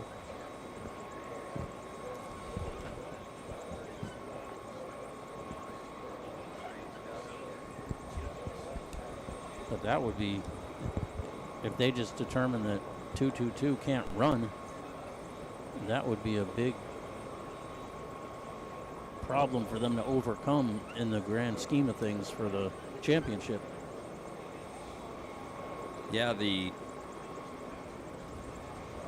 certainly would be very frustrating for I can 2 offshore. I can see them sitting out there. I'm pretty sure I see them just sitting like, I don't know if they're trying to get it fired or. Maybe they don't want to restart, and they're just going to sit out on turns 1, and just when everybody goes by, they're going to take off again. New philosophy. No, probably not. You're right. Waiting for some word from race control. We're just going to sit here. I mean, that's why at this point we're waiting on word on what the Mobile X is doing and how, you know, and what they're going to bring it back in. That's the boat that is out there in that turn 1 area, so we can't as if you can see, it's just in the forefront of. You can see like a longer, low-profile boat. That Flybridge yacht's moving towards it. Right. I'm pretty sure that's Mobile X. Yeah, for those of you watching here from the VIP areas on the waterfront or out of Fort Zachary Taylor, that's who we're waiting for. Mobile X. Hopefully they can sort things out and get back for this start. Right now we're feeling like airline passengers sitting on the runway waiting for word from the captain. I don't even know if we're on the runway. We're sitting in the terminal hoping that TSA gets us through and we don't have any shutdowns. Our flight's not canceled. We're not that close yet. We got to get Mobile X coming back this way, or at least to the middle. Right, they got to get them off the course itself. But the thing is, the weird thing is if what I'm thinking is Mobile X is, there's no one moving towards it. There's 6 laps going to be raced on the restart here. Okay, so they're doing the same thing they've done every other race. Restart and cut 1 lap. So they must feel that whatever's going on with Mobile X, it's out of the way, because they got a yellow flag up on the pace boat, and we're gonna try this again. Well, that's a tough break for Mobile X. They cut 3 laps off from what was it a 9-lap race earlier? Last time was a 9-lap race on Wednesday, I thought. Yeah, I think today, though, when they posted this morning on the side of the trailer, they updated the laps, and it said the course is green. Pro Class 1 was going to be 7 laps this time around. So they've cut the 1 then. So I don't know if that means that Super V is now 4 instead of 5, because Super V went even less distance than Pro Class 1. So we're doing 6 laps here in Pro Class 6 laps for Pro Class 1, yeah. And 5 for... They seemingly cut 1, yes. Okay, here we come. Let's see if it gets any better here. Here's Pro Class. They look to be lined up better. Maybe the referee yelled at him on the radio. No, here goes XINSURANCE North again, creeping forward. Supposed to stay... Hit those green buoys, you got to go. And now DeFalco looks like they got a good start. And so did X North, and Monster's just off the screen to the inside. Yeah, they're the inside, though. That's where they want to be. WHM getting out. There's one at the back there that didn't take off. Look at Monster go. That's GC Racing. GC did not get the good start this coming time. Coming out slow. GC Racing's rooster tail is up. But he's going now. Yeah, there's DeFalco leading. Look at North. the speed from Monster Energy. This is what they did on Wednesday. All of a sudden it was like, whoa, where'd they do that? Where'd they find that? But Tyler said they've been working on it like crazy. XINSURANCE North. All the way to the outside is XINSURANCE South, because they were the last place boat with the rudder problem on Wednesday. You'll hear the roar in our microphones of the Super Vs coming around. DeFalco takes the turn in the lead. Monster looked like it was on the pin there, actually. Yeah. And we watch the Super V start here. And Farnsworth, Hancock Claims, and Knucklehead Racing, and another drag out to the first turn. Let's see if we can pick up the Pro Class 1 boats when they come through.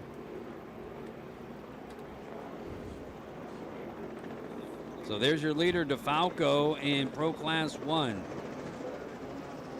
6 laps here after a red flag, bad start. Mobile X, 222 Offshore having a mechanical after the bad start, unable to get out on the grid. Boats approaching 140 miles an hour coming into the flat. Here comes your leader, DeFalco. Monster in second. Next North in third. South in fourth. Next Insurance South. Then Pothole Heroes.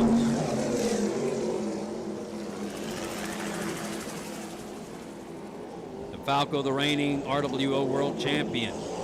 Now GC Racing is running at pace. They'll have to chase from behind at the back of the grid.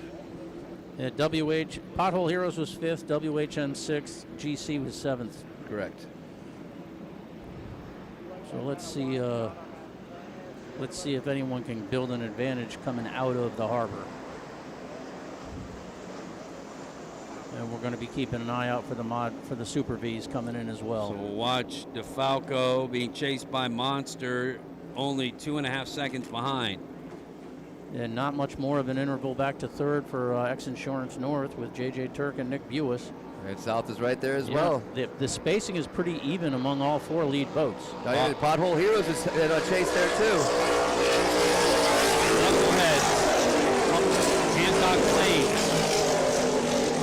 Cortez Cove. 1, 2, 3. Super V. GC out there has gotten past WHM off the screen. Yep. But here's XINSURANCE North into third there. Started last on Wednesday and marched up to second place. Watch DSK off screen come through. They're running at fourth. Super V as we watch Knuckleheads and Farnsworth. Then Cortez Cove, big naturally aspirated 572 cubic inch engines. Super V Power through the harbor in Key West.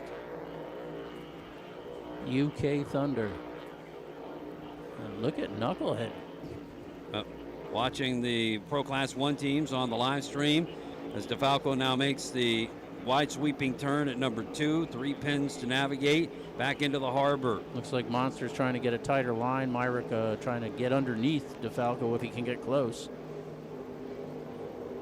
Monster team likes to run a tight line on the buoys in the smaller, more agile 43 skater. DeFalco ran well early out of mechanical. Turned that lap in 2 minutes, 35 seconds, average 109 miles an hour. Monster Energy just behind in second still. XINSURANCE North is running in third. South in fourth. Pothole Heroes 5th, but they're getting close to 4th. Yeah. And those top 5 are all running within the same kind of 3-4 second gaps between each one. And here comes GC trying to make their run up. Yeah, it's off camera as we watch Monster navigate the turn, and now XINSURANCE North, this team has really come on strong in the second half of the season. And now their teammate boat XINSURANCE South with Bill Pyburn and Britt Lilly in chase. Lots of new stuff on the transom of that boat between the tunnel tab and the rudder system. The Dart is down between turn 1 and 2 out there there's a second one there. The Dart race winning brands of the Super V has had trouble out there. Which explains why they didn't come through. Yep. So DeFalco leading in Pro Class 1, about a 4-second lead over Monster Energy now. Monster in a driver's seat in terms of points after their win on Wednesday. DeFalco had led most of the way, had a mechanical and fell back. Especially with that Mobile X taking and not being able and having to be towed back in here. That opens the door big time. So off camera, you hear Knuckleheads come through in the lead as we watch the Super Vs come through the harbor. So Knuckleheads. Cortez trying to challenge right here on the handcuff boat.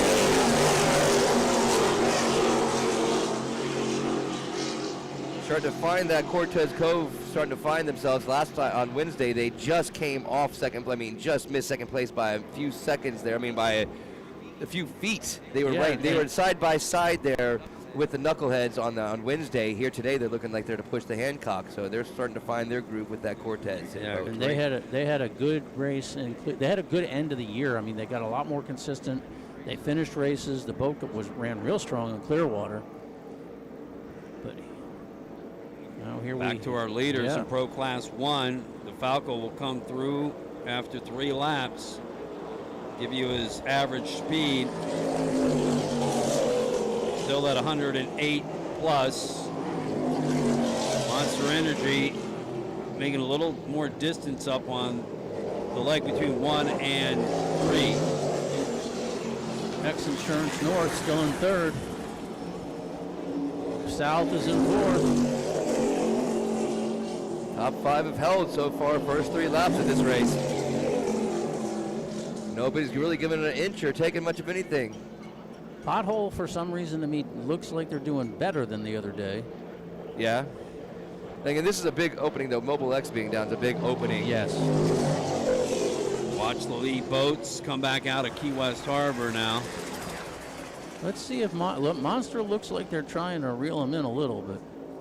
Again, they don't really need to. I mean, if you look at it, the Falco go ahead and run away with this, and the second place still puts Monster in control of the overall point standings. You know those guys, Tyler and Merrick, know exactly what they're doing with that and how to play the points right. So I wouldn't be surprised if they're not going to push it overly let DeFalco make the mistake right now. Well, I'll tell you what. Look out at turn 1 now. Yeah. Sitting right on their tail. Hey, look. We have Mobile X on the screen being towed in. And second place finish on Wednesday. That's a tough break there. Great appreciation for Darren Nicholson bringing his crew Team over up, from Australia, teaming up with his good mate Giovanni Carpatello. We also world class guy there, Darren Nicholson, and best wishes to Muddy McGrath. Yeah. That's what I was going to say. So, all right, here comes Super V boats back into the harbor. Knuckleheads has the early lead, followed by Team Farnsworth and Cortez Cove. DeFalco with the lead, and Monster Energy and Chase, as well as XINSURANCE North in Pro Class 1.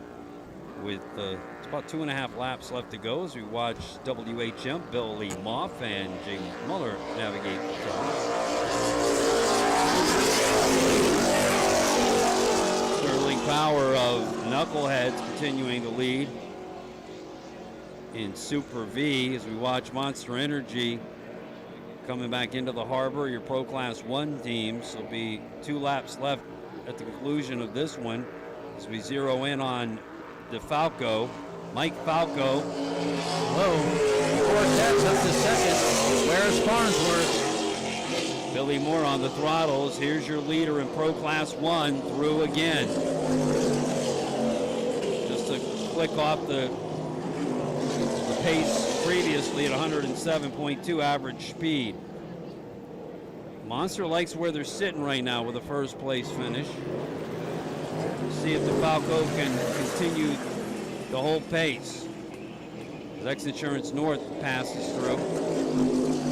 And then south. No change at the top of the grid.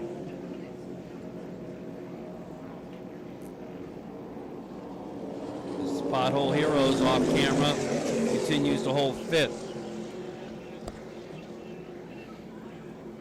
Have not seen. They're down. Farnsworth, Hancock. We've got to note that they're coming. They were off plane and down. We just got JW sent it over. Okay.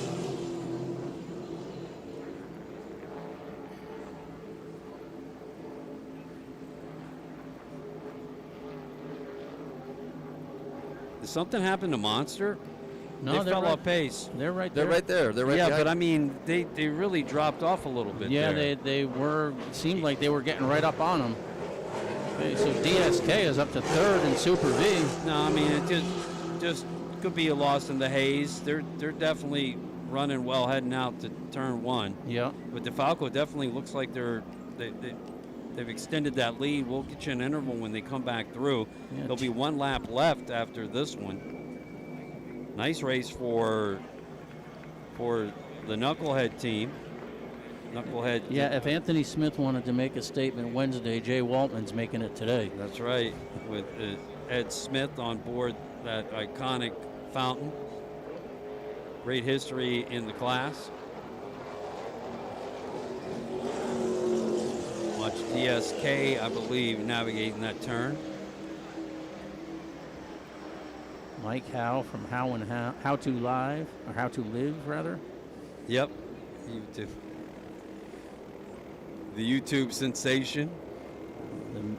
He and his twin brother from Biddeford, Maine. XINSURANCE Helicam. There's Monster Energy. Myra Coyle and Tyler Miller winning on Wednesday in the 438 skater. All right, let's get a space for you as DeFalco comes back through here.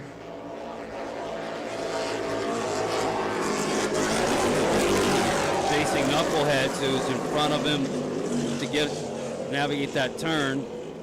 Still a 2-minute 36-second lap. Monster Energy a lot closer than 7-second interval to second place. Yeah, than I had seen, but looking into the sun, my eyes fooled me. Monster's still in chase. 107.67 average speed on that lap for DeFalco. 1 lap left. That's South. South moved ahead of their North. South has moved into 3rd place. Pyburn and Lilly. Here comes North. They had an issue of some sort. Yeah, and because Potholes is coming after him too. Yep, they're off speed. Yeah, I think Potholes is they could get him. Carlos de Quesada coming out of the turn. Carlos de Quesada and John Tomlinson. John Tomlinson, the Gary Stray boat. After that poor start, GC Racing has looked strong in the 482R Marine Technologies hull. Unfortunately, so has the rest of the class, so they can't really make them to move. Yeah, tough start for them, I think doomed their day. I think Cortez Cove just pulled off in the middle of the course. Yeah, you do see them, that indigo color. I don't know if that means they think they're done. Yeah, Monster is... Because if they were at 1 lap less, and that would be 4 laps for Super V. Right, no, they'll... So... Yeah, Super V might be done if they cut them a lap. Yeah, because Knuckleheads is in the middle of the course, too. Right. Super V's done. So that's Knuckleheads, Cortez Cove, and DSK gets on the podium. DSK is playing the attrition game well. But let's see if, so it looks like Pothole got around X North. Let's see if GC gets around X North before they get around here. 1 lap to go. Final lap for Pro Class 1. Yep, here's DSK taking this. Whoa, keep it together, boys. They said she's light on her feet in their promo video, so. Our winners in Pro Class 1 should be rounding into the harbor and making their final approach. Watch Billy Moff, Jay Muller, and WHM's Pro Class 1 entry, 40-foot skater with the Mercury 1100 comp engines, the official engines of Pro Class 1. There's the Falco. And they are your winner today. The Southernmost Continental Championship. Monster second. Monster Energy takes 2nd place. DeFalco with the checkered flag. Monster Energy number 2. And here comes your number 3 boat, XINSURANCE South 47-foot victory hull. Bill Pyburn and Britt Lilly onto the podium today. Now, will we see Pothole Heroes move up to 4th? Great shot. Key West Harbor on the XINSURANCE Helicam. Yep. You do. They do. Pothole Heroes is up to 4th.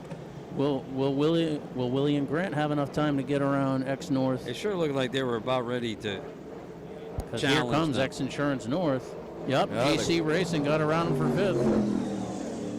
GC moves up after a tough start off screen and passes in front of the fans before XINSURANCE North, who will take 6th. Unfortunate day for 222 Offshore Mobile X as they were towed from the course after a red flag start. There's DeFalco, hatch open, your winner here in Pro Class 1.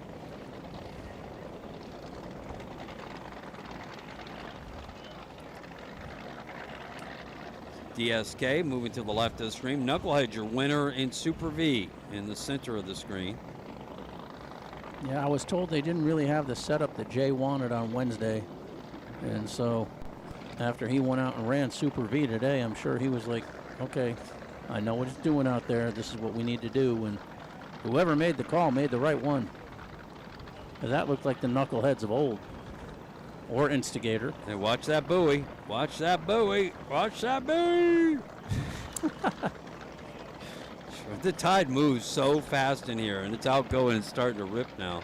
Yeah, look how fast the boat. That's a 12,000-pound boat. And it's just pushing it. Yeah, absolutely. 48 feet. I mean, both those boats are subject to. That cigarette's not light. No, not at all.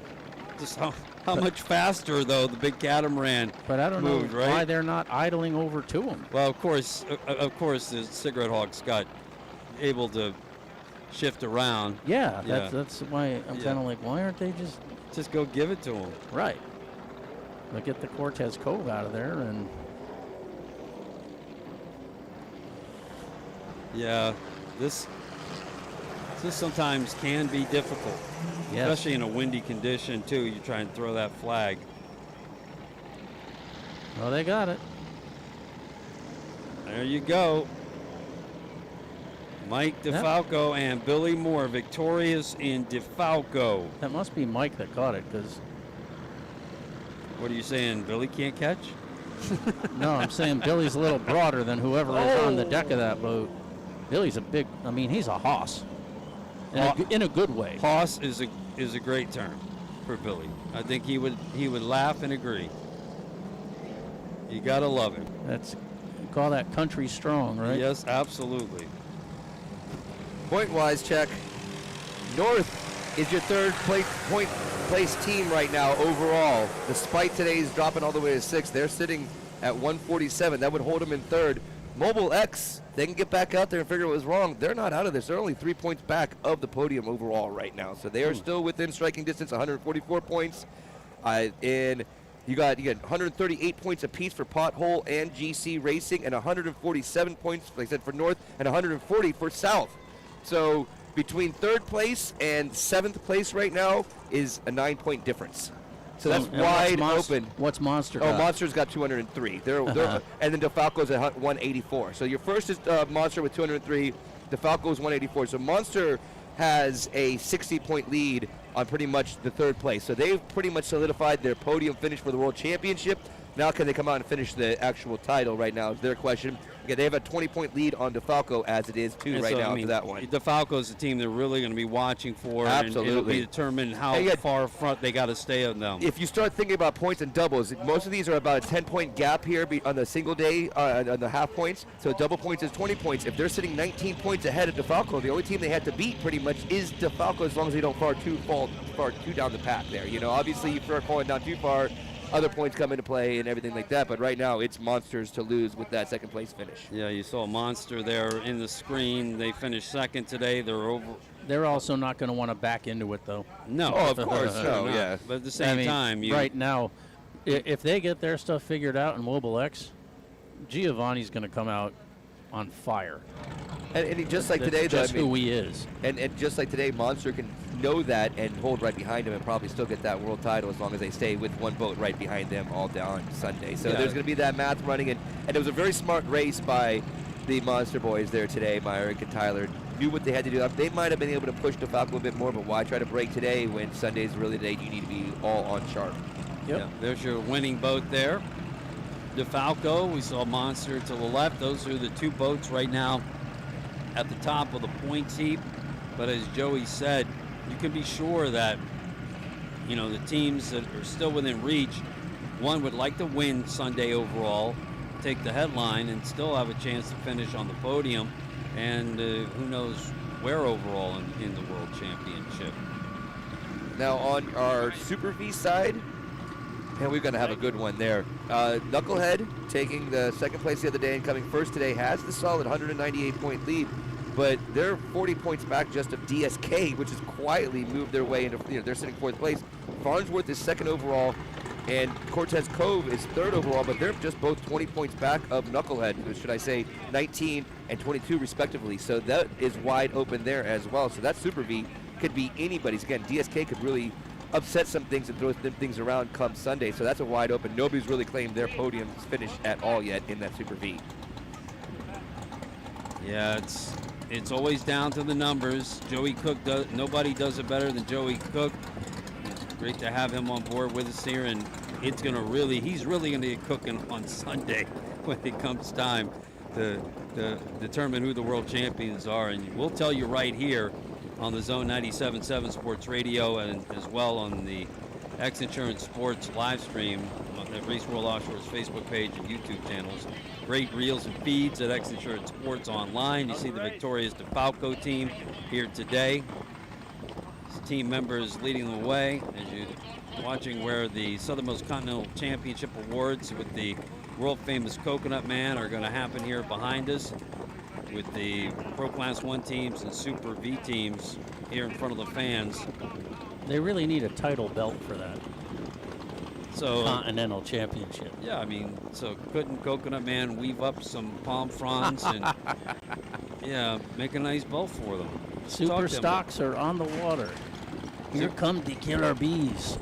Yep, Superstock Racing is up next. 13 boats. 14 have been registered. Drinkilo is not going to be making the start. And I know Dale McEachern was so excited from Oro Station, Canada, along with Austin Blocker, his throttle man out of Southwest Florida, out of Outlaw Performance. Yep. Austin and talked to Mr.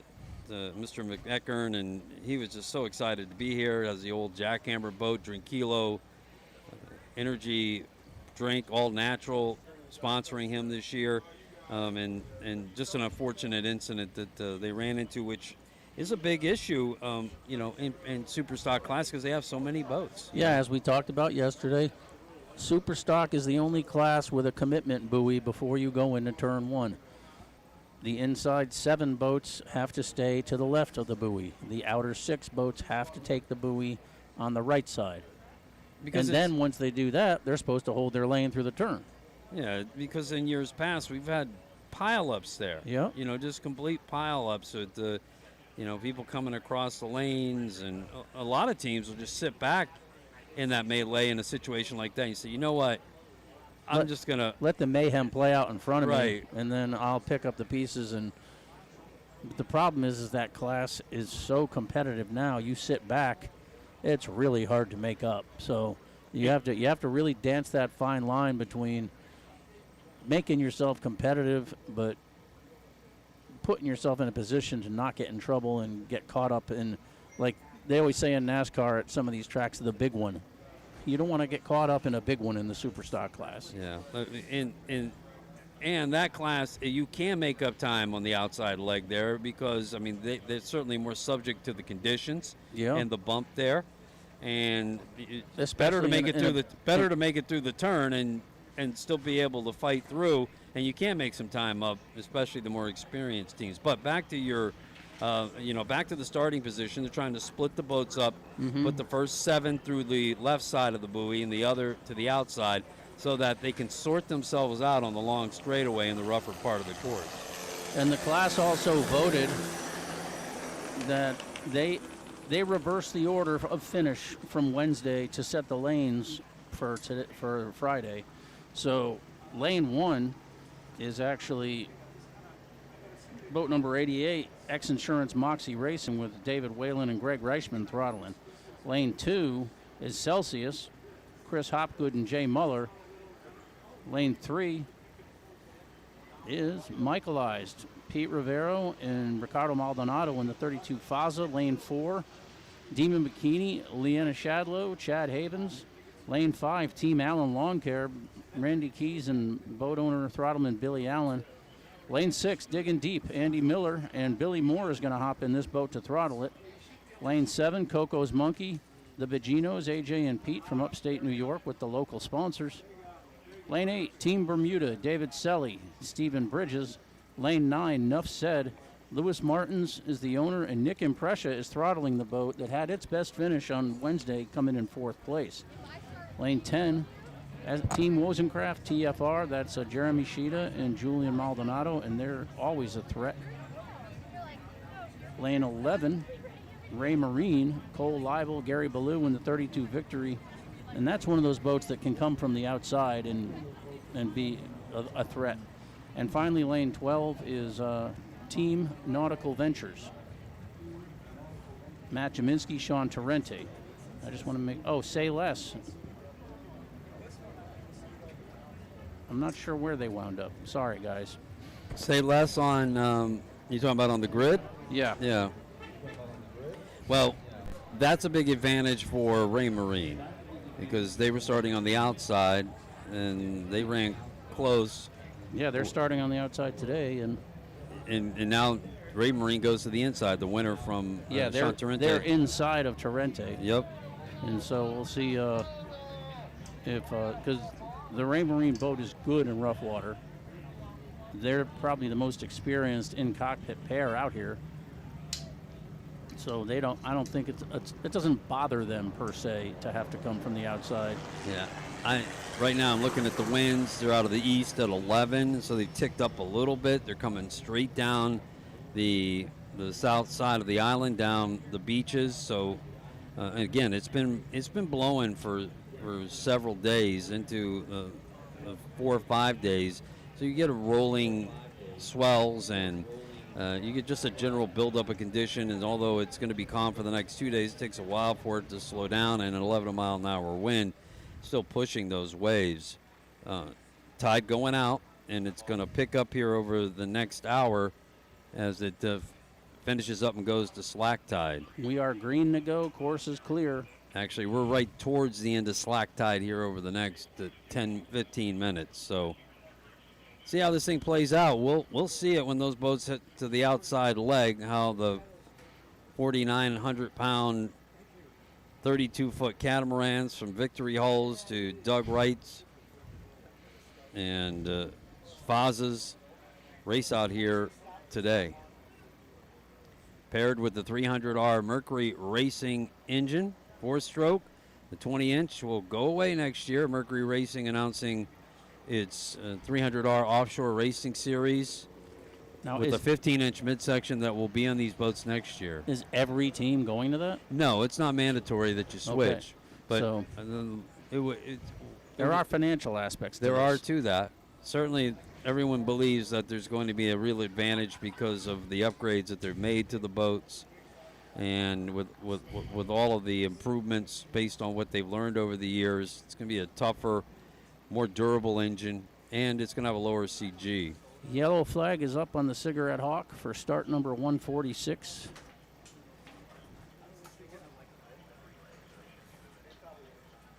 I don't know if they're even smoking every start. I mean, how many flares are they going to carry? Yeah, have you seen orange at all No, today? I've just seen them. I've just seen them wave the yellow and get them moving. So yeah, I think there's definitely a call to action. They've been efficient. Yeah, 98 boats here. I mean, time to make it. It's 3:01. Well, probably the only thing we're waiting on might be you just getting Billy strapped into digging deep. Race World Offshore. Oh, Jay Muller had to strap into Celsius too, and WHM was the last boat on the Pro Class course. That's right. So we might be waiting on that as well. And despite the red flags we've had here again today, a couple of incidents, and yeah. So we're going to run 6 laps in Superstock. Yeah, Race World's got to be very happy to have. Looks like these races concluding around 3:30, 3:40, and to be able to get their Duval Street fair and boat parade going. I know I'll be happy to have them conclude. Yeah, you got to write the story. I got to go go get my interviews and write my story for Speed on the Water. So yeah, again, tonight's Duval Street party presented by Keystar Construction. Here we go. Don't miss it, 7 o'clock. A bunch of buzzing 32-foot catamarans. And we got a green flag. The race is on. Final race of the day, Friday, the 44th annual Race World Offshore Key West Championship. Super stocks are out on the grid. Oh, I see what they did there. Ray Marine is in the outermost lane of the boats that have to pass on the inside of the buoy, and STR, Team Nautical Ventures, is all the way to the outside. That's why Sean was talking about Ray Marine was going to have the advantage. They kind of staggered it. Yeah, because, well, who's going to be on the Team inside Nautical in the buoy and who's going to be on the outside? Because see where Ray Marine now is in the middle of the course? That would be about lane 6 or 7. So Superstock racing is underway. Heading out to the more than 90-degree turn. Ray Marine is leading right now. Team Nautical Ventures is in second. The truth Demon Bikini looks like they're third, so that's a good start for them. Truth of the conditions will be told here as they make their eastbound turn. Yep. There they go. There's the first pin. Around the wall. Again, last part of the Second pin. outgoing tide here, and Ray Marine slowing down a little bit. Yeah. The red flag Red again. flag. Another red flag. I was wondering why Ray Marine was slowing. Gosh. Okay, I mean, I can't imagine that was a red flag because they didn't like the start. Could be any number of things. Yeah. Spectator on course. Oh yeah, always nice. That was a good clean start too. That's horrible. Spectator and please tell me it's not someone swimming. They definitely have it up here, just off the backside, maybe over here. I'm trying to figure out where the boat is right here. Did somebody jump in over here? I don't know. Only speculating. We're getting word from race control, a spectator boat on the course, shutting down the Superstock race. That's when you go over and blast them with that water cannon on the fireboat.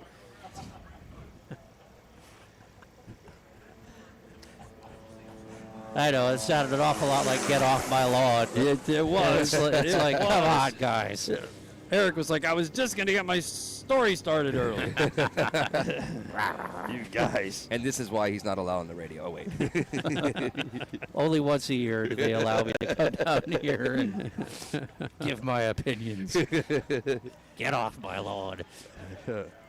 Oh, here we go. We're going to have another restart here, folks.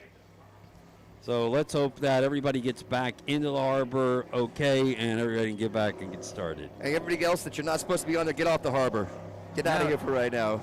Now, do we have any concerns about the Cigarette Hawk running out of fuel with the number of runs up and down the course? Yeah. While I have the opportunity, I'd like to thank the men and women of the United States Armed Forces, especially the United States Navy, and their help, as always, in securing the site and working with Race World Offshore to produce this event.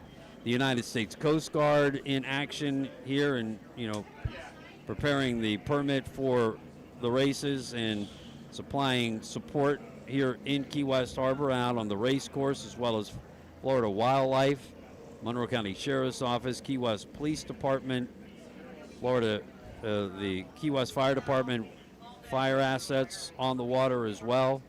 Just a myriad of agencies involved in to help make this thing happen. Also Richie Moretti of the Turtle Hospital, who flies as well to watch out for wildlife out on the course. It's a total team effort here, and it takes the involvement of the local agencies to make this happen, as well as the city of Key West, the county helping out as well. Especially like to thank Marcus Davila, Parks and Recreation here, and his team that are always helping us solve problems with the Race World Offshore World Championships. And an amazing job done by Larry Blyle and his team, and specifically Randy Burns, who, he's more than the course marshal.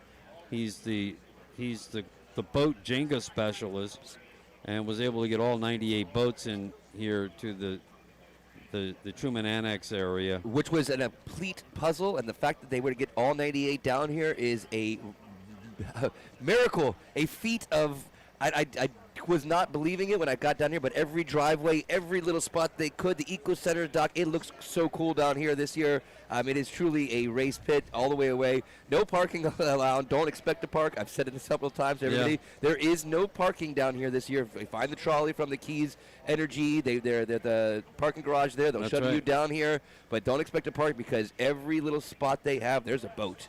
And it is a truly unique race village like never before. I've never seen this many boats in one spot. It's crazy. It's awesome. It's amazing. And you got to come down here and see it this year.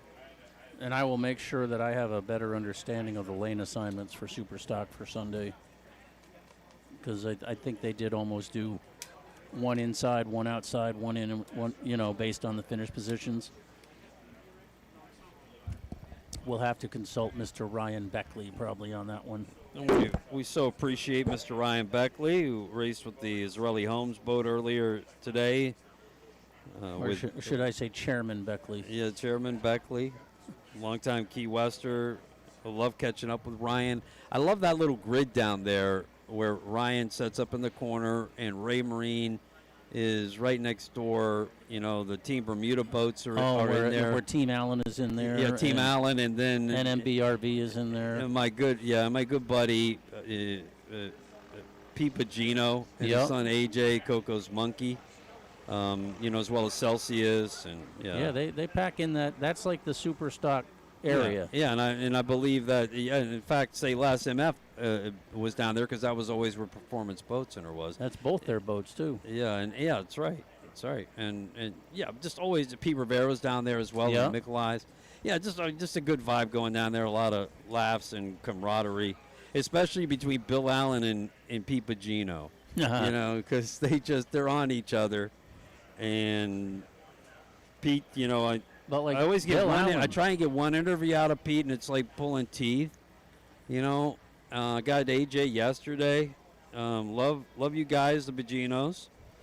And Billy's got that sly humor. Oh yeah, yeah, 100%. He's one of the best people to talk to in Powerboat. So relaxed and so professional. At the same time, I think he embodies everything that is Superstock racing, really. Turtle on the course now. A turtle now. Yep, so we got a spectator cleared, now we got a turtle on the course. Well, the turtle was trying to save the spectator. I imagine that, or it was Something Jack like Sparrow that. riding in on two turtles, and one of the turtles got free or something. Now, do they go over there in the Marshall's boat and pick up the turtle and move it? Oh, no. No. You can see, for the spectators that are looking out, you could see the turtle helicopter right out there just off Sunset Key. That's the Marine helicopter, and you see it right there hovering. That's where the turtle is. They hover, and they're going to watch and let the turtle have its path to do, The Tuga is clear. So it's clear, man. The Tuga is now clear. This is their home. That's a turtle. A Tuga. Oh. And I'm not saying that in jest. This is their home. No, Give I know. them an opportunity to deep dive and College of the Fuller Keys down here with the Tugas. Yeah. What are these loud boats? Let me just get out of here. So the dry Tortugas are dry turtles? Pretty much. Okay. Yeah. Yeah. Oh, the helicopter is. Thank you to Rich Moretti. Rich he's a powerboat enthusiast. Environment's number one to him, and saving wildlife and rescuing turtles. But he uses a fountain that he's had for a long time to take rescued turtles offshore and release them. And he likes to come talk to the teams and well, people think that just because you're a performance boater, you don't care about the environment, and it's not true. And not even close. I mean, and you don't have to be a sailor to appreciate the environment. I mean, you think of the number of high-performance boats that come down here every year. Marine Technologies has fun runs all the time. They're here to enjoy the environment just like everybody else. Yep. Their boats are very expensive. Making mistakes in their boats is not. It's frowned upon. It's very frowned upon, and it's not something they want to do. I mean, no, not at all. Especially when you're driving your boat down and back. So now we got to start. I guess the turtle moved. Yeah, they turtled it. All right. Well, the chopper's still hovering, but I guess waiting just to pick up this start. Here they go again. The race is on in Superstock. Let's get it on. And look at Nuff Said coming up on the outside with Nick Imprescia, and I'm not used to saying his name. Sorry. Martin, yes. Lewis 5 Martin. laps on this time, the restart, 1 less, so 5 laps on this. So 5 laps on this race. There's your leader in the national points, but on Wednesday it was Team Nautical Ventures on the outside there. Ray Marine with the early lead. The closest shot at the pin on the starting gate out there, so they'll split the 13 boats there at turn number 1. You'll see a green buoy, and half the boats will pass to the west side, the others to the east, and they'll take the turn. There we go. And now they'll make the turn and head down towards Fort Zachary Taylor between 1 and 2. Let's see how these boats handle the water right here at the end of the outgoing tide. You're riding right into an easterly wind about 10 miles an hour. There's a boat going up a bit on the sponson, out of the water. So you watch the boats behind Ray Marine. Michaelized. Still looks like Demon Bikini's out there. Yeah. Is that digging deep on the outer hip of Demon Bikini? Is that the Wasn't-A-Craft? Team Allen Lawn Care in the middle of the screen. I think that's the Wasn't-A-Craft out there on the far outside. Oh, it is, yeah. That's the little 31 victory. So you can see Ray Marine on the left of your screen coming around the wide sweeping turn. Fort Zachary Taylor, they're in the lead, and they'll turn her down the harbor. Head in for lap number 1 of 5. Superstock racing here for the 40. Oh, there's a flip. Yes, sir. Yep. Boat's upside down. Could not tell who that was. Red flag. That's definitely a red flag on that. So, listen, that water right in that area you've got to be cautious. Yep. There's going to be a lot of holes. You got changing contour. Again, the tide's the glare was finishing tough. going It was tough to see on who that was with that glare the way it was shining through there. All those boats and all those rooster tails. Let's check them off here. Looks like Marine. Yeah, Wozencraft was right in there. Wozencraft's up in front here. He's in. Along with Imprescia and Martins in the Hamilton Princess. Enough said. And Ray Marine were all right there. And Leanna Shadlow and Chad Havens had a nice run going too. And Team Demon Bikini. Coco's is there. XINSURANCE. GL Racing. Bermuda. Yeah, and so I didn't see Sayless, Nautical Ventures, or Michaelized. I have not seen come by. There's Nautical Ventures. So Sayless, didn't see them. Michaelized. One of those two. Ray Marine came by, right? I did see them. Yes. Yep. So it's either Michaelized or Say Less, or both. And we just missed one. But it is the Michaelized. I'm getting note that it is the Michaelized. All right, so another red flag and another boat There's over the here. Say Less there coming in. Yep. Still limping through there, coming back in and finding themselves again. Now I suppose we're going to have a 4-lap heat here for points today. And just when you thought we were going to get out of here early. Hey, you did the broadcaster curse yourself, Eric. See, we catch this on replay. Happens on they the definitely left have side it on of the video. screen. Looks like Wozencraft was actually pretty close to Ray Marine, because we were taking the helicopter shot where they were trailing leaders. This was the boat that went over. Oh, he hit somebody. He definitely banged somebody there. Yeah, he ran right into whoever that was on the outside. Is that the Wozencraft maybe even? I can't see. I'll let it play another second. We would have seen who that was. Looked like it hit him pretty hard, too. Yeah, definitely. It looks like the Michaelized lost control, went out a little bit wider. I don't know if he expected that boat to be there or not, but definitely thumped him. So you can watch it here. Boom. Yeah. Oh, spins the boat around. Yeah, it was. Spins the boat around, and then it bounces right over. And that boat just got fixed from going over in Michigan City. And that sure looks like... That sure looks like Wozencraft. I thought it was the Wozencraft that he went into, yeah. Which is If we could teammates at Manatee Marine Unlimited. We watch that again. We'll That's also one try and- Maldonado hitting another. Yeah, that's a Manatee Marine mishap right there. Gosh. Let's just make sure everyone's okay. Yeah, but because not only did you get the boat going over, but the hit. It's right. Yeah, they definitely went wide and went into him. I mean, to be clear, that's pure speculation at this point that was Wozencraft. Yes. Yeah, I'm not sure about that. It looks like It definitely looked like the glare is so hard at this point to see. But it looks like that slightly Right. older model Victory hull that he comes into collision with. So I mean, not only do you have the impact, but then you have the rollover. Yeah. And if that's Michael Eyes, that's the second time they've been over this year. They went over in Michigan Crew City. driver okay is.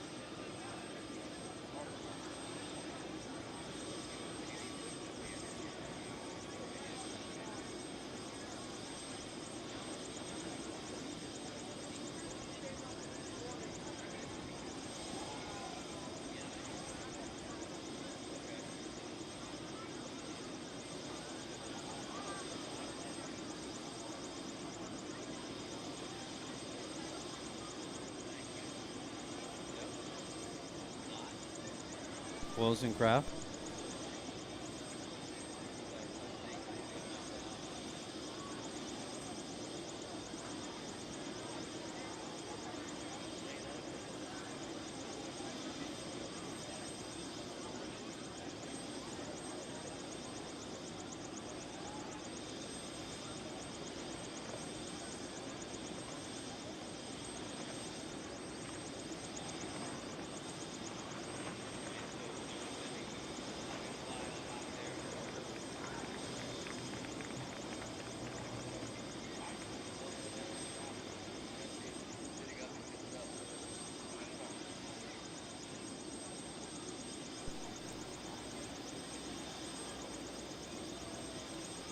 So you have to imagine that he just must have made contact with the hull. And yeah, wouldn't. It doesn't. I mean, Demon Bikini didn't seem to have any trouble with the engine when he came across here. There was a hard bounce off of the stern of that boat. We didn't get to see it was on the. We'll have to get a look at when it comes by during the race to see. But it was on that. Like It was on that starboard side of the Demon Bikini, and we came by on the port side. We saw it, so we didn't get to see exactly where the damage could have been because it was opposite side from the fans and the Mole Pier here. So we'll have to see when they're going out if we can see any damage on the Demon Bikini. But you really won't see it unless it's outbound. Yeah, I could try to pick it up on an outbound leg with binoculars to see if I see anything. But it can't be that bad because they're still out there. I mean, if they were in that bad of shape, I don't imagine Demon Bikini would still be out there. So they're still sitting out there, so they're going to give it a try at least. And they have spotters, so I'm sure they have someone looking at it when it went by. Julian. Oh no, they couldn't have seen Right, it. I said it's on the starboard side of it there, Yeah. so you're kind of out Well, towards if they the west side. if they got hit on the port side, that's what we wouldn't be able to see. Ricardo. Oh, right, you're right. Yeah, you're right. Yeah, Starboard sorry, is you're right, Yeah, port I'm is sorry. left. Yeah, you're right. Sorry.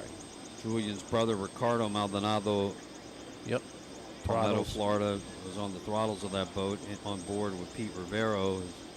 Their father, Ricky, had been on the boat with him In in Michigan Michigan City. City. Had suffered a broken ankle, I believe, Mhm. in that incident. We heard he's healed up and better. And best wishes to both the Rivero and Maldonado family, both the driver and throttleman okay and out of the boat.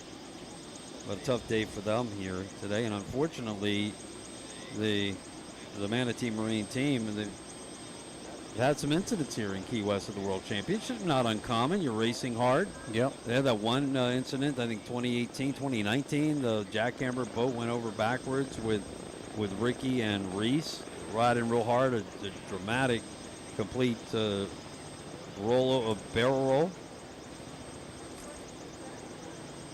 And then just a few years ago, when that one race cancellation, the jackhammer boat got smacked pretty good. I think it was the first year that they raced with the 300R engines, and got hit by Team Play Trades. Oh yeah. Yeah, and had a big hole knocked in them. So they race hard here, but sometimes you get contact with folks. There's the Demon Bikini boat. No apparent damage to them there. Yeah, that side does not look that bad at all, does it? Yeah. I was looking at in front of the canopy there, though. Something looked a little off. Got an opportunity. I'd like to give a shout out to Scott Miller and wife Chelsea and their family in town, of course, of the Michigan City Grand Prix race on the Great Lakes. What a great time. What a great venue that is. We had a record turnout, over 70 boats up there, and proved that it is one of the marquee races that teams like to go to. We had such a big turnout at that event there, and it's a fantastic race course. What an amazing city. The blue waters of Lake Michigan there off Michigan City, Indiana. 70 degrees. 70. Wasn't that nice? Oh, man, it was amazing. I'd actually put on a winter. That was in late July, wasn't it? Yeah, it was nice. Yeah, right at the beginning of August. And that was my first time in Michigan City, but that's what all the guys told me. They were like, yeah. Oh man, you get up there, you get out of the heat of Florida. They've got the casino there. They got these white beaches that last forever, beautiful water. But it's 70 degrees. Who's It's getting in that water? was. I don't get in that water. Oh, come 70 on. degrees? Yeah, look. Anything below 83, I'm not getting in that water. Not I'm everybody. Not everybody's from Key West. You know. You feel free to stay down here.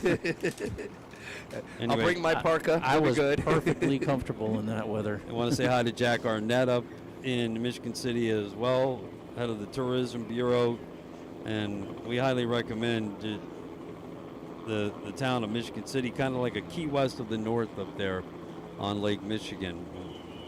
Excited to get back there again next summer. Hope to see the Millers here this weekend. Get a chance, saw Scott briefly and a chance to catch up with him, but great folks up there in Michigan City. Still watching as we sort out the Michaelized boat going over. They're trying to right it right now. But yeah, as I'm playing that back in my head, just that kind of come flying in hot, and then that was kind of a weird deal, the way that impact took place.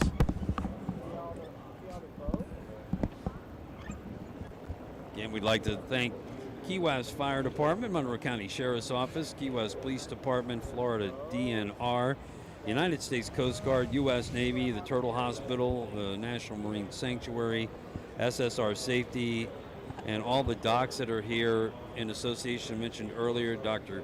Kelly Reed, who is with Mount Sinai Medical Centers, who is a presenting sponsor of the Outer Mole Vendor Village, in conjunction with Dr. Michael Jansen, the world-renowned back surgeon, trauma surgeon, who is a former racer that is here with the team. 4 doctors in total with their team, providing support for all of our race teams.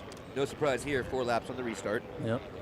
4 laps on the restart. The boat still is... They're trying to get it over, but it's not cooperating.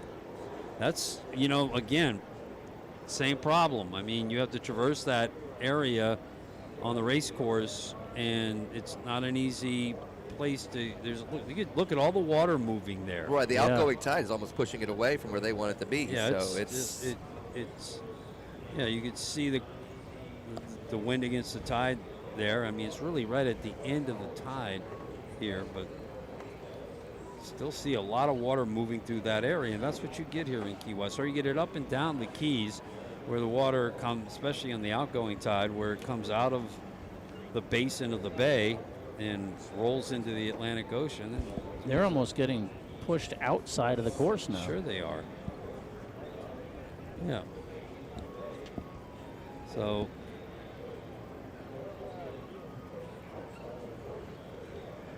doesn't seem like they're able to make a bunch of progress. And no, they're trying it again.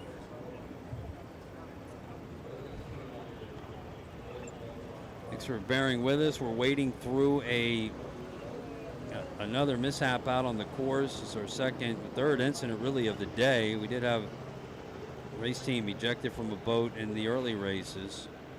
Scott McCormick and Bob Spitulski are both okay after they got spit out of the team ride legal 26 velocity. Then in our Supercat class, the outer limits of Vinny Diorio rolled over. And he and Sean Connor are both okay. Nope. Let's see. Nope. Thought they had it there because they were. And of course, Michaelized here in Superstock class over. Now teams milling around there down near the Harbor Hotels.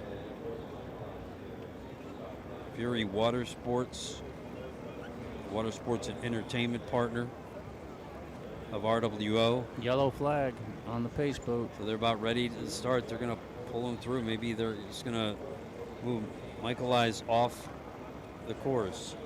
They might do something where they start them and then just hold the yellow out in that section of the course where Michaelized is upside down, and tell them to proceed with caution and use some common sense.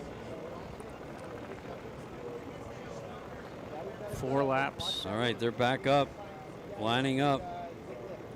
Another start. See if we can get this thing going. Third time lucky. Hopefully. Superstock grid following the pace boat. 4 laps now after 2 red flags.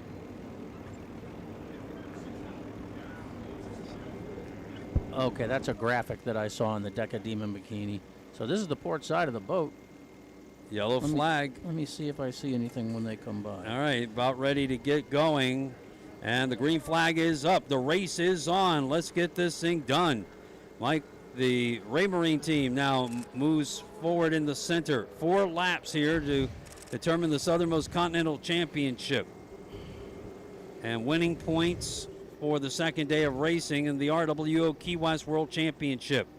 Raymarine, Team Nautical Ventures, the top 2 boats to finish. Sean Tarente and Matt Jaminski winning on Wednesday. Raymarine, Cole Leibel and Gary Ballou finishing in second. Enough Said had a fantastic finish with Lewis Martins and Nick Impression in the Team Bermuda entry. GL Construction was right behind him, so Team Bermuda had 2 boats in the top 5. That's right. 32-foot catamarans with the Mercury Racing 300Rs with the 20-inch midsections. Victory and Doug Wright dominate the class. There's Raymarine with the lead. Is that GL right next to him? Looks like him. So they've made the turn. That might be Coco's Monkey coming to the inside. Yeah, great move by them. This boat turns quick. With the great move by Coco's Monkey. Yeah, with the Porte running surface. Coco's Monkey, AJ, and Pete Pagino, they move into second. And AJ's another one of those wheelmen that everybody raves about. Another dirt racer. Raymarine. You see the GL Team Bermuda sitting right out there, third place. So Raymarine has the lead. Here they come down to the wide sweeping turn off Fort Zachary Taylor. I wonder where Nautical is in all of this. Nice tight turn by Coco's Monkey. They'll make up a little distance there. Raymarine digs in. Big swinging turn by Enough Said. That's Enough Said way out there. Yeah. That was Enough Said. And here we come back into the harbor. The fans of Fort Zachary Taylor. Raymarine with the lead back into the harbor, first of 4 laps. Coco's Monkey in second. We'll set the grid for you and their positions as they come through. It's Raymarine. 2 seconds off the pace is Coco's Monkey, then GL Construction Team Bermuda. Wozencraft is 4. Yeah, Wozencraft, and then Bikini 5. Team Demon Bikini, and Upset 6. Enough Alan said. Carr 7. And Celsius 8. I Ninth think is Nautical Digging Deep. Ventures was in there too. 10th is... I think Nautical Ventures was 7th and Celsius was 8th. Okay. Well, Team Alan, I had Team Alan Long here in there too. Yeah. At 7th or Oh, yep. So then Nautical Ventures would have been 8th. 9th was Celsius. Yeah, we watch Raymarine and Coco's Monkey going through the harbor turn. This is where you will win or lose the race, especially in this harbor turn. You're going to keep your entry speed and exit speed close. Don't want to scrub a bunch of speed in that turn, get back out and get down on the throttles and take advantage of the opportunity to catch speed out to turn number 1. 3.5 second lead for Raymarine as they made that turn just a bit quicker as we look overhead from the X-Insurance Helicam. Off camera, you can, well, on camera, Nautical Ventures is now, they made a big Yeah, move. they're all the way up to They're fourth up place. to 5th. Or 4th, Yeah, yep. up to Nautical fourth Ventures place. up to 4th, just Past went the past Bikini. Demon Bikini. That's Wozencraft actually in 4th. Wall Ventures is 2 back behind yep. the Bikini. The Yep. paint colors are really close, but you got a bit of touch of green in the Wozencraft. Yep, good eye. Alan's right behind there. But yeah, either way that Speaking of green, Raymarine leading the way in that chartreuse livery. 32 Victory Hall. It's another victory there in the X-Insurance Moxie team. So Team Bermuda had 2 boats in the top 4 on Wednesday, and they're back in there again. Yeah, man. They've inverted with the GL Construction team up to 3rd. So Raymarine with the lead, Coco's Monkey in chase, GL Construction in 3rd, back out to the outside leg. 2.5 laps left here. We've had 2 red flags in this race, so there's a boat that just pulled to the center there. Yeah, we'll have to see who doesn't come by. I can't really tell anymore because of the No, glares, that but glare. yeah, there's a boat that's definitely pulled into the center there of the course. So as we talked about this The glare, 88, that was the X-Insurance, the one that's coming in the 12th place there. 88 X-Insurance is pulled off the course. yeah, the boats at the top of the order, they're not letting Raymarine get away. Nope. And we'll watch them come back through the harbor here, but first approaching Fort Zachary Taylor. That appears, those are the boats behind Coco's Monkey and Raymarine. So there's Demon Bikini Bikini. just got in somebody's wash. Well, he looked like he actually got passed up by the Nautical Ventures team there just now. Leanna Shadlow and Chad Havens. Team Demon Bikini, our leaders coming back through again. There's Raymarine off camera. So Raymarine turned that lap in 3 minutes 15 seconds. Coco's Monkey still sitting second. Back about 5 seconds off the lead. That was an 86 mile an hour lap for Raymarine. Oh, Nautical Ventures has made the move to 4th there. Yep. Enough set up to 5th. Demon Bikini's 6th. So something happened to Wozencraft's all the way. Look at him off pace big time. Wozencraft is 7th. 8th is Alan. Celsius is 9. Digging Deep is 10. I Say Less is 11. I did not see the Demon. I'm sorry, I did see the Demon. Yeah, that's it. Yeah, okay. Because Michael Ice is out Right, and Moxie's out. And there's the Team Nautical Ventures boat. Enough said.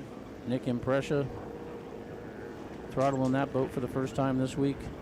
So coming out of the harbor turn, Raymarine now with a 7-second lead over Coco's Monkey. So they've extended their lead. GL Construction is chasing Coco's Monkey.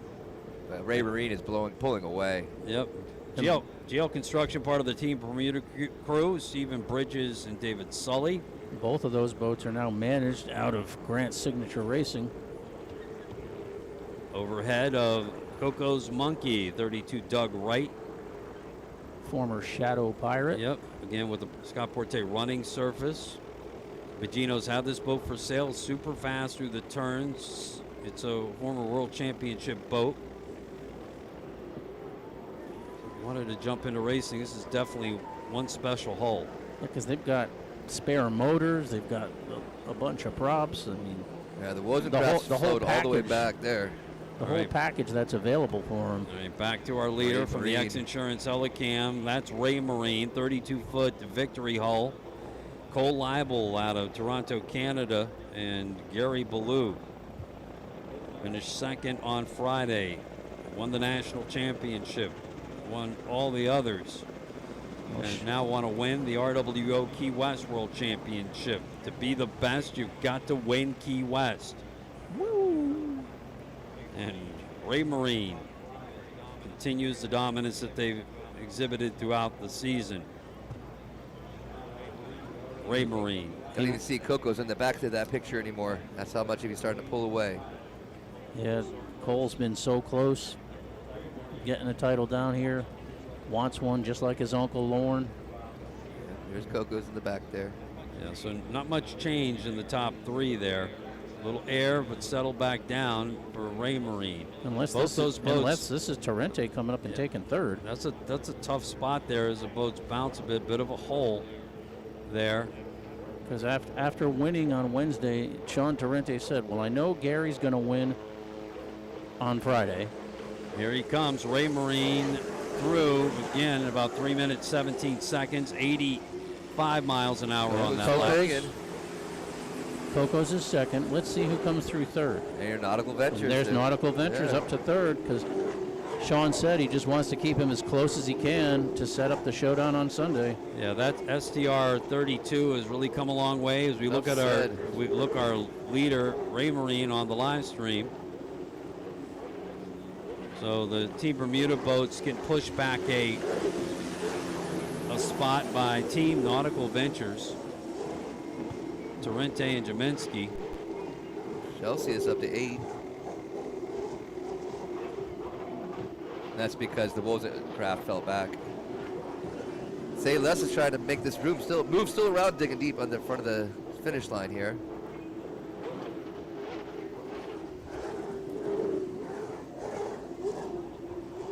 Good shot of an important turn, more than about 180-degree turn, 3-pin turn, that you've got to be careful not to get too much speed in it, but at the same time. Well, this is our final lap, This right? is it, Yeah. He holds on from here, and he's got to be rooting right now. Gary is definitely rooting for that Coco's Monkey boat to keep staying right behind him right there because that gives him the buffer going into Sunny point-wise behind the Nautical. Right. The Nautical Ventures team there that is sitting third trying to track him down. So that battle for second is huge in the overall point total right now. Yeah, I don't know if there's enough real estate left for Sean to try to get up alongside the Baginos and challenge. Yeah, that 8th place start there, that slow start by Nautical definitely might, we'll definitely put him behind in the standings going to Sunday. Ray Marine's lead almost 12 seconds. Coco's Monkey trying to hold on to second.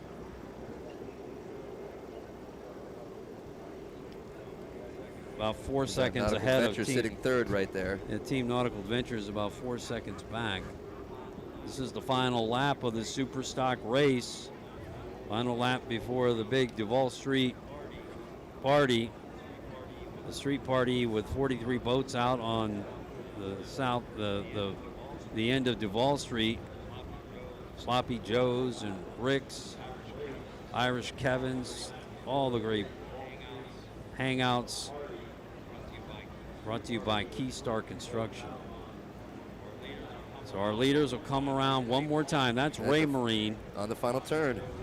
One more time down the harbor today.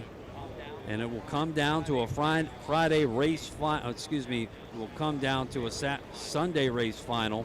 Showdown. Well, he'll have the lead going in. Yes. So take a look how close Team Nautical Ventures is up with the Coco's Monkey. Well, That's where that's the battle for second. That's where the race is. So Team Nautical Ventures trying to move up to second, make it closer going into Sunday. Ray Marine will come through one more time with the win today on Friday at the Key West World Championships, a 3-minute, 14-second lap. Who will take second here today? Matt Jaminski This is is up on close. that wheel. That's going to be my Nautical goodness, Ventures. It is Nautical Ventures. Never mind, they're tied coming in. What a race by John Torrente and Matt Jaminski. Torrente predicted that perfectly. Chases down Coco's Monkey. They take third. Team Bermuda, 4th and 5th. Yeah, GL Construction. GL Construction, 4th, and Nuff said 5th. Yep. Demon Bikini. Nice race. Respectable for 6th. Yeah, Leanna Shadlow, Chad Havens. Team Allen, 7th. Yep. But Ray Marine takes the win. Team Nautical Ventures, SDR Racing, 2nd. Coco's Monkey, 3rd. Celsius just came in an 8th. And Say Less and digging deeper, drag racing for it. I got Say Less there at the buzzer. Wow, that was close. 9th and 10th. And Wazkowski was right behind him in 11th. They're all in. Yep, that's it. Well, if that didn't excite you, I don't know what would. That was great racing, and if you're a big fan of Superstock racing, they've got some great swag out there. They've put together their own logo, Coco's Monkey, and their mercantile operations are out here at the Outer Mole at the race and at the Race Village. Have these cool hats and shirts that come in various colors. Pretty sporty stuff. Coco's Monkey Island Apparel. Be sure to get yours and take them home today, as well as the other clever items that they have for sale. Totally unique apparel. Ray Marine, the winner today. Gary Ballou out on the deck to receive the checkered flag. And John Torrente and Matt Jaminski barreling through the fleet, moving up from at least 6th back up to 2nd, getting by Coco's Monkey. And that tells you that it was really important to them to get forward there and finish up in 2nd. So as Joey mentioned, they're tied in the points, and I'm looking out for the final part of the podium here, and we've got a tight one again for that final spot in the podium. Nautical Ventures and Ray Marine at 214, but the rest of them, Coco's Monkeys at 159. The Team Bermuda's got a one at 157 and 156. That's going to be really tight for that final spot in the podium come Sunday. Wouldn't Ray Marine have one less point because there was one less vote? But again, it doesn't really matter because he also got one less point today too. So in the end, it doesn't really make that big of a difference. The numbers are still the same. They balance out today. One less boat, one more boat yesterday. Okay. It really doesn't make that big of a difference for the first place and second place on a day like this. Yeah.